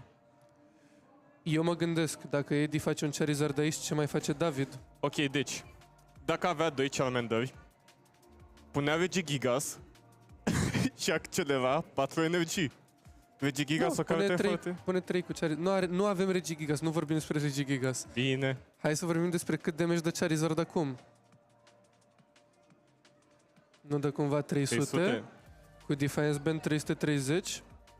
Ar avea knockout aici, dacă îl găsește. Dacă găsește tot. Dacă găsește.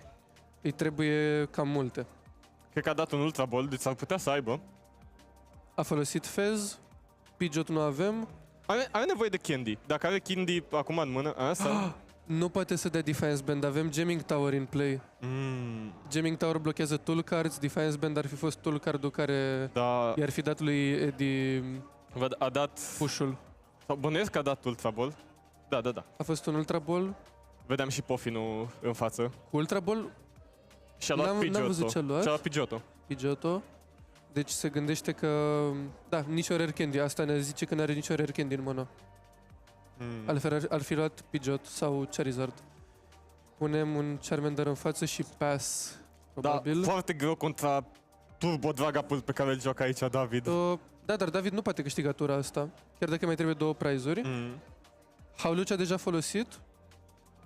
niciun damage în Bănuiesc spate. că nu joacă Tuvo sau Penny, n-ai... Nu joacă niciun. Decul e... Decul meu, basically, l-am întrebat pe David ce vrea să joace și... Pentru că are bucurie în suflet, a jucat Dragapult. Eu i-am construit lista, este lista lui Thor Dreklev de la regionalul ăla, Frankfurt, cred. N-a avut nimeni să doneze 7,50 lei ca să joace Warc Trio 1000. Nu mai știu la ce regional s-a jucat, dar asta a luat locul 2. La regional și foarte aproape să câștige contra Gardevoir în finală. Wow! Dar nu, majoritatea regionalelor le vezi Dragapult, Gardevoir bate foarte ușor Dragapult. Dragapult este, nu știu, second place champion.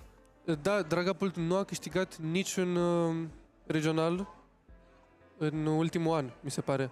Of. Și avem aici... A luat un prize, acum Charizardul dă one-shot la Dragapult, dar 4 prize-uri la 1... Too late, da. Too late. David poate câștiga doar cu un Candy Dusk Noir pe aici. Ce vreau să zic, această listă de Dragapult specific își sacrifică niște sloturi din deck pentru cele 4 candy-uri ca să-și dea improve la match-up-ul cu Gardevoir, cu Joltik și cu Raging Bolt. Și ce a fost scos? Ce este jucat de obicei în Dragapult și nu are David acum? Dacă zic te superi. Mă închid dorii. Au fost... ca să ai loc pentru Rare Candy scoți Monkey, scoți Turo, scoți cărțile astea marginale. Adică îți sacrifici niște match-up-uri ca să ai altele mai bune. Și azi avem în cameră și... nu, n-avem Gardevoir. Astăzi n-avem nici lumea cu Gardevoir. Gardevoir n-avem azi. Uite, l-am pus pe Monkey pe ecran să fie și el parte. Ieri aveam 3 Gardevoir în cameră, dar avem și Joltik Box și Raging Bolt. Și Dragapult pierde destul de tare contra aceste deck-uri, dar cu Candy se poate întoarce ușor în meci. Da, aș fi interesant să văd cum reușește contra Raging Bolt. Da, poate avem iar l-avem iar pe Raging Bolt în finală.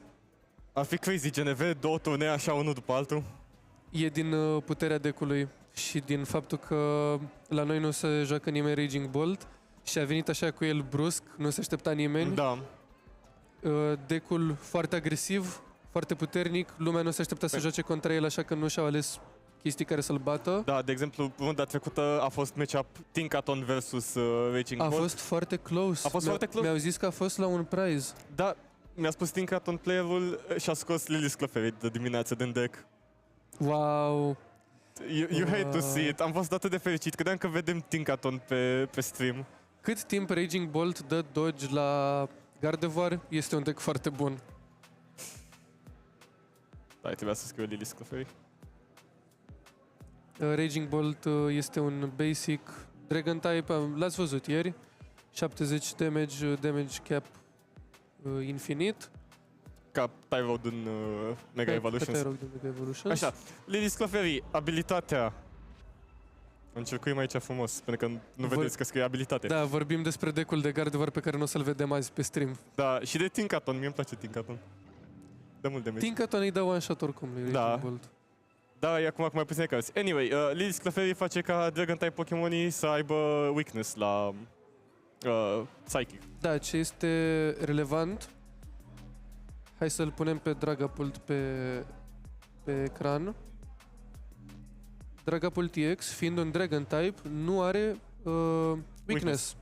Și Lily's Clefairy a fost printată ca să dea counter specific la Dragapult și la Raging Bolt. Nu, vreau să zic Regidrago, dar Regidrago a ieșit când a intrat Clefairy. Da. Dar pentru cei care nu sunt atât de just. Interesant stadiul al meciului. Pentru că a dat top deck la acel mai are Neopăr. Eddie mai are un prize de luat. Cum s-a întâmplat asta? Eu n-am luat cu vorba.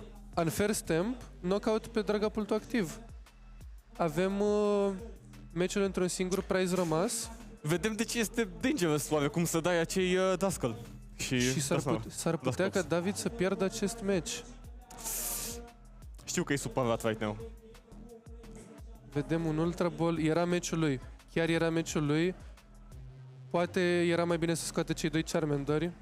El a scos un Pidgeotto și un Charmander și a lăsat un Charmander și un Pidgey jos. Dacă scotea 2 Charmander, eu zic că avea win-ul aici. Nu știu dacă win-ul, dar cu siguranță era mai Păi bine. îi dădea delay la autură cu Charizard. Da. Și până la urmă, na, cât de mulți Charmander poate să joace? Nu vei să vezi Dusclops când ai Fez. Iono. Este bine, dar... Dusclul ăla e Își dă Iono degeaba la o acolo. carte. I mean, ce are de pierdut? Da, și așa are mâna moartă. Cred că ăsta este meciul lui Eddie din misplay-ul lui David de a nu omorâ cei 2 Charmanderi. Anca Dragomir ne spune decurile au nevoie de Lily's Determination, eu sunt de acord. Nu știu dacă se joacă în Dragapult, actually, n-am jucat. Se joacă în toate Ok, decurile, da. dar momentan jucăm în formatul Black and White. Mega Evolution va deveni legal peste 2 săptămâni. Și se pare că avem 1-0 pentru Eddie. Da? David a pierdut fix din vina lui. I mean, Nu vreau să fiu rău, dar Dragapult. avea play-ul chiar acolo. Avea knockout pe 2 Charmander și n-a făcut-o. și uite, de-aia nu trebuie să fii greedy. Se schimbă foarte repede tide-ul meciului. O să dea un pile shuffle. Să Poate n-a sperăm că fost avem timp de fericit. 3 meciuri aici. Avem destul timp, zic eu. Da, nu. O ducem bine, a fost destul de repede. Meciul. Da, stăm mai bine cu timpul față de ziua de ieri. Am început mai devreme. Și da, un match-up groaznic pentru Charizard și tot a reușit să ia primul match. Ce pile shuffle face acolo, David? David nu știe să amestece cărți. Da. 37 de minute e ok. 37 de minute, asta înseamnă că primul match l-au jucat în 13 minute. Și au ajuns în last price situation. Sau cred că avem 55 de minute, nu sunt sigur dacă avem 50 sau 55. 55 avem. Ok. Atunci primul match l-au jucat în 18 minute, fix o treime din timp. Păi să sperăm că au timp să joace încă 2 meciuri. Să sperăm. Am fost foarte trist ieri că n-am putut să vedem ultimul match full. Da. Ar fi trebuit să începem mai devreme, dar programul nu ne-a permis. L-avem pe Shinx aici, Pokémonul preferat al lui David. Da. După Monkey după Dory. Great Task. Ah. După Great Task. Și vedem coin flip-ul de drăguț Shinx. început. Nu știm, Nu știm cine a câștigat. După mână, mi se pare că David a zis că vrea să fie second. 7 cărți, frumos. Hai să vedem, avem Badiou în starting, avem iar Eddie s-ar Pofin, putea să avem iar aibă- energie. Ok, și Eddie începe un PG. David are iar tot squadul în prima mână. Hai, băi. Este meciul lui să-l piardă acum. Soarta este în mâinile lui. 2 săptămâni îmi pare cam mult. Da, dar trebuie să facă lumea rost de cărți. Astea sunt regulile oficiale, se dau 2 săptămâni ca lumea să aibă timp să deschidă pachete și să-și facă decurile cu cărțile noi. Eu personal încă n-am niciun Lily's Determination, din păcate. Dacă s-ar fi jucat cu Mega Evolutions legal azi, oamenii care au dat mai mulți bani ar fi avut Lily, oamenii care n-au dat mai mulți bani n-ar fi avut Lily. Lăsând 2 săptămâni le dai timp tuturor să prindă, să deschidă pachete, să facă trade-uri. Sau să cumpere. Sau să-și cumpere, da. Ar fi fost unfair să se joace din prima zi cu setul. Am vercat stamp-ul. Unfair ca stamp-ul pe care L-am văzut Eddie îl meciul joacă. trecut și nu prea am spus nimic despre el. Și unfair stamp-ul ăla este al meu, actually, și trebuie să mi-l dea înapoi Păi după match. Pentru că du-te acum și cere-l. îi împrumutasem lui Eddie unfair stamp-ul meu, dar ieri a făcut rost de altul și trebuie să mi-l dea înapoi pe al meu. Se pare că David a fost first. Ok. Și cu acest deck cu Rare Candy fiind first, poți să prinzi în tura 2 un Candy Dragapult. Da, deja are și Luminous Energy. Luminous Energy fiind orice tip de energie atâta timp cât este... Nu, cât este singur special energy atașat. Dacă pui 2 Luminous Energy, nu ai nimic. Dacă ai un Luminous Energy, e orice tip de energie. Da. Așa puteți să țineți minte. Se pare că avem un Ultra Ball discard la Rare Candy. Deci mâna lui Eddie e groaznică. Deja... I mean, nu încep PG că vrei. Nu e vorba de asta, e faptul că trebuie să dea Ultra Ball și n-are Pofin sau Nest Ball sau Artazon. Și discard la Rare Candy. Și Ultra Ball-ul ăsta cred că o să se ducă pe un Charmander. Sau Clefa. Cred că dacă ar fi avut clefa, ar fi dat Ultra Ball pe două chestii, Ultra Ball pe alte două chestii, mâna goală, clefa. Da. Așa. Unfair Stamp, alt Ace-Pack. Dacă un Pokémon de-al tău a fost knocked out tura trecută, you can play it. Shuffle ambii playeri și persoana care a dat cartea trage 5 și oponentul doar 2. Văd aici în mâna lui David un Candy și un Dusknoir. Oribil. Absolut dezgustător. Vedem ce pune. Este un singur Dusknoir în deck-ul ăsta. Avem Ultra Ball pe Charmander. Hai, bă. E ok. Bine că a reușit să dea bench la ceva, că altfel ar fi fost over. Deck foarte rapid. Încă un PG. Ok. Nu-mi dau seama ce este a patra carte din mâna lui David. Dacă este o Hilda... Parcă era un Ion, Nu, aici e Iono. Ok. Dacă aici avem un Hilda, e absolut insane. L-a atacat cu PG. Da, acest PG e cel cu 20 damage. Are Hilda în mână. Stai. Ok. Ok, David are acum Candy Dragapult Double Knockout. Ce om rău. Of. PG cu Gast. Așa. Avem 2 PG care se joacă. Unul de 60 HP și unul... Nu. Sau Da, ba da. el îi are doar de 60, dar E doar de 60. putem vedea aici chestia despre care vorbeam. Rare Candy Dragapult în a doua tură a jocului, când Eddie încă are bebeluși. Stai, nu a câștigat? Nu, mai are un Charmander. Dar Da, nu mai are Mă gândeam, dacă mai avea David un Rare Candy, evolua și... unul singur. Da. Da, you hate to see it. Pentru că Eddie avea în mână și Rare Candy și Ultra Ball, dar a trebuit să le folosească tura trecută. Da. Vedem Unfair Stamp, dar Dragapultul acela nu va ieși din Da, nu prea activ. doare pe David în momentul acesta, ba chiar... nu, totuși Îl două doare, cărți. Da, îl sunt doare, puține. dar are un Dragapult setat, o monstruozitate din a doua tură a jocului. Dacă Eddie avea celălalt PG, Da. Dacă Are era Call for acest Family. PG la început, putea să-și ia doi Pokémon Basic, își scotea încă un Charmander și un Fezandipity, știind că va fi knocked out. Vedem în mâna lui David. Și a amestecat Dusknoir înapoi în deck și l-a tras înapoi. trebuie să vorbim cu el. Nu, e ok, se întâmplă. În această carte există o foiță de metal și în această brățară există un magnet Da, și îl vom descalifica pe David pentru... mergem să luăm 2 price-uri. Brock Scouting poate să ia Haulucea și să scoată aici. Oh my god. Manchidori! Ultra Ball. Acum l-am văzut că e pe bench. Manchidori în chat.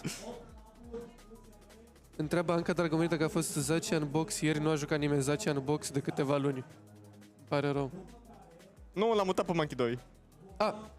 Avem concede. Nu! 1-1, ajungem în Game 3. Silver Scrapes, dacă știți cei care vă uitați la League of Legends Pro Play. Când într-un best of 5 de League of Legends, când ajungi la al 5-lea match, se pune o melodie Silver Scrapes. Înainte de match, când ești în rating acolo. Da. Nu m-am mai uitat la Pro Play de LoL de câțiva ani, dar asta era... Nu și-a schimbat și melodia. E iconic. Noi n-avem melodie, așa că... Da. Adică l-avem pe ăla de la Project Voltage. Tocmai ce a fost melodie cu N foarte frumoasă. Nu, dar pe stream nu putem să punem niciun fel de muzică. Da, era o discuție să cumpărăm o licență pentru niște manele să le avem pe stream, dar până la urmă nu s-a mai făcut, nu s-a mai semnat. Da. Au semnat cu Yu-Gi-Oh! Da, a venit dragonul din Yu-Gi-Oh! Să cânte ieri, dacă n-ați fost. Da, sfătat. Așa, au dat și a fost mai repede de data asta. Întreabă Bibs dacă îi donezi 5 lei, puneți un prize în plus lui David, vă rog. Dacă te duci și pui acum 5 lei pe masă, băgăm într-un sleeve și îi dăm shuffle lui David în deck la 5 lei. David a dat brick, deci... E văzut mâna? Bibs a manifestat... Dacă e al doilea e ok. A început cu Latias. Da. E primul. Și... Nu prea o să conteze, că n-are atât de mult HP Latias, dar... O să vedem aici Ultra Ball pentru... Ultra Ball pentru Drippy, ca tura următoare să-i dea Candy Dragapult. Da, n-avea energie. O să tragă Neo Upper Energy cu research-ul ăsta. Am eu încredere. Bibs e în Constanța, îmi pare rău. Ne pare rău. Pune un water type. Pune Milotic, că îi place. Bine. Place Milotic lui Bibs. Nu, ăla... Vreau să îl caut pe Ateva. Nu, ăla din Surging. Ui, ăsta. Da. Nu. Pune-l pe ăsta. Bine. Milotic n-am văzut decât ăsta o singură dată. Asta este cartea pe care Bibs o vrea cel mai mult. Dacă vezi această carte și vreți să o donați, puteți să ne contactați. Este o carte de 100 de euro, o acceptăm pe gratis. Da, Mai o zici acceptăm pe gratis. și tu o carte care îți place să Așa. te dea lumea. S-a adus vorba de Ens Zoroark în, în chat. Noi ne luăm cu vorba acum că așteptăm să-și facă Eddie Arvonul. Așa. Uite, mie îmi place cartea asta, tu știu că o ai. Hai să vă zic o mică poveste. O mică Mi-am cumpărat, poveste? mi-am cumpărat booster box de Journey Together când a ieșit setul. Și eram cu mai mulți prieteni, printre care și David, și am dat și lui să deschidă un Vă booster. cunoașteți? Da, eu mă cunosc. Ok. Nu te știi cu David? Am mai auzit de el. Nu știu că gagică sa cu gagică te să știu. Da, cred că au fost gen Au fost colegi de grădiniță, da. A fost la grădiniță cu mine. Da, foarte mult lore aici în spate. Așa, cum ziceam, i-am dat lui David să-mi deschidă un booster și a tras fix cartea asta și am păstrat-o, evident. Avem aici, de la TM Eddie, Evo? E Arvan bine. pentru Pofin, TM Evo, energie din mână, fix setup-ul pe care îl vrea acest deck. Își evoluează cei doi Pokémon de pe bench. Da. Charmeleon-ul care blochează Vein? abilități. L-am explicat și ieri. Candy Dragapult. Tragem Neo Upper. Mamă, dar e așa câte o carte. A tras! Băi! E ok, măcar a reușit să-și pună Charmeleon-ul. A tras Neo Upper. Are Night Stretcher pentru Dusclops. Counter Catcher Charmeleon și îi dă Board Wipe. Hai, bă. Nu Board Wipe, dar... Da, uite, deja și-a făcut. Wow! Wow! Ce-i zice? Dacă Poate crede că... a pus acum dascălul? Da, nu. Este, da. Ia stai puțin. De ce a făcut asta? Stai, ce-a făcut? A pus damage pe Charmeleon și după a tras Charmeleon în față. Păi dacă își pune Monkey Dory Charizard și mută damage înapoi. Putea să ia două knockout-uri Da. tura asta. Ok, Haulucea. Haulucea nu... Poate n-a vrut să lase damage pe Pidgeotto? Nu știm, nu putem ști... Cred că doar nu și-a dat seama. Cred că și-a dat seama mai târziu că Charmeleon e imun la... Nu putea să câștige. Nu putea să câștige. Că pe Giotto... Nu putea, dar... cred că a pus damage-ul pe Charmeleon și după și-a dat seama că nu îi poate da Phantom Dive pe el și l-a tras în față. Hai să punem Dragapult pe stream, că tot face treabă. Știe lumea ce face Dragapult. Bine, Andrei.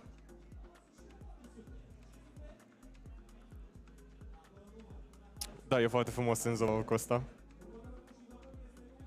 Și Jellicent, zice Bibs. Jellicent, carte, dacă aveți această carte.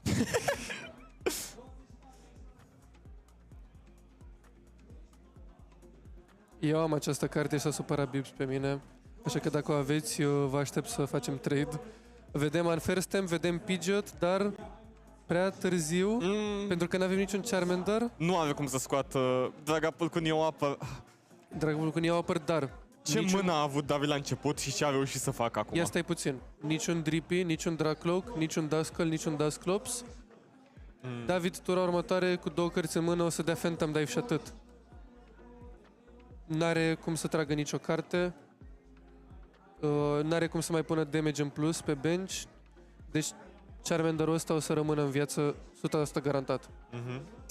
Recon directiv? Credeam că a dat Recon pentru... Nu, Recon ăsta, Quick Search.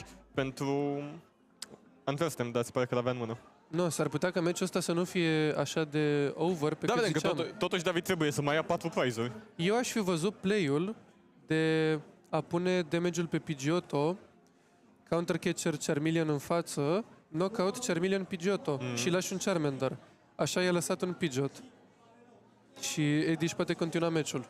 Da, dar totuși meciul trecut a pierdut pentru că a lăsat un Charmander, deci este greu să le vezi. Îi era frică de Candy acolo, da. Se uită în discard. Ce să văd?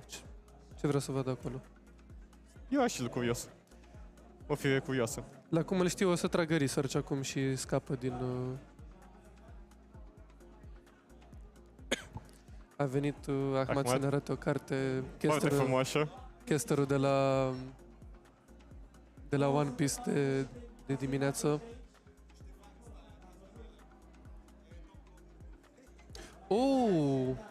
Eddie a pus... Eddie îi oferă lui David 2 knockout-uri în această tură, Of. se pare. Da, Pidgeot ăla de 60. Oare vrea să-i dea bait? Pentru că dacă David ia aceste 2 knockout-uri, rămâne în 2 prize-uri și avem 300 damage de la Charizard cu 30 de la Defiance Vom Band. vedea dacă o să atace David. Cred că Eddie îl provoacă pe David aici să ia 2 knockout-uri. Dar în locul lui David, cel puțin, cred că vede asta și o să atace Charmanderul. Sau... Sau Pidgeotul. Nu, dacă ataci Pidgeot-ul nu prea faci nimic, îl lași în 210. S-ar putea să vedem chiar un Jet Headbutt pentru 70, fix, Da? ca să nu lase damage pentru Manchidori.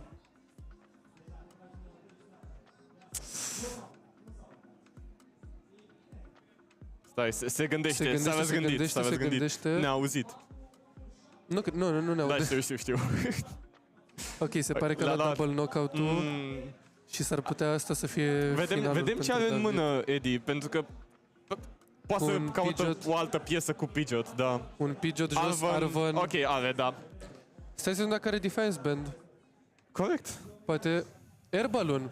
Nu are Defiance Band. Din nou, nu pot să cred. S-ar putea să nu joace Defiance Band. Alte spec ce ar juca? Ar juca... Nu, Defiance Band e... ăla- Defiance Band, da. Nu, Ace-Pack joacă Unfair Stamp, Unfair da, am văzut. El a jucat. Se pare... Poate are Defiance Band în mână. Sau poate nu-l joacă deloc. Și am speculat până acum despre acest Poate joacă presupus. Brave Bengal. Dacă nu vedem un Defiance Band aici, este meciul lui David. Manchidori... Nu mai pun eu pe ecran, lasă-l. Să se Avem odihnească și el. Candy Zard. Da. Zard care momentan îți dea 300 damage, care nu este destul. Și Manchidori poate muta un damage. Asta înseamnă un total de 310, Dragapult cu 320 nu este destul. O energie pe Pidgeot, oare o să vedem un atac? Pidgeot. Poate să scoată un Duskull. Defiance Band-ul atașat. Ok, l-avea în mână. Defiance Band-ul atașat, knockout. Și David... Dacă pierde asta, e over. David nu prea are ce să facă acum, n-are energie atașată. Nici Candy în mână. Nu are... Dracloak, Recon Directive, tot am spus despre el. Editura următoare îi dă boss aici. Îi omoară singurul Dracloak și Neo Upper folosit. David nu mai are cum să încarce. N-am mai pus în play Artazon. N-am văzut niciun stadium meciul Da, ăsta. s-ar putea ca acesta să fie meciul lui Eddie în final.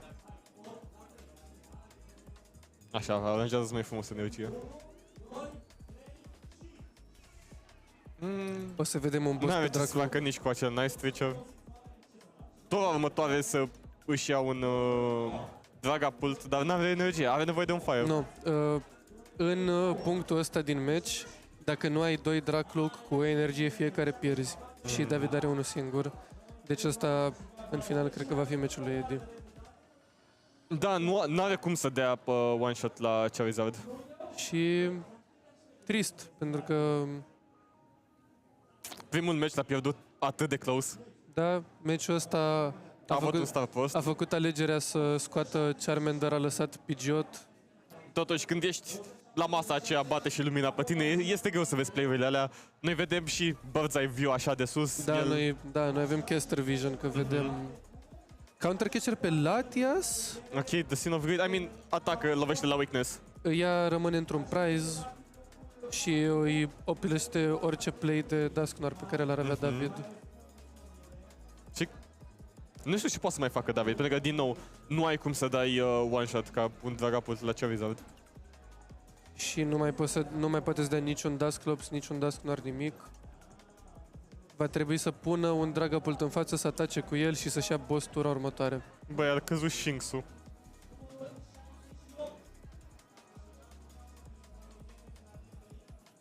Hai să vedem. David îi trebuie o energie. A găsit Fire Energy. A găsit și Luminous Energy, fix 2 energii a văzut. Uite, se dă pe rescue board. Fixul. Avem atacul de Dragapult, dar nu este destul Da. în acest punct. Oare la ce se gândește David acum? Cred că se gândește la un Jet Headbutt. Pentru că el, dacă pune 60 damage în spate și Eddie scoate 2 Mankidori, îi mută 60 pe Duskull. A dat concede. Da. A dat concede. You hate to see it. Chiar Foarte close. primul Au fost- meci m-am gândit că va câștiga David, dar se pare că nu. A fost un match despre alegeri. Fez surprised. Fez Prize. David a avut de făcut mai multe alegeri dacă să scoată 2 Charmander sau Charmander Pidgeotto și se pare că a făcut alegerile greșite. Da, totuși, este greu să le vezi. Primul meci l-a pierdut pentru că a omorât Nu știi ce are Charmander oponentul în Pidge. mână. Da. Nu știi ce are oponentul în mână, trebuie să ghicești că nu De-aia are... trebuie să joace o copie de Eri care îl lasă să dea discard la 2 iteme și vezi mâna oponentului. Da. Cred că urmează să luăm o pauză acum, până la runda Da, următoare. nu știu cât timp mai au ceilalți. Vezi că nu te auzim. 17 minute. Și noi luăm pauză. Un meci foarte bun. Stai, înainte de pauză, I guess, a întrebat Anca dacă merită Mega Evolution Booster Box-ul. Au polverituri destul de bune. Dacă îți plac cărțile, merită, dacă nu, nu. Exact. Au crescut hit rate-urile față de Scarlet Violet era. Am văzut între 4 și 5 illustrationuri pe box și între 3 și 4 full art-uri. Când Da. înainte aveai 3 cu 2, să zicem. SIR-ul e foarte greu, pică, nu prea am văzut. SIR-uri nu... Ce-au picat? Au picat în greu. Latias box-uri SIR, a picat Gardevoir. Un Gardevoir Error Card a picat ieri, un Gardevoir SIR cu o bucată triunghiulară de plastic lipită pe spate. Dar nu știu cum se întâmplă asta și am mai văzut un Acer ăla mischief. În rest, alte SIR-uri nu au picat astăzi. A picat și un Lucario Da, Lucario Gold. SIR. Nu, a picat un Gardevoir Gold și un Lucario Gardevoir SIR. Gold. Gardevoir Gold, ultimul pachet dă-n cutie. Insane. Da, ne auzim după pauză Sper că v-a plăcut primul meci. și ne întoarcem, nu știm cu cine. Poate vedem alte meciuri în afară de Dragapult sau Charizard. Ieri am avut un meci un meci fără Charizard. Ba da, Da. ba da. Anyway, pauză.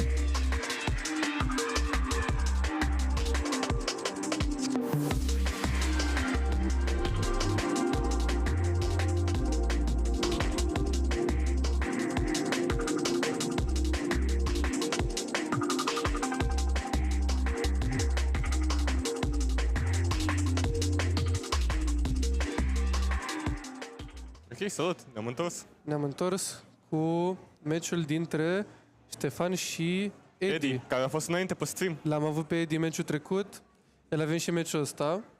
2 meciuri la rând, trebuie să comentăm Charizard, da. Dacă îl câștigă, va fi al 3-lea meci la rând. Da, câștigătorul se duce în finală. Am ales meciul ăsta, celălalt meci pe care l-am fi putut pune pe stream ar fi fost GNV cu Pegas, rematch din finala de ieri. Dar am zis să dăm highlight la meciul lui Ștefan pentru că joacă un deck foarte, foarte interesant. Da, ne place Feraligator. Avem aici un deck de Feraligator Blaziken și haideți să explicăm puțin cum funcționează Feraligator. Te las pe tine, Andrei. Avem această abilitate. O dată pe tură îți poți da 50 de damage singur. Dacă faci asta, atacurile tale dau 120 de damage în plus. Bun. Atacul lui 160 pentru 2 energii. Decent, dai 280, whatever. Poate nu vi se pare așa bun. Nu. Nu? Nu vorbim despre Mankidori.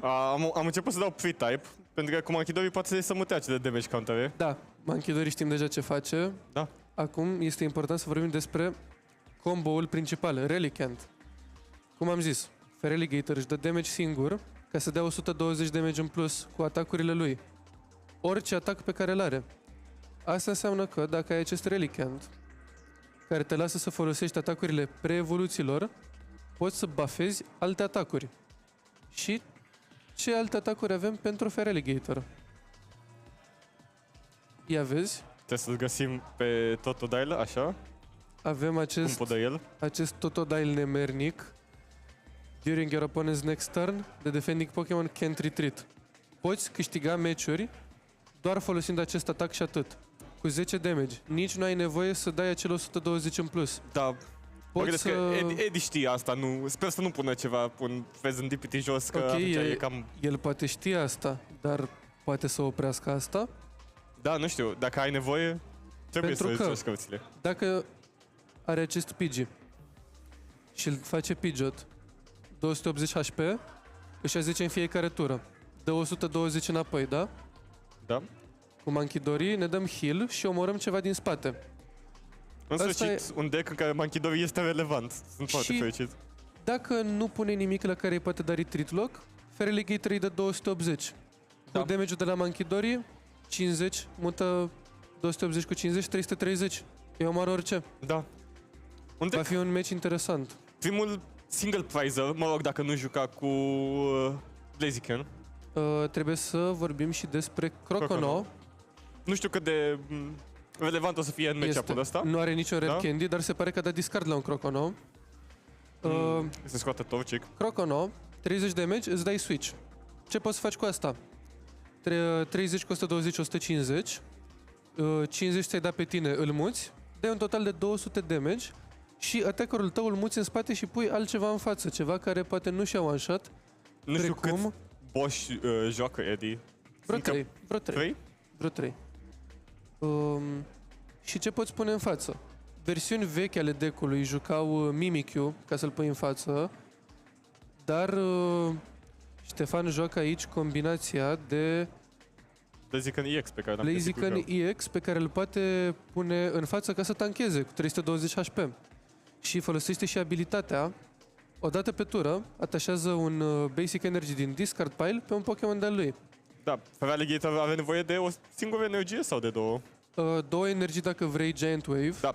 Și de obicei atacul mare. atacul de altfel. mare. Și ideea e că o să vrei mereu să ai setați și 2 Feraligatori și 2 Mankidori, 2 sau 3 Mankidori. Da, da. Dacă joci fără și ratezi un atașament din mână, trebuie să-ți pierzi o tură.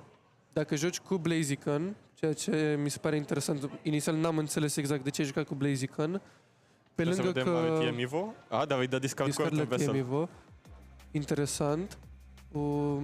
Cred că vrea un retreat loc aici. Și Să vedem cât de relevant o să fie. Charmander și Charmeleon sunt ambii weak la water. Charizard nu este pentru că este dark. Da, dar cel 30 damage dublat cu să ajungă la 60 cu un Mankidori 90. Ce voiam să zic, Blaziken nu îți dă mai multă flexibilitate în playerile pe care le faci. Ok, vedem aici un 20 damage și important, primul meci al lui Ștefan de azi a fost contra Vlad, fratele lui Eddie, care, Da, am vorbit ieri de el. care joacă Aceeași listă de Charizard și primul meci l-a pierdut la limită la un singur prize și al doilea meci s-a dus la overtime și l-a câștigat la prizuri. Deci el deja a jucat acest match-up odată azi. Eddie nu s-a mai bătut cu acest deck, probabil niciodată.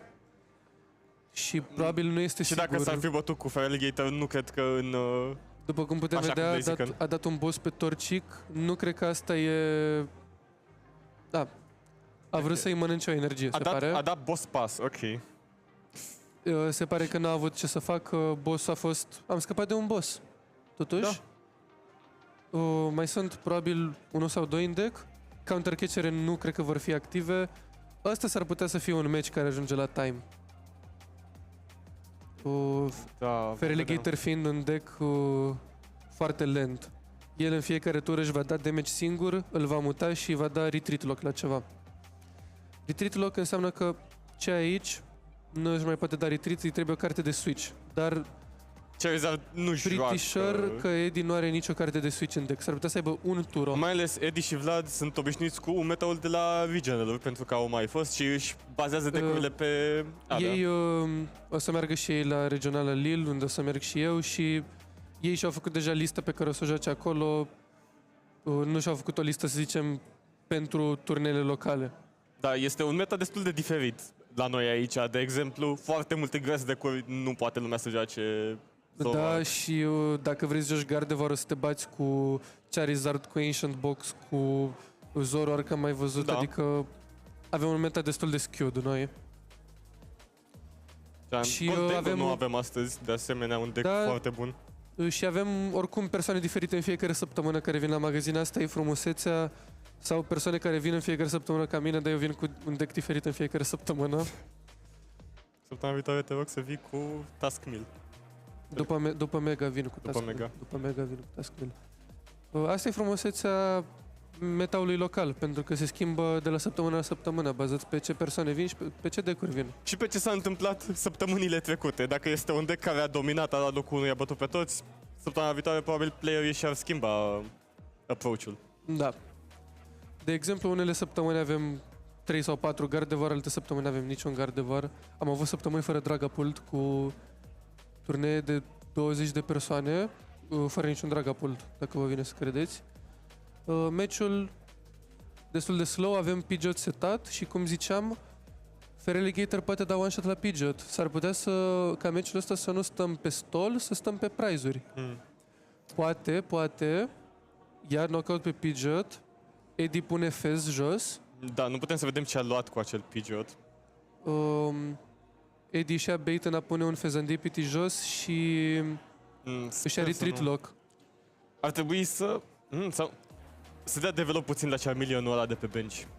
Ar trebui să vedem un Charmeleon aici. Vedem un Mankidori, o să avem războaie de Mankidori. O să arunce unul în altul. O să ne jucăm ping-pong azi, deci s-a Crezi că se întâmplat. distrează? Cred că se distrează Mankidori. Da. Mă bucur că nu avem Frost la stream. Avem Dark Energy atașat Da, vedem primul Mankidori. și mutăm damage deja. O chestie foarte importantă, Clef are 30 HP și va rămâne aici. Oricând, în timpul meciului, Ștefan poate lua un prize de pe acest Clefa. Să vedem dacă va alege să-l ia acum sau mai târziu. Da, să-l va pune pe prize-uri inegale. Ok, tocmai ce l-a luat. Nu vrei să faci asta când joci un deck ca ăsta. Pentru că acum Eddie are Unfair Stamp, are Counter Catcher, Are Fez, dar vrea să pună... are damage în plus la Charizard. De obicei, Nu prea contează...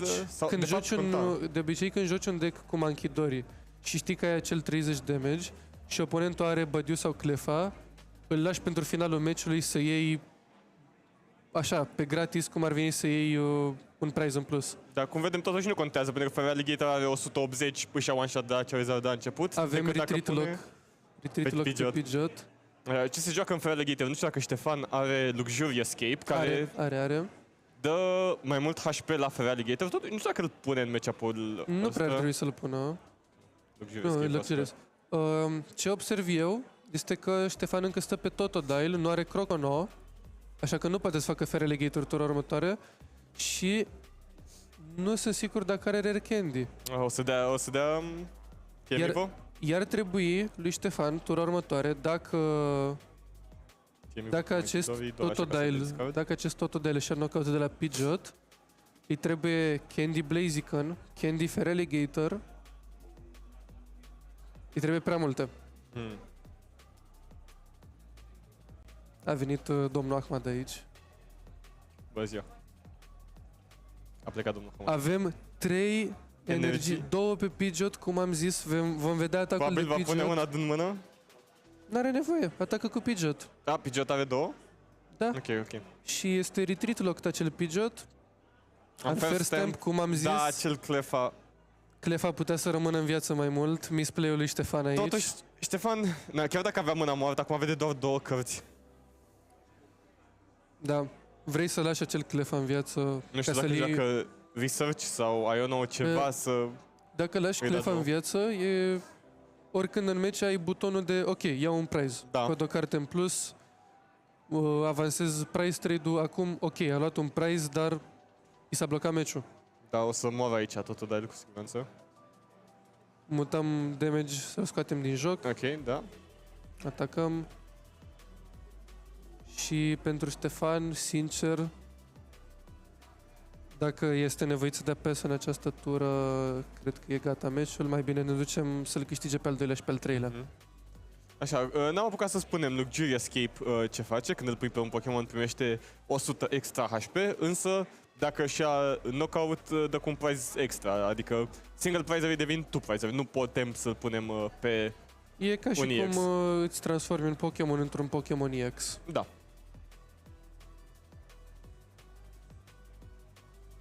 Așa, a ales să nu dea discard la Artazon, nu are de ce. Totuși putea să-i dea deny lui Ștefan să-și mai ia un Totodile. Totodile în plus. Uitându-mă la cum își freacă cărțile în mână, nu pare să aibă prea multe opțiuni. Parcă văd un boss Counter Catcher care nu este folosibil. Pentru că a luat acel prize pe Clefa, pe care dacă nu-l lua, avea acum Counter Catcher retreat lock pe a dat pas Manchidori. fără să facă nimic. Da. Este fix greșeala pe care a făcut-o Ștefan la început. Acum Edi pedepsește această greșeală la maxim.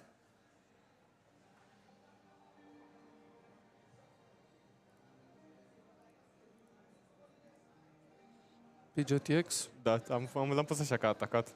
Cel mai bun draw engine din joc. În fiecare tură îți iei orice carte vrei din deck. Odată ce ai un Pidgeot jos, dacă nu este omorât, este destul de greu să pierzi. Da, în unele deck-uri se joacă și fără Pidgeot, doar Pidgeot, Rare Candy. Există deck-uri care joacă un Pidgey, un Candy, un Pidgeot, cum am văzut la Mark pe stream ieri, nu? Da. Spunea eu că se gândea totuși să-l scoată, nu știu dacă a apucat să facă asta. Pentru că îți ocupă 3 spații în deck pe care dacă nu le folosești sunt 3 cărți moarte într-un deck foarte tight. Încă un Manchidori. Vedem al doilea Manchidori aici și este grav. Un meci de ping-pong, onest. Este grav. Toate astea pentru că acel Clef a fost knocked out. Da. Nu știu dacă Enforce Tempo l-avea în mână sau i-a dat să dar cred că l-avea în mână. Și dacă l-avea și dacă nu l-avea, nu putea să-l joace dacă acel Clefa nu era omorât. De la Ștefan ne așteptăm la un pas. Dar când mergi pe Charmeleon? Nu, e Air Balloon. E Air Balloon. Air Balloon. Să sperăm că avem timp de toate 3 meciurile. Okay. Cum stăm încă cu un timp? Totodile. Stăm bine, nu știu dacă trebuie să termine. Terminăm cu o oră mai devreme decât... Adică nu chiar, cu jumătate de oră. Adică terminăm bine. Chiar nu o să se mai întâmple ca ieri să fie tăiat ultimul meci, să sperăm. Vedem ultimul meci. S-ar putea... Azi am avut timp de pauze între meciuri. Este garantat ca ultimul meci să fie cu Pegas sau cu GNV, pentru că acum joacă între ei pentru spotul de 3-0. Deci unul dintre ei va fi în meciul următor în finală. Vedem dacă reușește Pegas. Și celălalt meci va fi câștigătorul de aici. Nu dăm spoilere. Da, nu dăm. Nu spoilere. Ar fi să câștige GNV 2 zile la rând, underdog-ul. Pegas să-și ia revanșa de ieri. Sau își ia Pegas i-ar revanșa. arăta că dacă aveam timp, puteam să te bat, puteam să iau acele 2 meciuri. Și acum au timp destul. Da. Pegas nu se dă bătut, chiar adineauri a avut un meci cu Mark. Da, iarăși am făcut aceeași problemă, ne-am dus la el și am spus în ureche, în locul tău aș da consid aici. Da, era Mark mai avea un prize de luat sau ceva, Pegas mai avea 5 și a întors tot meciul. Da, a Ok. dat scop, ok. Foarte bine, își folosește timpul, vrea să găsească win-ul în următoarele 2 meciuri sau măcar un tie. Da, majoritatea Cu- playerilor noștri nu sunt obișnuiți cu formatul de best of 3, dar vedem acum. E un format mai greu de jucat. Îți testează și rezistența și skill-ul. da, totuși mi se pare că te lasă și să faci decuri care poate nu sunt atât de consistente de fiecare dată. Da. Pentru că ai 3 meciuri în Armaruș, de exemplu, dai brick foarte des, dar dacă câștigi 2 din alea 3 meciuri e suficient. Când ai 3 meciuri îți permiți unul să-i dai brick dacă știi că în celelalte 2... știi ce nu îmi place la Best of 3? Că transformă match-up-urile proaste în match-up-uri și mai proaste. Da, corect. În Best of 1, într-un match-up prost, să zicem că ai noroc și îl câștigi. Să câștigi match-up-ul prost de 2 ori, trebuie să ai super noroc sau să-ți joci out of your mind Da, să joci perfect. și să te bazezi că oponentul nu trage ce-i trebuie pentru acel match-up. Dar este mereu posibil ca oponentul să dea brick, dar chiar așa 2 meciuri la rând. Se întâmplă în Best of 3 să ai 2 brick-uri la rând, am Da. pățit. Au mai pățit și alții. Nu este distractiv, pentru că te gândești că dacă joci Best of 3 ai șansa Da. să joci. Și după primul meci îi dai brick, al doilea meci îi dai brick iar. De-aia... Atunci. Primul câștigat? Eddie. Eddie. Începem cu Clefa și... Ștefan începe cu Torcic. Ștefan este first cu niciun basic, Tot așează un Dark Energy. cu un Iono pentru următoarea tură. Totuși, nu am văzut Blazic în meciul trecut, sperăm să-l vedem de data N-am asta. văzut. Acel ataci pe Torcic nu-l doare atât de tare, pentru că poate să îl atașeze după aia. Avem o Cu energie Blazic. pe Clefa. Și Iono. Eddie speră să tragă un TM Evo. Se pare că ambii playeri au avut un început prost acum. Și ne uităm la mâna lui Eddie, găsește un Charmander, găsește Artazon. un Artazon care îi va ajuta pe ambii jucători. Ștefan are Buddy Poffin în mână și face setup. Și Blazic, nu? Blazic n-avea, da. Cred că joacă Candy totuși pentru acel Blaziken. L-am văzut că joacă Candy. Dar câte Candy să joace? Vedem și Emin, nu o să-l ajute cu nimic în meciul ăsta. Este folosit pentru discard pentru Mortis Conviction. Eddie 3 Pokémon benched. Asta înseamnă că Ștefan cu Mortis, O carte care mie personal îmi place, nu mai văd jucată atât de des.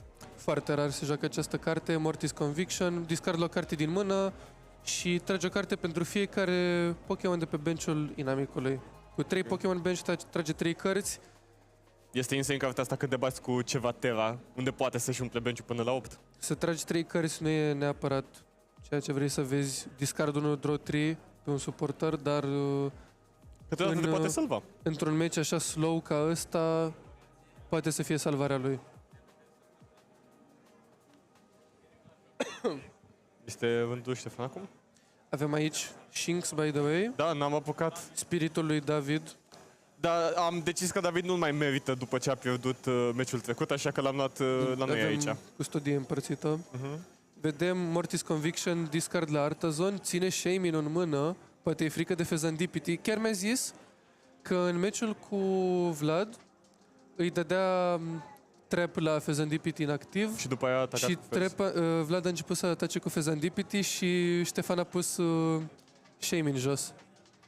Vedem aici un big bite pe Clefa, retreat lock. Oh, totuși, Clefa rămâne acolo pentru 3 ture. Garantat rămâne Clefa acolo 3 ture. Meciul ăsta cred că și-a învățat lecția și nu o să mai mute damage pe Clefa. Da. Cred că a văzut cât de devastator poate fi. Ar fi foarte bine să aibă și un boss să lase Clefa în gen 10 HP pe bench. Știi ce mi s-ar părea foarte amuzant? Un picnic basket joacă. După ce dă 20 de meci în Clefa, să-i dea heal înapoi ca să-l mai țină încă 2 ture. Sper să văd play-ul ăsta, oh my god. Cred ar trebui să joace un Picnic Basket, dar nu m-ar mira să nu joace, adică Da, am văzut în unele decuri, dar nu foarte... Stai, pune-l. a jucat... Nu, încercam să mă gândesc dacă cu ce am jucat. Da, stăm Așa. Picnic Basket dă heal la 30 de damage de pe toți Pokémonii. și este benefic dacă te bați cu un deck de Manchidori să dai heal Manchidoriului inamic ca să nu mai mute damage pe tine. Poate vă gândiți că în alte jocuri de ce ai vrea să-i dai heal inamicului? Păi uite cu maimuțoiul Manchidori. existând, vrei ca oponentul tău să nu aibă damage, vrei să dai one shot, altfel cazi în capcana lui Manchidori. Da. Chat? Poți să deschizi chat-ul? Da. S-a oprit. Voiam să zic, pentru colocatarii de la Bulevardul Iuliu Maniu 23, bloc M123, care nu știu, Manchidori... Ți-ai dat adresa sau... Abilitatea lui Manchidori, când avea un Dark Energy atașat, poate să mută damage de pe Pokémonii tăi pe Pokémonii inamici. Luca, îți dau un ir dacă joci un deck cu Manchidori ca main attacker, zice Andrei Dragomir. Păi uite, Andrei Dragomir, eu joc un deck numit Armarush Box, care are o carte foarte frumoasă numită Manchidori EX. Și ce face Manchidori EX, vă gândiți, poate? Că nu este jucat în altce. Abilitatea asta, oh no you don't, dacă ai Pecharand pe bench, Pecharand, nu? Stai puțin că avem aici un Da. Candy Pidgeot, Candy Charizard, poezia preferată a jucătorilor de Charizard. Da. Cum ziceam despre Manchidori, așa, când ai un Pecharand, Manchidori EX dă cu un price card mai puțin. Da, ok, îți faci single prizer. Însă, este și cartea aceasta pe care poate o țineți minte din deck-ul cu Hydrapple, Legacy Energy. Oponentul ia cu un price mai puțin. Atunci Manchidori, maimuțoiul meu, 0 prize-uri. 0 prize. Și lovește și Gardevoir pentru weakness. De-aia îl joci. Da. Să ne întoarcem la meciul nostru. Da. Îmi pare rău, E ok că nu s-a întâmplat nimic neapărat. Avem Pidgeot setat, avem Charizard setat. Eddie trebuie să scoată 2 Manchidori în acest meci, altfel nu văd cum poate să o ducă acum că Ștefan și-a învățat lecția. Da, Ștefan încă nu a reușit să evolueze nimic, totuși, ceea ce e disheartening. Momentan n-are nevoie. Da, Momentan, mă gândesc la acel Combusken că ar trebui să vină. Poate vedem Blaziken. Oare joacă Combusken sau joacă direct Candy Blaziken? Cred că l-am văzut să joace Combusken. Avem Dark Energy pe Monkey Deja putem să ne jucăm. și Clefa tragem... Nu a vrut să mute damage-ul de pe Clefa. Puțin periculos să tragi cărți. Da, nu vrea, pentru că vrea ca Clefa să moară. Puțin periculos să tragi cărți în acest match, pentru că poți să ajungi să rămâi fără cărți în deck dacă îți iei trap destul. Dacă am fi văzut un Mimikyu de pe partea lui Ștefan, ar fi fost o nebunie, dar... Nu l-are, nu? Ca să facă loc la Blaziken, a trebuit să scoată chestiile astea, gen Mimikyu, Cornerstone, ce se mai joacă.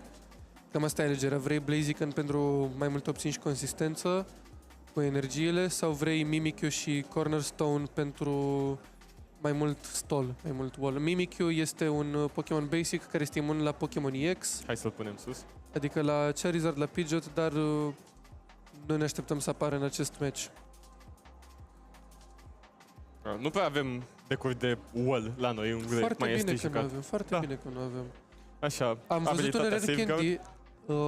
Arvan de la Ștefan a luat Rare Candy și Luxury Ok. Escape. Poate să-și construiască un tank. Ok, avem Blaziken în spate. Blaziken Rare Candy. Începem să punem energii pe Manchidori. S-a Începem dus să să mutăm verifice damage. discardul pentru energii. Manchidorul s-a... Manchidorul. Manchidorul este fully charged up. Un Manchidori momentan. Un Manchidor, e suficient. Big E Bite. și el cum se cade. Tura următoare, Clefa va muri. Decât dacă n-are Ștefan Boss și Swordless. Sau Picnic Basket, cum ai spus. Nu cred că joacă Picnic Basket. Ștefan mai primește o tură gratis acum. Sperăm să găsească Crocono sau Candy Feraligator, pentru că acești Totodile sunt blocați aici. Clefa va muri și Charizard va veni în față și va ataca. Și asta nu mai oprești. Da, mai ales dacă atașează acel Luxury Escape să pierdă 2 prize-uri așa. Îți dai seama că nu-l va atașa. Da. Se pare că avem Profesor Turo pentru Clefa. Ok. Deci scăpăm din retreat lock, dar asta cred că este singura carte de mobilitate pe care o are Eddie. Oare trebuia folosit acum sau putea să lasă Clefa să moară, să-i dea un prize, să aibă toate beneficiile? Da, nu știu dacă și-a dat seama că în primul meci l-a ajutat faptul că...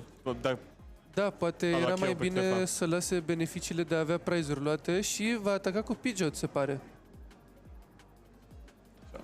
Pidgeot vine în față, îi poate da retreat încă. Profesor Turo îți ia un Pokémon în mână. Practic aici l-a folosit ca pe un switch, dar a scăpat de Clefa complet din match. Deci Ștefan nu mai are nici opțiunea de retreat lock, nici opțiunea de a muta 30 de damage pentru un prize gratis mai târziu în match. Da. Acum, Poate targetul lui de retreat lock ar fi Monkey ar fi Monkey Dory, dar Monkey Dory poate să atace la rândul lui cu Luminous Energy. Dacă are Luminous Energy în deck. Nu văd de ce nu ar avea totuși. După game state-ul ăsta, cred că vedem aici atașamentul. Da, are. Având, Și o să dea Confuse sau ia cheieul. o să ia knockout aici, dar Monkey Dory-ul ăsta va fi retreat locked. Și cu Luminous Energy aici, Eddie nu poate seta al doilea Monkey Dory. Mă gândesc că este aici al doilea Monkey Dory dacă nu l-a luat cu Artazon acum. S-a gândit, vedem primul prize al meciului. Primul prize. Acum Ștefan are counter catcher activ. Nu are prea multe motive să-l folosească. Și acest Totodile încă blocat în stadiu de Totodile. Monkey Dory își poate lua retreat lock, dar poate da 60 de damage înapoi în fiecare tură. Poate monta 10 pe care și l-a luat, 70. Nu este bine pentru Ștefan, pentru că îi omoară Totodile. Da, vom vedea. Oare va evolua unul din Totodile? Încarcă Blaziken? Vedem energia atașată pe Blaziken. Are Air Balloon.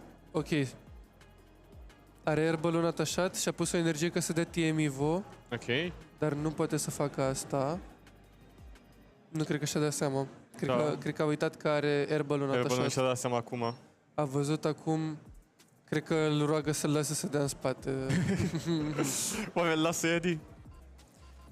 Nu e așa mare lucru, ar putea să-l lase să-și ia energia aia înapoi, să o pună altundeva. Hai că tot Da. poate să pună altceva. Nu l-a lăsat, se pare, sau poate nici n-a cerut. Dar nu putea să dea Avem un retweet, pas. să dea TM Evo cu...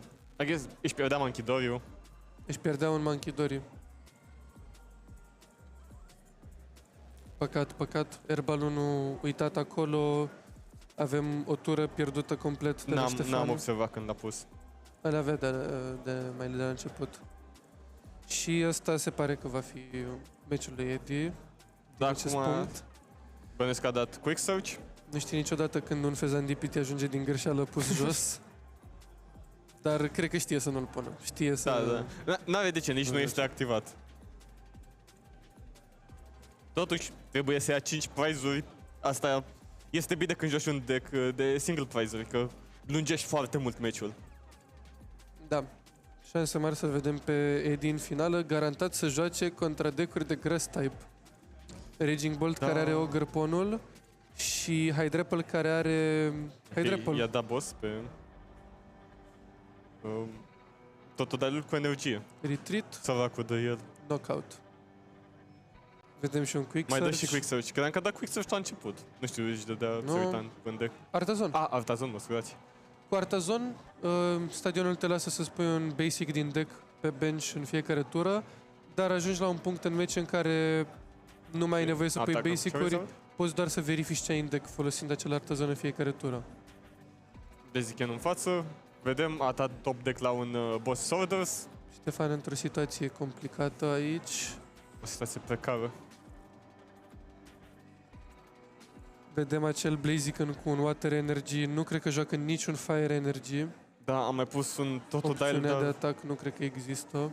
Uf, nu pot să cred că încă nu a dat draw. N-am La văzut niciun- niciun Crocono Da. tot meciul. Oare sunt toți aici? Sper că și-a dat bine shuffle la cărți. Știi de ce mi amintește asta? Nu știu, te rog spune. Știi jocul ăla cu crocodilul ăla cu Where's My Water? Ah, Că este un crocodil da. și nu-l găsește, adică Da, și e și water type. e Water type. Da, corect. Unde este Croconoul? Sunt de acord. Credeam că o să spui ceva de Clash Royale. Sunt crocodili în Clash Royale? Nu sunt crocodili în Clash Royale. Dar dacă te uiți la cum e... Ăsta e river-ul. Avem aici pădurile. Avem aici turnul. E o arenă de Clash Royale, dacă să te gândești. Gen, ce a făcut el acum, practic, a pus Mega Knight-ul la bridge. Nimeni nu face asta. Nimeni nu pune Mega Knight la bridge. Bine. Da, n-am văzut la Bucharest Gaming Week niciun turneu de Clash Royale surprinzător, având în vedere ce resurgence a avut jocul. Da, nu știu, m-am mirat, mai ales că toți pe drumul cu a jucau. Da, și chiar și Eddie de pe stream-ul, S-a antrenat în prima rundă când a avut bai. da, s-ar putea să-l vedem pentru 3 meciuri azi. Sunt foarte curios ce va face challenge-ul, care va fi ultimul meci.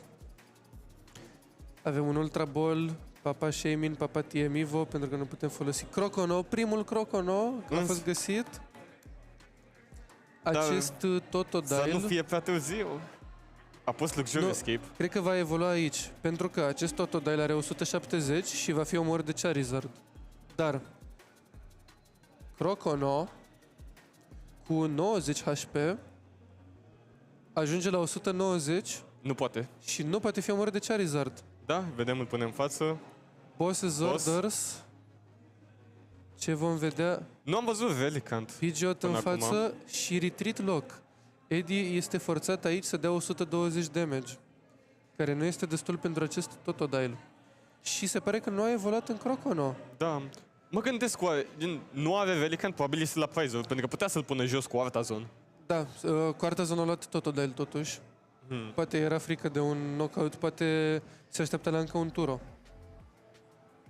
Poate nu știe câți turo se joacă. Eddie a dat Iono. Avem un Iono, el la 4, Ștefan la 6 cărți. Simt că totuși Turo nu se joacă mai mult de unul în multe deck-uri. Foarte rar vezi 2 turo într-un deck. Foarte rar. Eventual cel mult Penny Unul ca e să dai destul.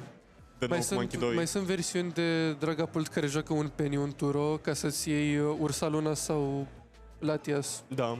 Și Goldengo joacă 2 turo, de obicei.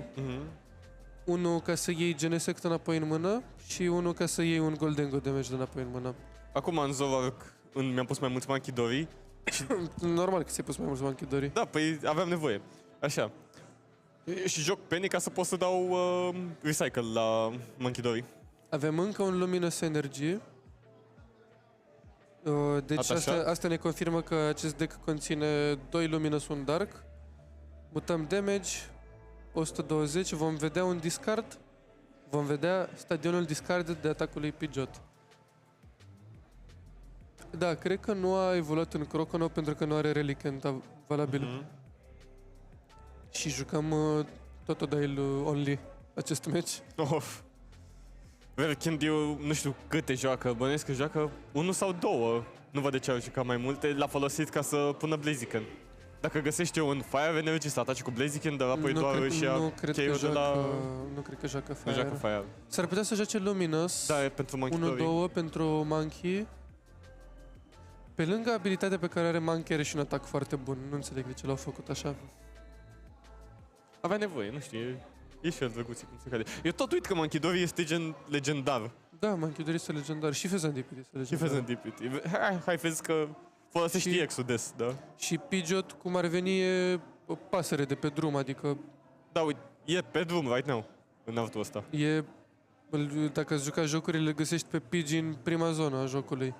Păi da, trebuie să-l iubești, să-l duci până evoluează. Și observi că aici avem o bătălie a starterilor. Da, corect. Charizard avem tot. Totul, dar în Pokémon Leyendas ZA, care se lansează... Nu știu când se lansează, pentru că nu vor să ne facă... Nu vor să ne facă magazin oficial. Și nu știm, nu cunoaștem Pokémon Company.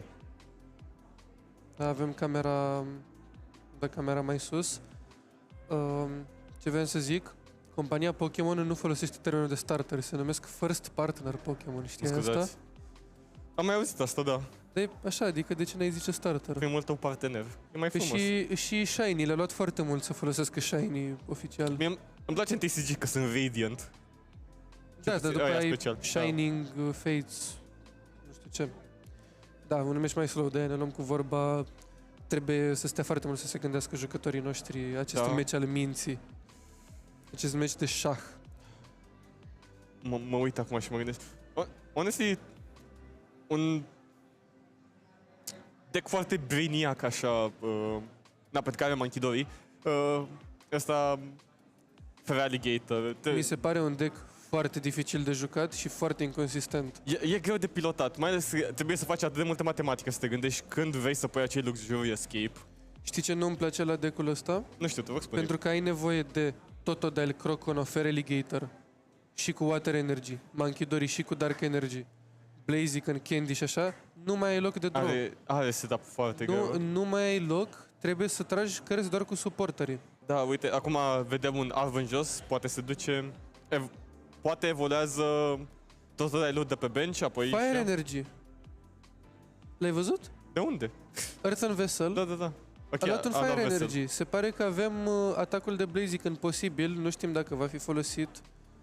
Uite, acum citește și citește Blaziken de 200 damage, atâta nu... Ok. Și nu poate ataca 2 ture la rând. Ok, asta... Deci dacă îl ataci pe Charizard și dai 200, cu Blaziken trebuie să dai retreat, să ataci cu altceva pentru restul de 130. Dar nu cred că joacă Switch în deck. Nu m-aș aștepta să joace niciun Da. Switch. Avem aici retreat, Blaziken în față și O să vom lovească vedea pentru 200? 200. Acest Totodile are 130 pe el. Totuși, sper să nu uite, 100 nu cred că o să uite, să folosească abilitatea lui Blaziken, să pună acel Water Energy la care tocmai i-a dat discard. Ce vreau să zic, Totodile mai are 40 HP, uite că îl punem. Îl pune altundeva. Totodile mai are 40 HP. Dacă atacă... ok. Eddie poate să mute 30 aici. Ce s-a întâmplat? Nu, ea aranjează zarurile ca să nu folosească două zaruri, să nu folosească 3 zaruri, să folosească două.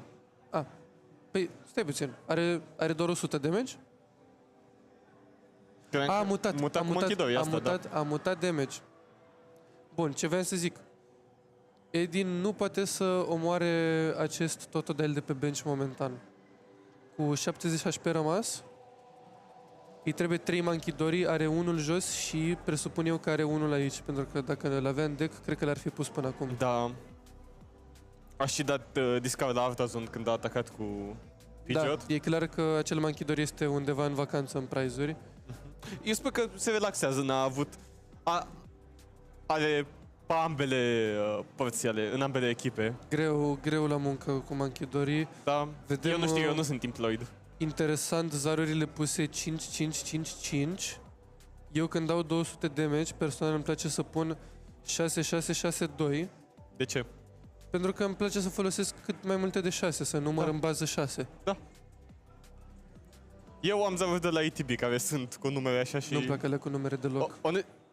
Mi-a dat ceva să mă obișnuiesc la zarurile astea normale, dar și eu prefer acum astea normale. Păi da, dar numeri în bază 6. Da. Și e frumos că când muți cu Mankidori, pui așa, 3... Mulți așa, 3, da. Adică... Și cu Frostlass când, da.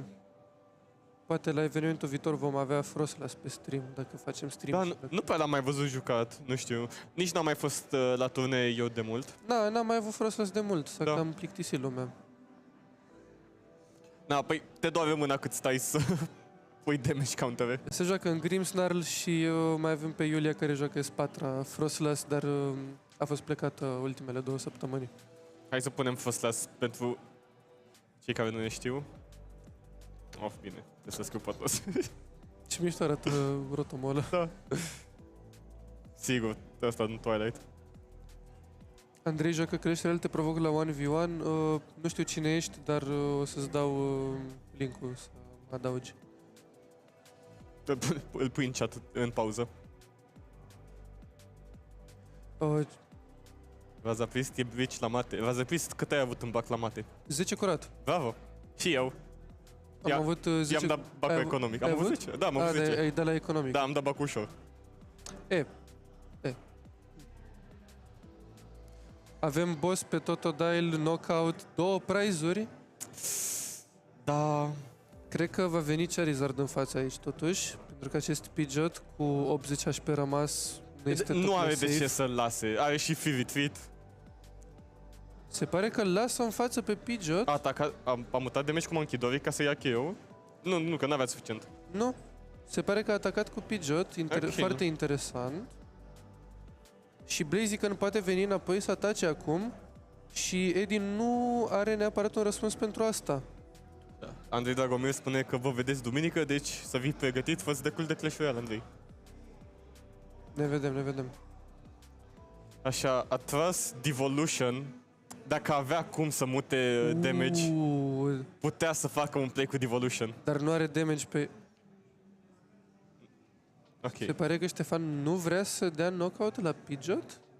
Interesant. Nu știu dacă acel Zard a fost evoluat cu Rare Candy sau cu Charmeleon. Charmeleon. Din câte... Nu, ăsta a fost cu Rare Candy. Ăsta a fost cu Rare Candy și cred că va da un Divo tura asta. În loc de 2 prizuri ia un singur prize, Charizardul îl dă în mână să și-l pună aici, dar câte energie avem folosite? 1, 2, 3. S-ar putea să vrea să-l scoată de energie pe Eddie. Se mai întâmplă. Am avut câteva meciuri contra Charizard în care late game nu a putut să-și găsească o ultimă energie cu care să atace. Pentru că Charizard joacă 5 sau 6 energii de fire, el și le accelerează singur, așa că n-ai nevoie să joci mai multe.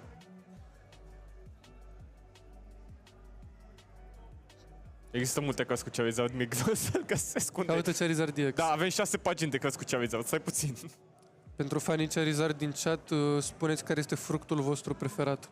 Aha. Câte trofee ai pe Clash Royale? 9000. Azi dimineața le-am făcut. Ce băia mare. Eram la A 8950. dat și Iono înainte. Îl lasă în Iono la cărți. 2 cărți, knockout pe Pidgeot, aici avem Devo atașat. Foarte bine să iei așa 6 cărți. TM Devolution face așa. Toți Pokémonii evoluției oponentului se duc înapoi în mână. Rămân cei care sunt sub. Asta înseamnă că acest damage se transferă pe PG și este knocked out. Acest Charizard Uite, se duce în vedem mână, acum. acest Charmeleon se duce în mână, Da, așa că evolua până Rare Candy. Eddie are nevoie acum de Rare Candy neapărat. Nu poate să pună Nu poate. Charizard decât dacă are Rare Candy. Da, mă gândeam la celălalt Charmeleon care e imun la TM Devo. Mhm. Am uitat că ăsta nu este. Și Trebuie să promoveze Manchidori. Ștefan Din moment ce se gândește, nu. îl lasă pe Eddie în 2 cărți, Pidgeot nu mai este jos, niciun Pidgey jos, A folosit deja 2 Rare Candy-uri. Sper că n-a dat discard along the way la 1, dar este posibil. 2 din cel mai probabil 3 pe care Da. le joacă. Și Ultra Ball pe Pidgeot Clefa. Eddie acum este la mâna draw-ului, nu mai are acel Pidgeot cu care să-și caute. Fezandipity a fost forțat să-l pună. Vedem Fezandipity jos, despre ce vorbeam. Acest Fezandipity poate să întoarcă meciul pentru Ștefan. Poate să-i dea trap și să joace la timp. Nu cred că nu are 3 energii să le pună pe Fezandipity să atace. Sunt curios totuși dacă Ștefan îi dă trap la Fezandipity lui Eddie inactiv. Eddie are 2 variante. Își dă seama că pierde și dă concede, Ok, sau trage de timp și forțează tai. Să vedem ce va face. Ceva îmi spune că va face tai, dar nu știu, vedem. Probabil va vrea să forțeze tai decât să... Așa. Cât? 17 minute din Mai sunt 17 minute. E al doilea meci. Este posibil, teoretic, pentru că așa sunt regulile, ca dacă acel Fezandipity să fie trept în activ, Eddie să își joace absolut toate cărțile și să tragă de timp 17 minute și să forțeze, să câștige, de fapt, pentru că câștigă la prizuri. Nu prea îmi place această chestie, nu prea mi se pare fair, să zicem, pentru că... Dacă ar avea mai mult timp, ar câștiga Ștefan cel mai probabil. Da, Mai ales... dar asta e dacă și-a ales un deck de stol. Da. Își asumă că se pot forța taiuri. Regulamentul îți dă un anumit timp pe care l-ai pe acțiune și teoretic tu poți să joci fiecare carte și să stai 15 secunde. timpul maxim alocat pentru fiecare carte din deck și să tragi ceasul până la final. Vedem a tras un Charmeleon de pe Iono plus Fez Avem 2 Charmeleon jos. și a pus energia înapoi cu un Super Rod. Deci dacă găsește tura următoare... De fapt nu, are în mână Charizard tura Are următoare. Charizard în mână. Da. Ștefan poate să mai dea Iono, nu știm. Da. Probabil are 4 Iono, am văzut una folosită de el. Avem pas. Ștefan are opțiune aici. Dacă... Nu, n-are opțiune. Mă gândeam că dacă ar avea 3 Manchidori, poate muta 90 aici și să omoare activul. Dar are doar 2 Manchidori. Are nevoie de un tur. Și nu are damage pe bench oricum. Dacă ar avea 2 A evoluat, Feraligatr, da. dar nu, îi trebuie prea multe. Da, vedem, a evoluat primul Totodile finally. Este a nu știu câta tura jocului și vedem prima evoluție de pe partea lui Ștefan. Pentru Totodile Line, să sperăm că apucăm să-l vedem și pe Feraligatr cândva. Nu l-am văzut încă. Nu am apucat. Nu am apucat să vedem crocodilul Dacă încă. cu Blaziken. Blaziken în față tanchează complet. Da. Blaziken nu își poate lua one shot de la Charizard momentan. Deci acest atac este interesant. Pentru că dacă Charizard vine în față după, Încă un vedem Iono. Iono, poate Frumos. nici nu mai vine Charizard. Ideal ar fi ca Ștefan să nu atace aici. Și-a pus 3 energii înapoi, ar fi foarte frumos să vadă acum 2 energii Eddie. Dacă Ștefan atacă, îi dă lui Eddie 3 cărți în plus cu Fezandipiti. Da. Poate Știm Ștefan- că Charizard este la fundul deck-ului acum. Poate Ștefan ar fi vrut să caute un counter catcher. Se pare că dă knockout-ul, deci Eddie va trage 3 cărți în plus. Da. Vine Manchidori în față. Mai trebuie să ia 4 prize-uri. Și ce vom vedea, ce avem în mână, avem un Pofin ca să amestecăm deck-ul, ca să aducem acel Charizard poate mai aproape de sus, de topul deck-ului, dar ne bazăm aici pe cărțile pe care le trage Fezandipiti. Da. Două prizuri. Reușește Ștefan să ajungă de numă. A mai pus încă un Croconou, se numește al doilea? Da. Încă un Croconou. 2 prizuri nu poate lua Eddie aici, orice ar face, nu există nicio cale să ia 2 prizuri.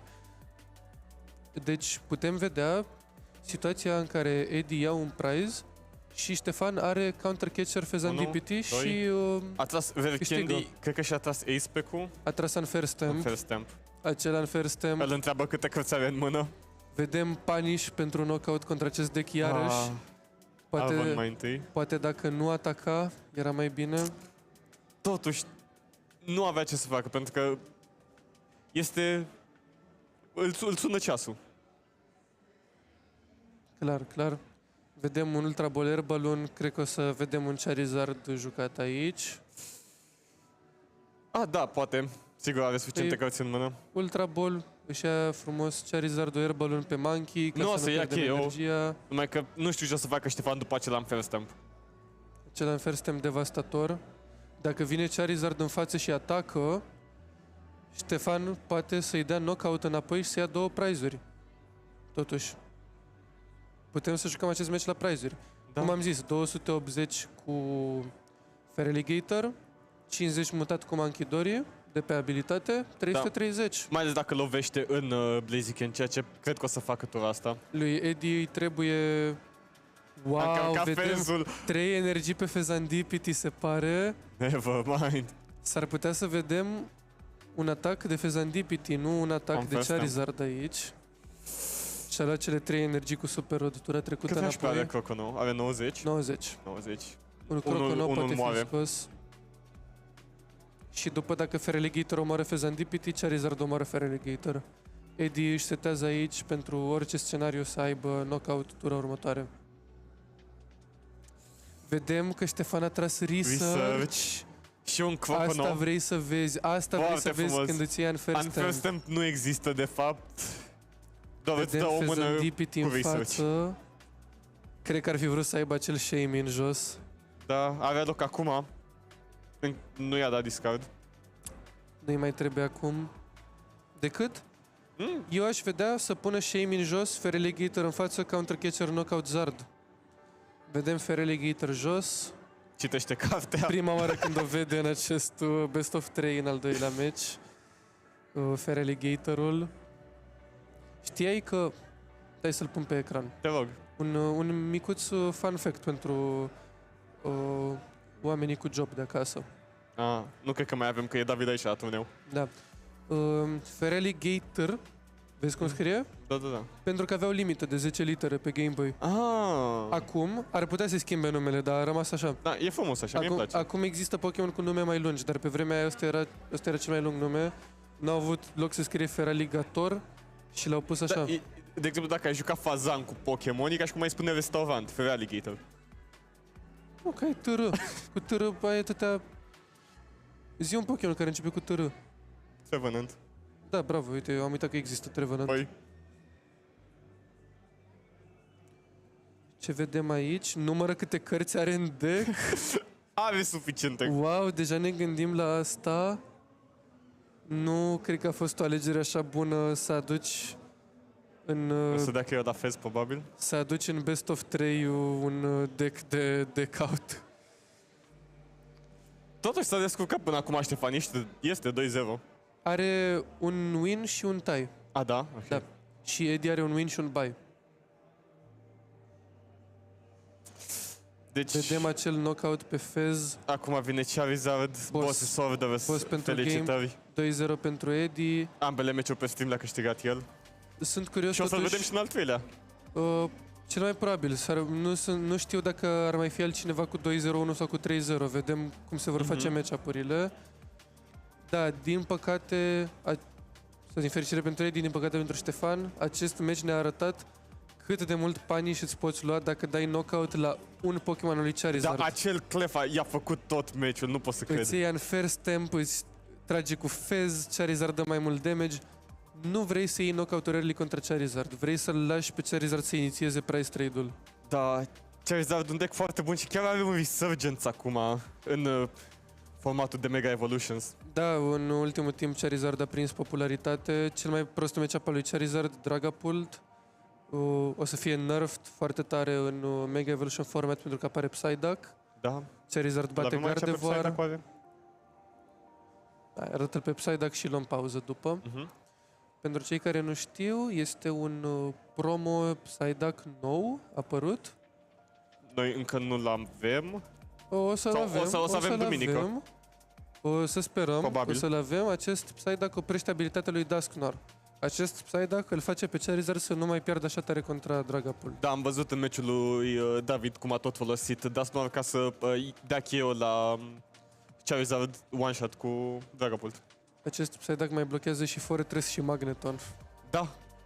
Poate data viitoare pe stream, când o să se mai facă, o să vedem Mega Kangaskhan cu Fortress. Da. Să sperăm. Urmează să luăm o pauză. Ne vedem pentru finală. Da, zicem, din nou, cel mai ultima probabil rundă. cu Eddie. Să vedem. Zi de Charizard astăzi. Da. La revedere. La revedere.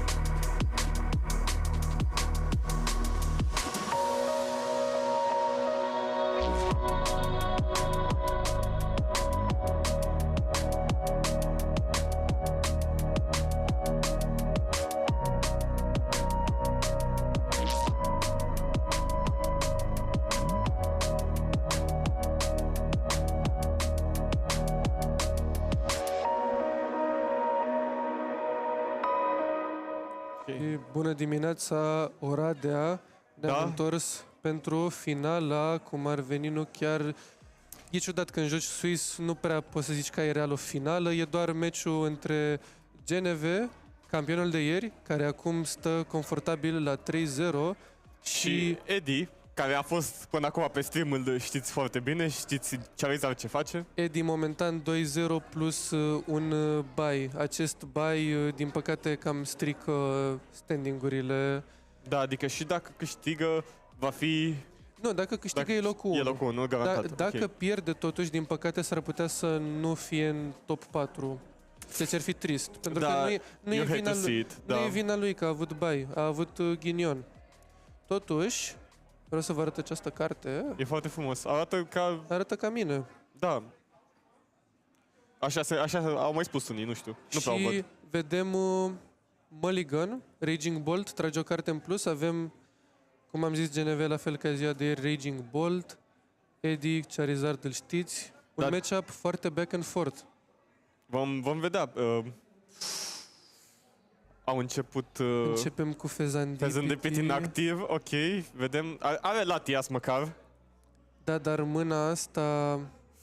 dar cam greu. Ce faci cu mâna asta? Are și un Noctowl. Poți da Earthen Vessel pe Crispin, Ultra Ball pe cele două energii, Tilmesk să tragi o carte. Sau poate vedem un Squawkabilly, poate vedem un Fenrotom nu prea ne ajută. Cred că foarte likely o să vedem Squawkabilly. Cred că o să vedem Squawk and Seize aici. Hai să pun pe Squawk and Seize acum. Pune-l pe Squawkabilly și dacă poți să deschizi și chat-ul. Pune-l tu. Hai, cât îmi dau seama cum se scrie Squawkabilly. S-Q-U-A-W-K. Așa. Squawking my Billy. Push to stream. Ok, Helioptel din Mega Evolution, da. Bună dimineața. așa, abilitatea lui Squawkabilly, dacă ești primul, GNV stă și caută la Squawkabilly, s-ar putea să nu-l găsească. Anyway, poți să-ți dai discard la mână și să tragi 5 cărți. Uite, l-a văzut, l-a l-a văzut, l-a Ok. văzut. A avut mai multe site, poate facea price check. Bibs este în tren, ne pare rău. Îmi pare rău, Bibs. Măcar a plecat din Constanța. Mâine este luni, este ziua de luni. Mamă, la școală! Se pare că a luat Fenrotom, Ok. interesant, cu mâna pe care o are, Poate are ceva important în mână și nu am văzut. Poate Noi nu vrea vom- să scape. Are Sada. poate are un Ditto în prima tură. S-ar putea să Am vedem vorbit un ieri de Ditto, Ditto. s-ar putea... Dacă îl găsește, Cred că își regretă puțin decizia aici. trebuia să caute mai bine. Hai să vedem ce se întâmplă. Ditto, l-am Cu- avut ieri pe stream, dar hai să-l punem de nou pentru cei care nu au fost. Stai, observ ceva. Da? Vezi ce are GNV aici? Are Slitherwing. Ne-a ascultat. I-am zis Da. de această carte. Felicitări, GNV. Se pare că acest Fenrotom nu găsește Noctowl deloc. Se pare că nu s-a uitat Are- foarte bine. Are un Noctowl în mână, cei drept. Nu îl are, i-a dat discard. I-a dat discard. Nu pot să cred. Wow, se pare Restul că sunt în acest... prize-uri. Se joacă 2 Hut, 2 Noctowl. Totuși, se pare că acest Fenrotom Da. va lua 2 Hut și un Fenrotom. Vedem de la cum a amestecat cărțile alea, este puțin supărat. Avem Night Stretcher în mână, dar nu avem Pokémon Terra. Nu putem folosi Noctowl. Da, nici Ditto nu a avut, eram prize-uri. Poate nu joacă Ditto. Da, nu știu dacă l-am văzut. Ce nici văd ieri. eu totuși este să atașeze Gresa Energy din mână pe Fezandipiti și tura următoare să dea Crispin pe Fezandipiti, dar nu a făcut-o. Deocamdată GNV cu această mână este, a dat pas, n-avea ce să facă. este total bricked, dar oponentul lui îl ajută cu un Iono. Foarte frumos. Mă gândeam sau dacă punea un Artazon, putea să Cred arunce cu că- Fenrotom. Cred că Eddie a presupus că GNV are deja Noctowl în mână Da, probabil. și de-aia a dat Iono. Și Și asta l-a salvat. o mână mult mai bună. I-a dat o mână fresh, i-a dat acces la Are Pokémon Judge în caz că Terra. vrea să dea shuffle de nou la mână. Are Nest Ball, are Ultra Ball, nu are spațiu pentru atâtea lucruri. Acele bufnițe nu vor putea fi folosite. Noctowl funcționează doar dacă ai un Pokémon Terra și foarte des, gândiți-vă, după 3 meciuri, după 3 ore constant de jucat, te obișnuiești să pui Noctowl să fie activ și uiți că ai nevoie de un Terra ca să-l folosești. Da, am pățit de multe ori. Din fericire, la magazin m-au lăsat băieții să-mi iau cartea înapoi în mână. Sunt sigur că și Eddie îl va lăsa, dar nu cred că vom vedea un Noctowl prea curând folosit. Oricum vedem. Are în mână Judge, nu e auto ăsta. Auto ăsta ne place că arată ca Bogdan. Și este un Iono care îi forțează pe ambii să își dea shuffle la mână. Nu la fundul deck-ului, deci nu este ca Iono. Tragi 4 cărți. Indiferent de prize-uri. Andrei Dragomir are mâine română și franceză și engleză și desen. E un orar destul de bun, zic eu, adică doar limbi. Totuși, un orar încărcat. Da, adică... Da. Depinde cât de mult îți place română, da? Da, dar uite, adică e ok, adică alții aveau 3 ore de info, 2 de fizică și 2 de mate, știi, adică se întâmplă. Da, Andrei a zis că are 11 ani. Nu cred că face încă. Cândva va avea și Andrei un job full-time.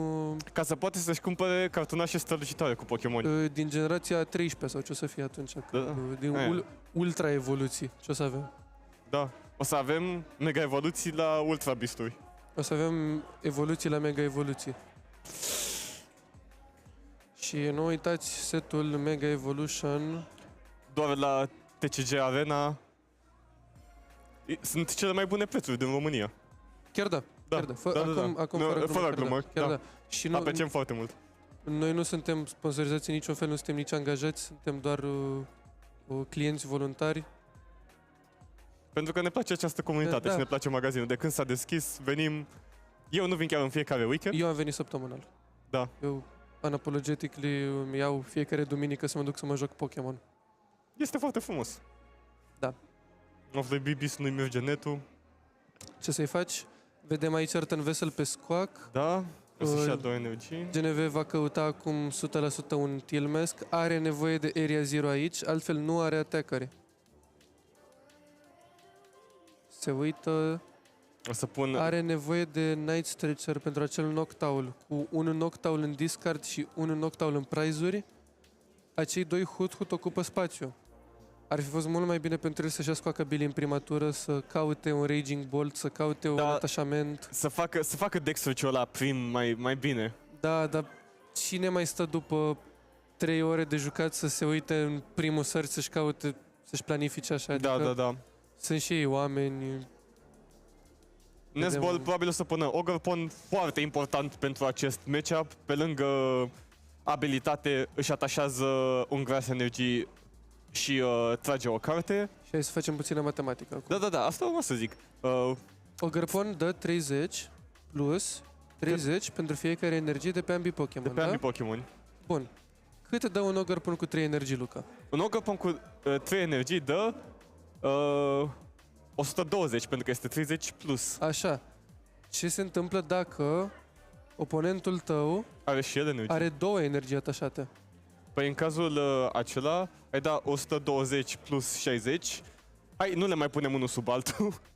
Este 180. Și Charizard ce weakness are? Charizard are weakness de grass, din păcate, pentru că este Terra Dark. Deci spuneți voi, dragi... spectatori? Dragi, vreau să zic o comună de asta random. dragi bănățeni? Tecuceni. Ce se întâmplă dacă Tilmesk Ogre-Pon îl atacă pe Charizard? Uite, Andrei, dacă vrei tu să ne spui că bănuiesc că ai matematică săptămâna viitoare, mâine nu ai. Dar trebuie să fii perspicace ca să, te joci Pokémon. Mâine am arhitectura computerelor de la 8 dimineața. Eu am de 7:30 dimineața, e groaznic. Am baze de date, după aia programare orientată obiect. Pe obiecte? Da. Vedem, a tras Night Stretcher-ul. Nu avem a dat Judge, a găsit Night Stretcher, a luat Noctowl. Foarte bine. Acest Noctowl va căuta probabil Area Zero. Area Zero, cu siguranță. Nu are ce altceva să... încă o carte de setup și acest Fenroton va lua primul knockout. Are Sada în mână. Cred că Area Zero și un Nesball. Știi ce mă gândesc? GNV aici va lua primul knockout, da? Da. Și Eddie ce o să facă? Unfair Stamp, Fezandipity... Are Unfair Stamp legat de mână, Eddie. Candy Pidgeot, Candy Charizard, iar o să vedem cum un simplu knockout pe un Cleffa poate să întoarcă tot meciul. Cleffa cu adevărat martirul al acestui deck. Și cu un knockout, Charizard dă 210 damage destul cât să omoare Tilmes Ogerpon. Ok, Bibis, întrebare pentru Luca. Ce ai alege? 2 puncte. Să fii roommate cu 3 manchidorii nătăfleți sau... Nu. Ceva foarte urât, o să-i dăm banul Bibis. As far as I'm concerned, nu există manchidorii nătăfleți, pentru că, au adrena brain, sunt foarte, foarte deștepți. Și dacă ați observat, ați fost Manchidorii Năzdrăvan. Năzdrăvan? Nu, dar zic eu așa. E și el Năzdrăvan, Manchidorii nu ți se pare că arată ca Nicu Șordan?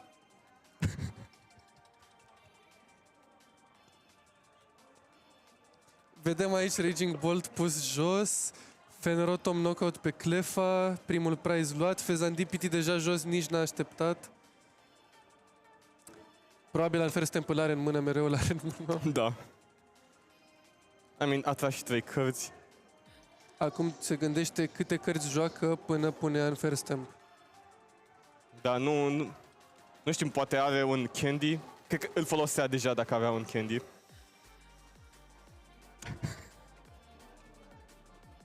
Mă bucur că n-am avut Conkelder pe stream azi. What? A dispărut? A șters mesajul. Să-i l-a șters moderator. Gluma Bibsa furată de la mine. Este vina mea. Atunci pe tine trebuia să dăm afară. N-am citit-o pe stream pentru că acest stream este family friendly. Da. Mâine, în fața magazinului, oricum, și eu am furat gluma de pe TikTok la mergem rândul și meu. dăm mâna. O să magazin. Da. Gluma e furată de pe TikTok. Ideea e că dacă alegi Manchidorii, David o să fie unemployed toată viața și va fi vina ta. Da, ce alege? Băi, gen... Nu, uite, îți dau eu un scenariu cât așteptăm să-și facă tura băieții. Da. Acum, uite, a evoluat în Pidgeotto. Eu văd un Ultra Ball pentru Pidgeotto aici, deci nici o Rare Candy în mână. Da. Și eu te întreb, ce ai alege, Luca? Să fii prieten, să fii coleg de cameră cu Manchidorii. Asta e prima opțiune, da? Ok. Sau să cadă un meteorit pe București. Băi, gen, până la urma urmei, hai să zicem că Manchidorii este colegul meu de cameră. Da. Când va veni acel meteorit, poate să mute el damage-ul. Da. Adică, probabil, depinde și unde stăm. Dacă stăm în cămin, o să fie și beznă, o să aibă darkness energy. Da. O să poată să mute. Dacă te împiedici și te julești, îți dă Manchidorii. Exact. Aici o să vedem, a pus GNV și... Baby Bolt. Baby Bolt poate da snipe la Pidgeotto. Cât HP are Pidgeotto ăsta? Pidgeotto ăsta are... O să mă uit aici, are 80. Are 80. GNV are nevoie aici, a pus Sada, îi trebuie un energy switch pe care nu cred că îl joacă, sincer, pentru că nu l-am văzut. Nu l-am văzut nici ieri, deci cu siguranță nu joacă. Da, nu e neapărat, de obicei, dacă nu joci energy switch, speri să ai un atașament early pe cel Baby Bolt ca să ajungi la 90. Da. Și vedem... A luat KO, deja 2 prize-uri ahead. Suntem pe prize-uri pare, am scăpat de problema de a fi pe prize-uri impare. Fezandipiti... GNV acum are acces la a luat 2 knockout-uri ca să câștige meciul. Pidgeot că are Rare Candy în mână, dar... Eddie are nevoie de 3 knockout-uri. Eddie se gândea să folosească counter-catcher, dar la ce dă? Bănuiesc că la Raging Bolt? Sau ar putea să-i omoare Hut de pe bench? Momentan, Charizard dă 240 damage, deci Raging Bolt... Supraviețuiește? Nu, Raging Bolt are 240 HP, dar vrei să dai knockout la Raging Bolt știind că vine Tilmes Ogerpon? Da, totuși are nevoie de 2 grass energy ca să atace tura următoare. Nu văd dacă are... Le face. Are și Crispin. Acum în poziția lui Eddie, dacă pui Charizard, cu counter catcher ai 2 opțiuni. KO Raging Bolt și îți dă Tilmes Ogerpon KO înapoi, sau KO Tilmesk și toate șansele din lume ca Raging Bolt-ul să-ți dea KO înapoi. Trebuie să se gândești ce are șanse mai mari. În opinia mea, mai multe șanse sunt ca Raging Bolt să dea retaliate decât să dea... Păi avem așa, 2 energii deja în joc, cu Sada și energie din mână le are pe toate. Da. Pentru Tilmesk îi trebuie 2 de gras. Puțin mai greu să găsești 2 de gras în punctul ăsta. Rare Candy în Charizard. Rare Candy în Charizard, of course. Foarte, foarte frumos.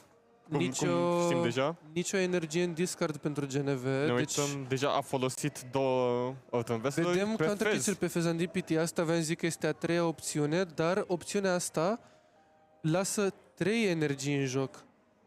Și următorul knockout, Crispin, și este destul. Da. Dar Eddie poate nu se gândește că ar exista un Crispin în acest deck. Este o carte pe care nu o vezi așa des. Dar nu știu cât de multă experiență are cu Raging Bolt. Cum am mai zis la noi la magazin, nu prea vine lumea. Da, Eddie, presupun că și-a testat toate match-up-urile pentru acest deck. Eu încă nu m-am decis ce o să joc la regional. În 2 săptămâni merg și eu la regional. A, dat am first stamp, ok. Nu știu dacă am voie să-mi dau self-plug. Momentan nu am Domnul Razapist. Momentan nu am content pe YouTube, dar vreau să mă apuc și eu să fac de Pokémon. Deci dacă vă place, mă găsiți. O să te găsească ei, nu trebuie să le spui. Da, nici n-am ce link să le dau. Trebuie să dai link-ul de friend de la Clash Royale. Anyway. Avem Unfirstem la 2 cărți, una dintre care mi se pare că e Crispin. Foarte bine. Deci GNV are un knockout garantat aici. Ar trebui să promoveze ceva înainte să tragă Ar trebui să promoveze. Având Latias, nu contează ce promovează. GNV acum, dacă dă Crispin, are knockout. Da. Și o să dea, nu are de ce să nu. Raging Bolt... A dat atât de tare cu cartea aia de masă? După cum vă povesteam, GNV până acum a jucat Grim Snarl, un deck mai complicat de jucat. Și cred că a vrut să se mute pe Raging Bolt ca să stea mai chill, un deck foarte bun pentru începători, foarte ușor de dat pick-up, relativ greu de dat master. Ai multe opțiuni în deck-ul ăsta, ai Baby Bolt, ai Slitherwing, ai Tilmesk, există și versiuni cu Briar, cu Energy Switch. Sper să vedem pe Slitherwing folosit, la cât i-am spus ieri. La cât am dat hype-up să vedem un boss aici. Dar Raging Bolt, skill floor-ul foarte jos, foarte ușor să dai pick-up la acest deck. Da, țin minte când m-am apucat, mi-ai oferit 2 opțiuni, să joc Raging Bolt sau Gardevoir. Nu înțeleg ce... După. Mă scuzați. Vedem aici 1, 2, 3, 4, 5 energii. Ne auzim, da? Da, ne auzim. Nu, am auzit că mi-auzeam vocea, dar... GNV rămâne în 2 prize-uri cu 0 energii jos. Da. Și Eddie rămâne... Gambit destul de mare, dar nu mai are attacker. Eddie nu mai are attacker. Și va fi destul de greu. Cred că i-a rămas o energie lui GNV. Avea energie și pe Fenrotom. Avea pe Fenrotom pentru că Latias. GNV reușește să păstreze o energie. Și pentru că Eddie nu mai are niciun Charizard, energia rămâne... normal, ai vrea să păstrezi energie pe Ogrepon. Pentru că nu mai există Charizard din play, energia rămâne aici. Și acest prim match s-ar putea să fie al domnului GNV. Ok, Energy Retrieval. Are Sada și Energy Retrieval în mână. Ok, felicitări GNV. Vedem. Dacă nu își ia Iono, aici are win-ul în mână. De fapt, dacă Eddie pune un One Praiser în față... O să... Pidgeot n-avea rezistență la fighting... Stai că nu e fighting Raging Bolt e Dragon Type. Da, e Dragon Type, da. Raging Bolt e Dragon Type. Și ultimul Noctowl e încă blocat aici, în ultimele 2 prize-uri, se pare. Dacă ar fi fost aici un Noctowl și dacă nu și-ar fi luat Iono, ar fi fost altă discuție. Deci poate are șanse să dea draw în el. Adică nu mai țin minte. Păi nu mai are Noctowl. Nu mai are Noctowl. Dacă joacă 2. Am presupus că joacă 3. Eu când jucam Noctowl, jucam câte 3. Depinde de deck, adică în Eevee și în Terra joci 4. În astea hibrid joci 3, să zicem, și în Raging Ball joci 2. Că ai tragi și cu Sada, tragi și cu Tilmesk, deck-ul ăsta. Da, Sada, carte făcută special numai pentru deck-ul ăsta, se simte. Știi că Sada a apărut cu 4 luni înainte de Raging Bolt, nu? Da. Și fun fact, Sada o să iasă din rotație la anul și Raging Bolt rămâne. Să vedem cum se va juca și nu o să se mai joace. Da, poți să-l încarci cu Crispin, dar nu e... O să-și ia un nerf foarte mare. Sada îți dă 2 energii și 3 cărți. Crispin îți dă o energie, basically. Sada îți dă 2 și cu una din mână 3. Crispin îți dă doar 2. Nu, Raging Bolt o să moară după rotație, chiar dacă și Raging Bolt și Tilmesk Ogrepon rămân. Vedem Super Rod pentru Charmander, Charizard, Fire Energy. Eddie încă are speranța să își seteze... O să pună aici 2 Charmander jos și probabil o să pușeze Manchidori în față ca să nu riște să dea 2 prize-uri. Și după este în mâna lui GNV. Dacă trage Prime Catcher, câștigă. Da, joacă Prime Catcher, am uitat. Dacă trage boss, câștigă. Pentru că poate să dea boss phase and DPT, Energy Retrieval, Attach. Va ataca? Avem acolo E TM Evo, da. Technical TM Evo, Mist Energy pe 2 Charmeleon. Și să vedem. GNV acum așteaptă foarte multe potențiale draw-uri care îi câștigă meciul. Da. Va trage cărți și cu Sada. 3 cărți din Sada, o carte top deck. Cartea top deck este un Ultra Ball. Acest Ultra Ball nu ne dă prea multe opțiuni. Vedem, nu are niciun cheo, deci nu poate Pheasant DPT să scoată cumva de... Nu sunt sigur dacă discard. joacă Mew. Vedem Ultra Ball pe Raging Bolt și Fan Rotom. Cred că își caută Mew aici. Da. Vedem. Să vedem. Juca Mew. Noctowl! Da. L-a scos Îl din... avea, îl avea. Ok, ok. Da. Mă scuzați, nu am văzut că a scos Noctowl din prize-uri. Prime Catcher. A doua carte nici nu contează acum, sincer. Da. Este game. Este game aici. Odată ce arată Sada, nu mai este nevoie, doar Așa, uite, de Sada. foarte frumos, elegant. Lasă să-și facă nebunia. Un deck... Odată Da, ce, a văzut. Nu odată mai ce e ce. înveți sequence-urile și așa, este un deck foarte, foarte greu de bătut. Foarte puternic. 1-0 pentru GNV. Este la un meci distanță de a fi campion în 2 zile. Foarte frumos, a ajuns de la niciun tournament win la 2 consecutive și pe stream. Deci pentru comunitatea de pe YouTube TCG Arena, GNV e singurul campion. Jos pălăria. Jos pălăria. Pentru cei care se uită pe YouTube, da. Pentru cei care știu, eu am foarte multe turnee câștigate. Eu nu am câștigat niciunul până acum. Nașpa. Am ieșit locul 4 turnee consecutive. Întrebare pentru amândoi. Dacă ați putea să jucați Orice deck Doar un bănuiesc. Doar un deck pe deck. restul vieții, care ar fi? Și din alea ești în situație de... Ok. Regidrago. Da, eu am sigur că o să spui asta. Regidrago înainte de Badiu. Regidrago înainte să iasă Regidrago Badiu. înainte de Badiu. Regidrago din Surging Sparks format. Eu cred că am mai multe alegeri. Ignorați-l pe Monkey 2, a venit și el aici. Așa? Tinkaton de când m-a apucat nu era nici neapărat atât de bun atunci, dar avea Double Turbo Energy. O avem aici pe Melania Nedelgu care zice Let's go baby GNV. Eu nu am niciun turneu câștigat. Razer Fan, ba da, ai. Of. Ține minte că ai. Ai cel puțin unul. Nest play ever. Nașpa. Nu. Domnul Razer Fan în team building acolo și ăla din timp să se uite la noi și îi mulțumim. Spune baftă GNV, dar hai să-i urăm baftă și lui Eddie, încă nu este gata, jucăm best of 3. Totuși, Eddie a câștigat celelalte 2 meciuri pe stream. Un match-up greu totuși Mult noroc. pentru Charizard. Unfair stamp în mână. Așa a început totuși GNV începe cu 3 Noctowl. hut în Hut. mână și restul mâinii este absolut groaznică. Are un Avem Sada, dar o- ce face cu acel Sada? Nu. Wow, o mână absolut groaznică pentru GNV Totuși aici. e abia al doilea meci. Foarte mare ghinion. Arată de parcă nu și-a amestecat de cu sincer, dar știm că am văzut cum l-a amestecat. A avut ghinionul să aibă cărțile astea lipite. 52? Mai sunt 32 de minute, avem, Ok, au timp. avem timp Berechet. din belșug. Vreau să Din belșug. belșug. Îmi pare că ești mai poetic. Care e opera ta preferată de Gânditor. Buck? Eu nu să vezi cover de minunea lumii. Mersi Mie că m-ai nu- întrebat. mie nu-mi mi-a place plăcut deloc, foarte nu-mi mult. place Am deloc. avut-o și la simulare. Deci am avut-o de două. Am avut la simulare pe școală și la simularea normală. Eu învățasem 3 opere, dintre care asta. Eu am avut Harapalb la simulare și, și eu sunt Harapalb, Truter este opera mea preferată, poeziile nu mi-au plăcut deloc. Mie asta mi-a plăcut. E cum se cade și mă acolo când place. Eu am uitat ce am avut la BAC. Andrei Dragomir, să te apuci să citești. O să ai nevoie la BAC. Dacă aș răspunde, Numai Hopsization cu Devolution. m-am întors băieți, vin spre voi.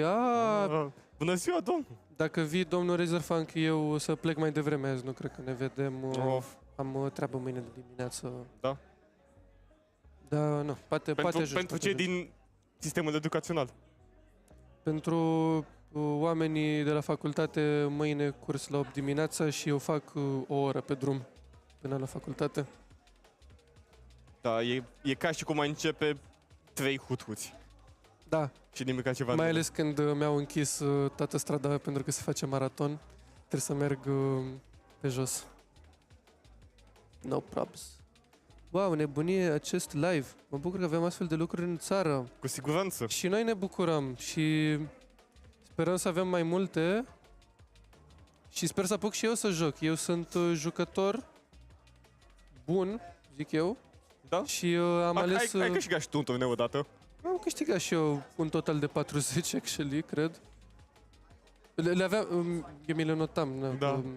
Mă rog, nu știu, am multe turnee. Să vedem cine se va oferi să fie caster, dacă o să vreau eu să joc. Da, mi-a plăcut să fiu caster. Da, a fost foarte frumos. Mulțumim pentru oportunitate, TCG Arena. Dacă o să fie turneu oficial o să joc, dacă o să fie neoficial o să dau cast, probabil. Vedem și ce format este. Deocamdată așteptăm formatul de Mega Evolutions amândoi. Eu în 2 săptămâni, cum am zis, voi fi la regionale, la Lille, Franța. Vedem GNV, Artazon scoate un Baby Bolt și complet bricked. Of.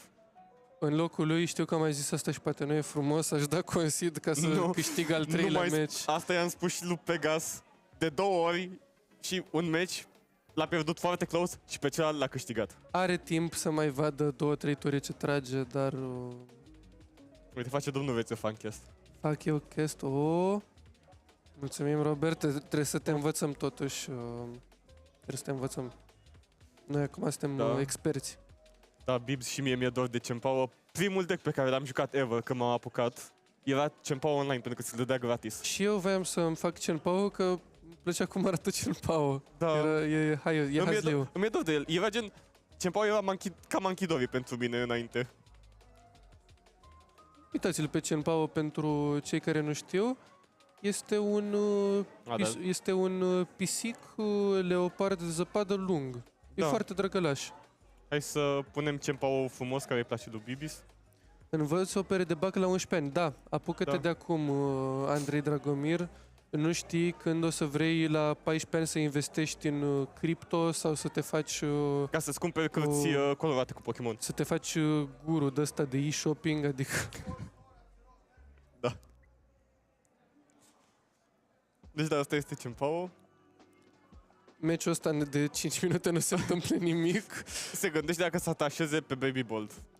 Cred că asta e singura lui scăpare, să atașeze pe Baby Bolt. Are nevoie doar de 2 energii, totuși, măcar. Nu, are nevoie de 2 energii ca să scoată hut-hut din activ. Aha. Pentru că îl joacă pe cel de 80. Haideți să avem o mică lecție. Hut-hut momentan are 3 cărți, dar 2 sunt jucate. Avem 2 opțiuni de hut-hut. Avem hut-hut de 80 HP cu 2 retreat și hut-hut de 70 HP cu 1 retreat. Ăsta de 80 HP este, dacă ți-e frică, de Haulucea Phantom Life de la Dragapult, dar eu zic că poți confortabil să joci pe ăsta de 70 HP most of the time. Da, unii mai joacă un spread de ei în funcție de ce au nevoie. De obicei joci 2 de 71 de 80 și îl ții pe ăla de 80 să-l pui mai târziu în match, pentru că ți-e frică că ăsta de 70 va fi omorât. Acest retreat 1 aici ar fi fost game changing. Cu retreat 2 este blocat aici, ne trebuie Latias. Andrei vrea să investească în Pokémon Sealed. Nu este frumos. Trebuie să deschideți, să vă uitați la cartonașe. Pentru că, gândiți-vă, aveți un case de Prismatic Evolutions. Dacă este Umbreon acolo, ce te faci? O să-i dai altcuiva Umbreon-ul? Uite, eu când a apărut Prismatic, mi-am luat un NTB să-l țin sigilat. A rezistat la mine pe raft 2 săptămâni. L-am deschis. Nu mi-a picat absolut nimic. Și celălalt? Deschis din supărare. Nu, ăsta a fost din supărare. Da, din supărare l-am deschis, nu mi-a picat absolut nimic, dar putea să-mi pice ceva. Da. GNV trage scoacabilii prea târziu. Da. Ar putea acum, atașează în față, retreat și atașează cu Sada. Da. Și o să vadă mai multe cărți, poate iese de acest brick. Asta e Nu singura prea lui am comentat șansă. ce a făcut Eddie până acum. Și-a Eddie, pus... dacă trăgea mai bine, acum deja avea Charizard jos, Da. un început mai slow și pentru el.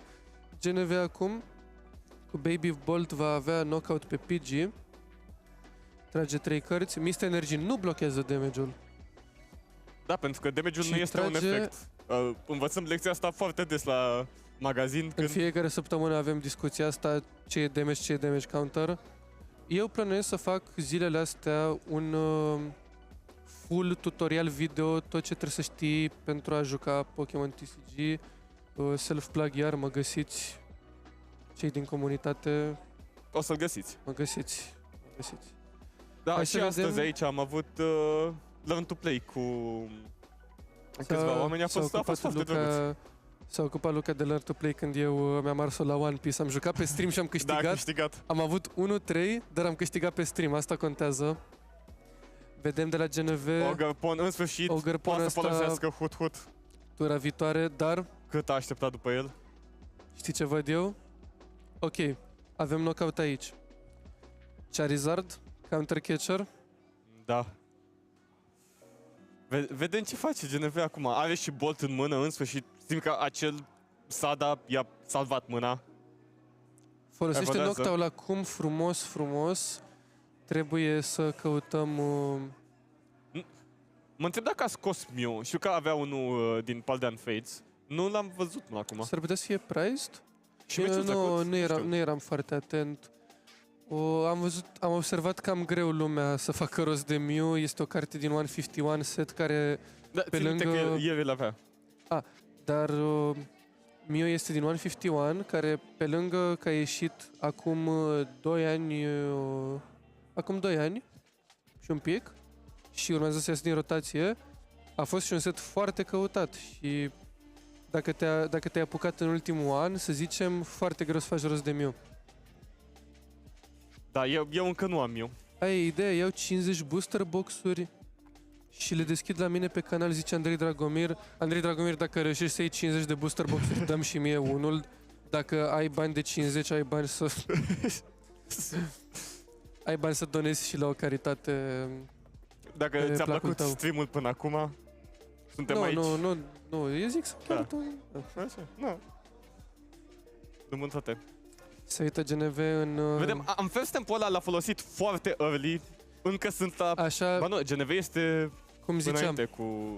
Da, a luat un prize Prize-urile. și pedepsa.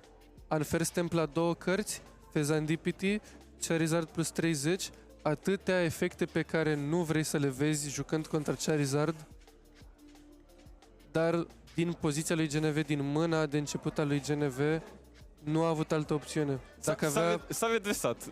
Simt că acum o duce destul de bine. Da, dar Dacă are counter catcher să ia...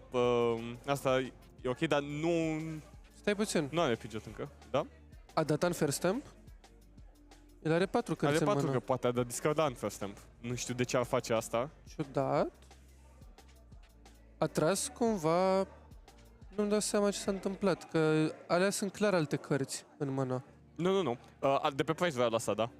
Nu a dat unfair. de pe prize. Da, l-am văzut. Dar când a în dat de first pe temple price. era în discard. Da, nu știu cum a ajuns. Interesant. Nu, Iono. a făcut acum. A dat Iono. A dat Iono? Ok. Interesant. Ce voiam să zic? GNV ar fi vrut să joace altfel acest match, Uite Mew. most likely, dar da, uite-l pe Mew. Dar din mâna de început pe care a avut-o absolut oribilă, a făcut tot ce a putut, a jucat cu cărțile pe care le-a avut și asta a fost singura lui opțiune. Îi scoate Vedem- Area Zero. Area Zero scos, mai are 1 sau 2 probabil. Nu e așa important Area Zero pentru... Uite, vedem Slitherwing. avem un zoom-in Pe Baby accidental. Bolt. Vedem, e drăguț.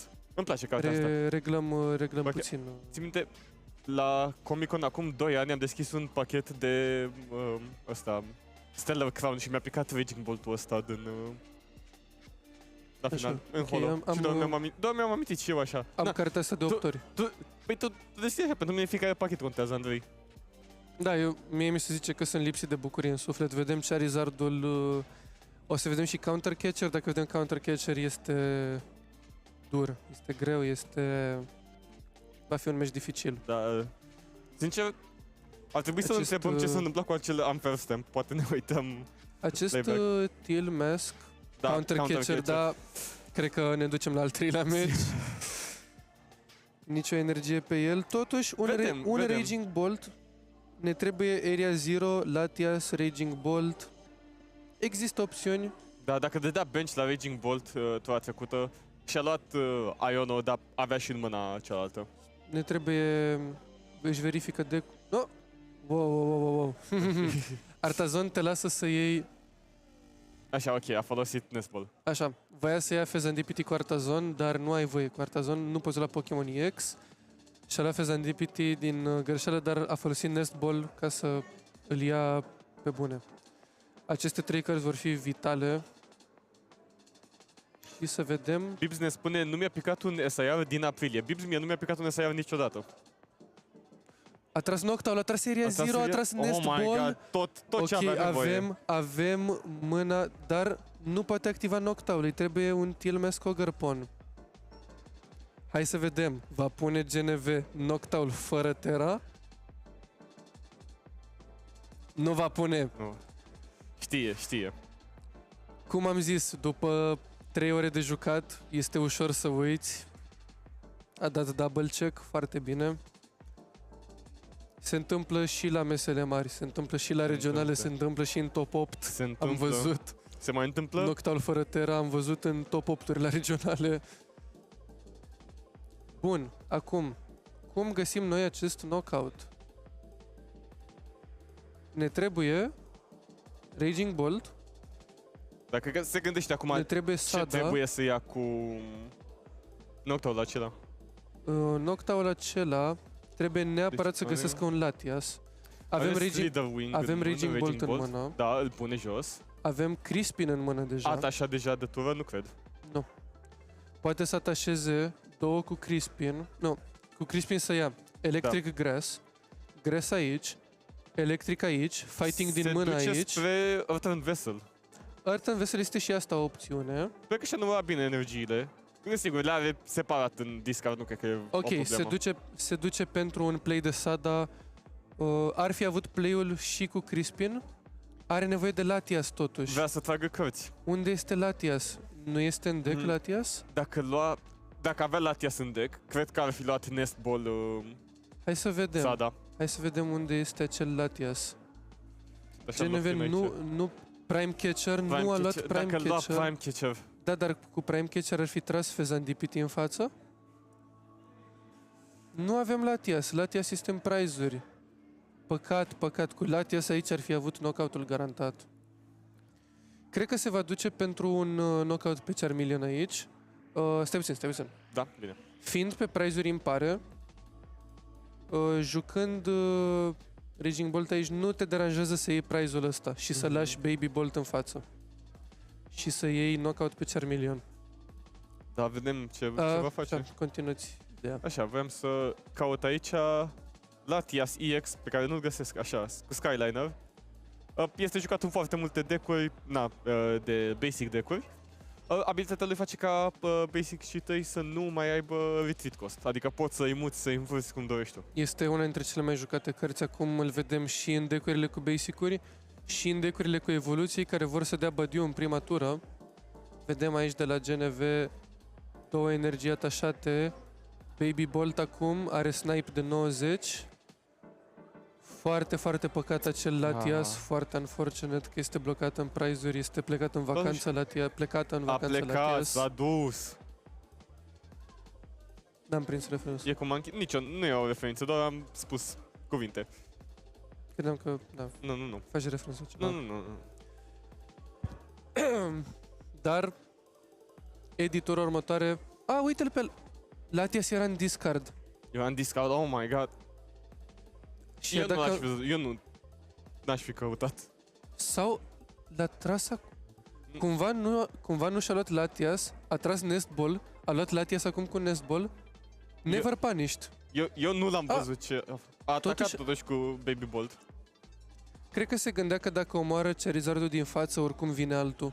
Da. Și nu voia să lase un two-prizer. destul de corect. Și acum Counter Catcher nu este activ. Avem 4 prize-uri la 4 prize-uri. Eddie, dacă vrea knockout, îi trebuie boss neapărat. Foarte bine pentru GNV să se întoarcă pe prize-uri egale.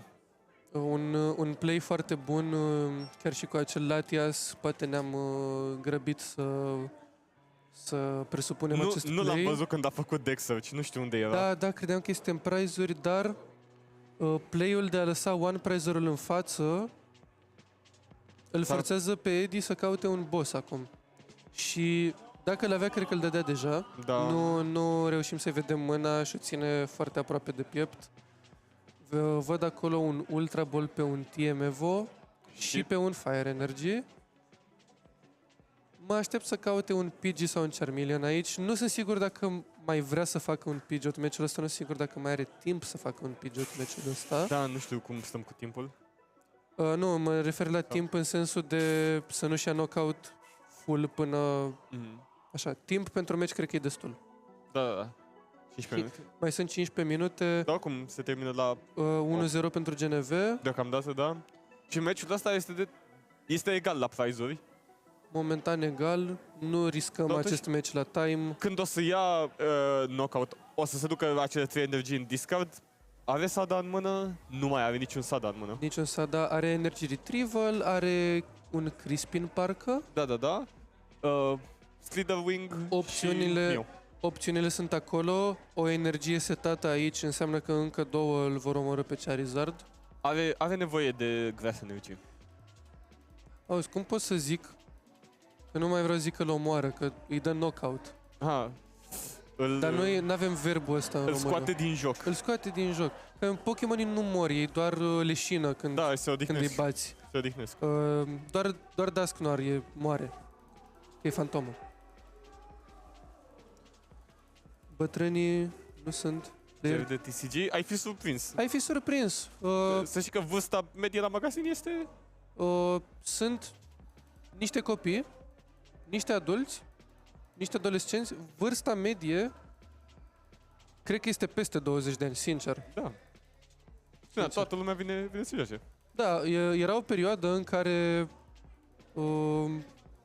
fratele meu de 15 ani era cel mai tânăr jucător și când nu venea el, eu eram cel mai tânăr jucător. Și am 21 de ani. Eu am 20. Ai aproape 30, adică despre ce vorbim, și pushing 30. Nu am văzut boss de la Eddie, a luat un singur prize. Pe prize-uri îmi pare, nu prea vrei să faci asta contra Raging Bolt, pentru că mereu va fi un 2-prizer în față. Eddie va trebui să ia un total de 7 prize-uri. Se gândește GNV, are GNV KO-ul? acum, cred că această energie este pusă din mână. Are foarte multe cărți în mână, aia este mâna lui. Da. A tras cu Fezandipiti, are foarte, foarte multe cărți în mână. Oare va da Judge? Și momentan... Câte Sada a dat oare până acum? Cred că a dat 2 sau 3. Stai puțin. Nu are knockout. Da, nu are. Nu are knockout și nu cred că poate să mai găsească knockout. Are doar 4 energii. Turo pe... Vom vedea Profesor Turo. Noctowl. Și cred că vom vedea... La pe la frumos. Noctowl evoluție Prime Catcher Fez. Asta e singura cale. Vedem Prime Catcher acolo. Sada nu mai poate fi folosită. S-a jucat deja Turo. Ar fi și bine... nu mai are energie în discard. Vedem un Earthen Vessel. Earthen Vessel Nest Ball cu un Tilmesk ar da knockout-ul pe Charizard, dar s-ar putea să nu mai existe niciun Tilmesk Ogerpon în deck. Vedem acum. Se uită, nu este. Prime Catcher, deci se pare că nu mai avem niciun Tilmesk Ogerpon. Nu știu dacă joacă 3. Se joacă 3, dar na, prize-uri. Și dacă e în discard, n-am văzut să aibă Night Stretcher în deck, ca să și-l ia. Ba da, Night Stretcher este în deck, dar nu cred că este niciun Tilmesk în discard. Cred că al 3-lea este în prize-uri. A luat 2 energii, o să le atașeze cu abilitatea lui Tilmesk. Nu le-a folosit deja? N-a folosit niciunul. Nu, n-a folosit, sau? Nu erau întoarse. Le-a folosit ori? Nu, le folosește acum. De ce are eu? Nu le-a folosit. Nu le-a folosit ora asta, ok. Credeam că le-a folosit ora asta, nu sunt atent. Vă rog să spamați emoji cu roșie în chat. Și mai vreau să vă întreb care este dinozaurul vostru preferat, pentru că Raging Bolt este un dinozaur, este un Pokémon dinozaur ancient. Brontozaur, care are gâtul lung. Și sunt curios ce dinozauri vă plac. Și vouă, mie îmi place Archaeopteryxul. Avem Knockout, GNV se gândește cel mai bine este să... e un Pokémon bazat pe dinozaurul ăla? Cel mai bine este să păstrezi o energie pe Ogărpon așa frumos, 2 prizuri, Eddie la 3 prizuri. Se descurcă GNV, chiar dacă... A spus că abia ce a făcut de curul ăsta îl pilotează destul de bine. L-a jucat odată săptămâna trecută, cred, sau cum 2 săptămâni pentru prima oară. Și l-a jucat acum, weekendul ăsta, și vedem performanță... S-a antrenat pentru Bucharest Gaming Week. Performanță magnifică. În caz că vine domnul Rafael și el să deschidă un pachet. Da, mă, n-au venit nici Rafael, nici X-Lay, dar la noi poate data viitoare... Păi și ăsta e tot cu deck-uri, e clar Clash Royale. Da, și eu știu că le place One Piece, adică e Rafael și X-Lay, dar dacă... Eu mă uitam la voi când aveam 10 ani, adică... Oricum, ce ziceam... O performanță foarte bună de la domnul GNV astăzi. Dacă nu a dat de niciun gard de var. N-a venit niciun gard de var. Nu a dat de mine. Îl prind săptămâna viitoare. O să joci gard de var săptămâna viitoare? Nu știu ce joc, dar îl prind și îl... Da, eu nu știu dacă mai vin la magazin până la Mega. O să iau revanșa pentru toți cei care au fost bătuți de GNV. Are aici jumătate de deck în mână. Dați cu roșii. Este Lily's Determination. Chitanță. Nu putem juca încă cu Lily's Determination. Abia peste 2 săptămâni devine Mega Evolution legal în Europa.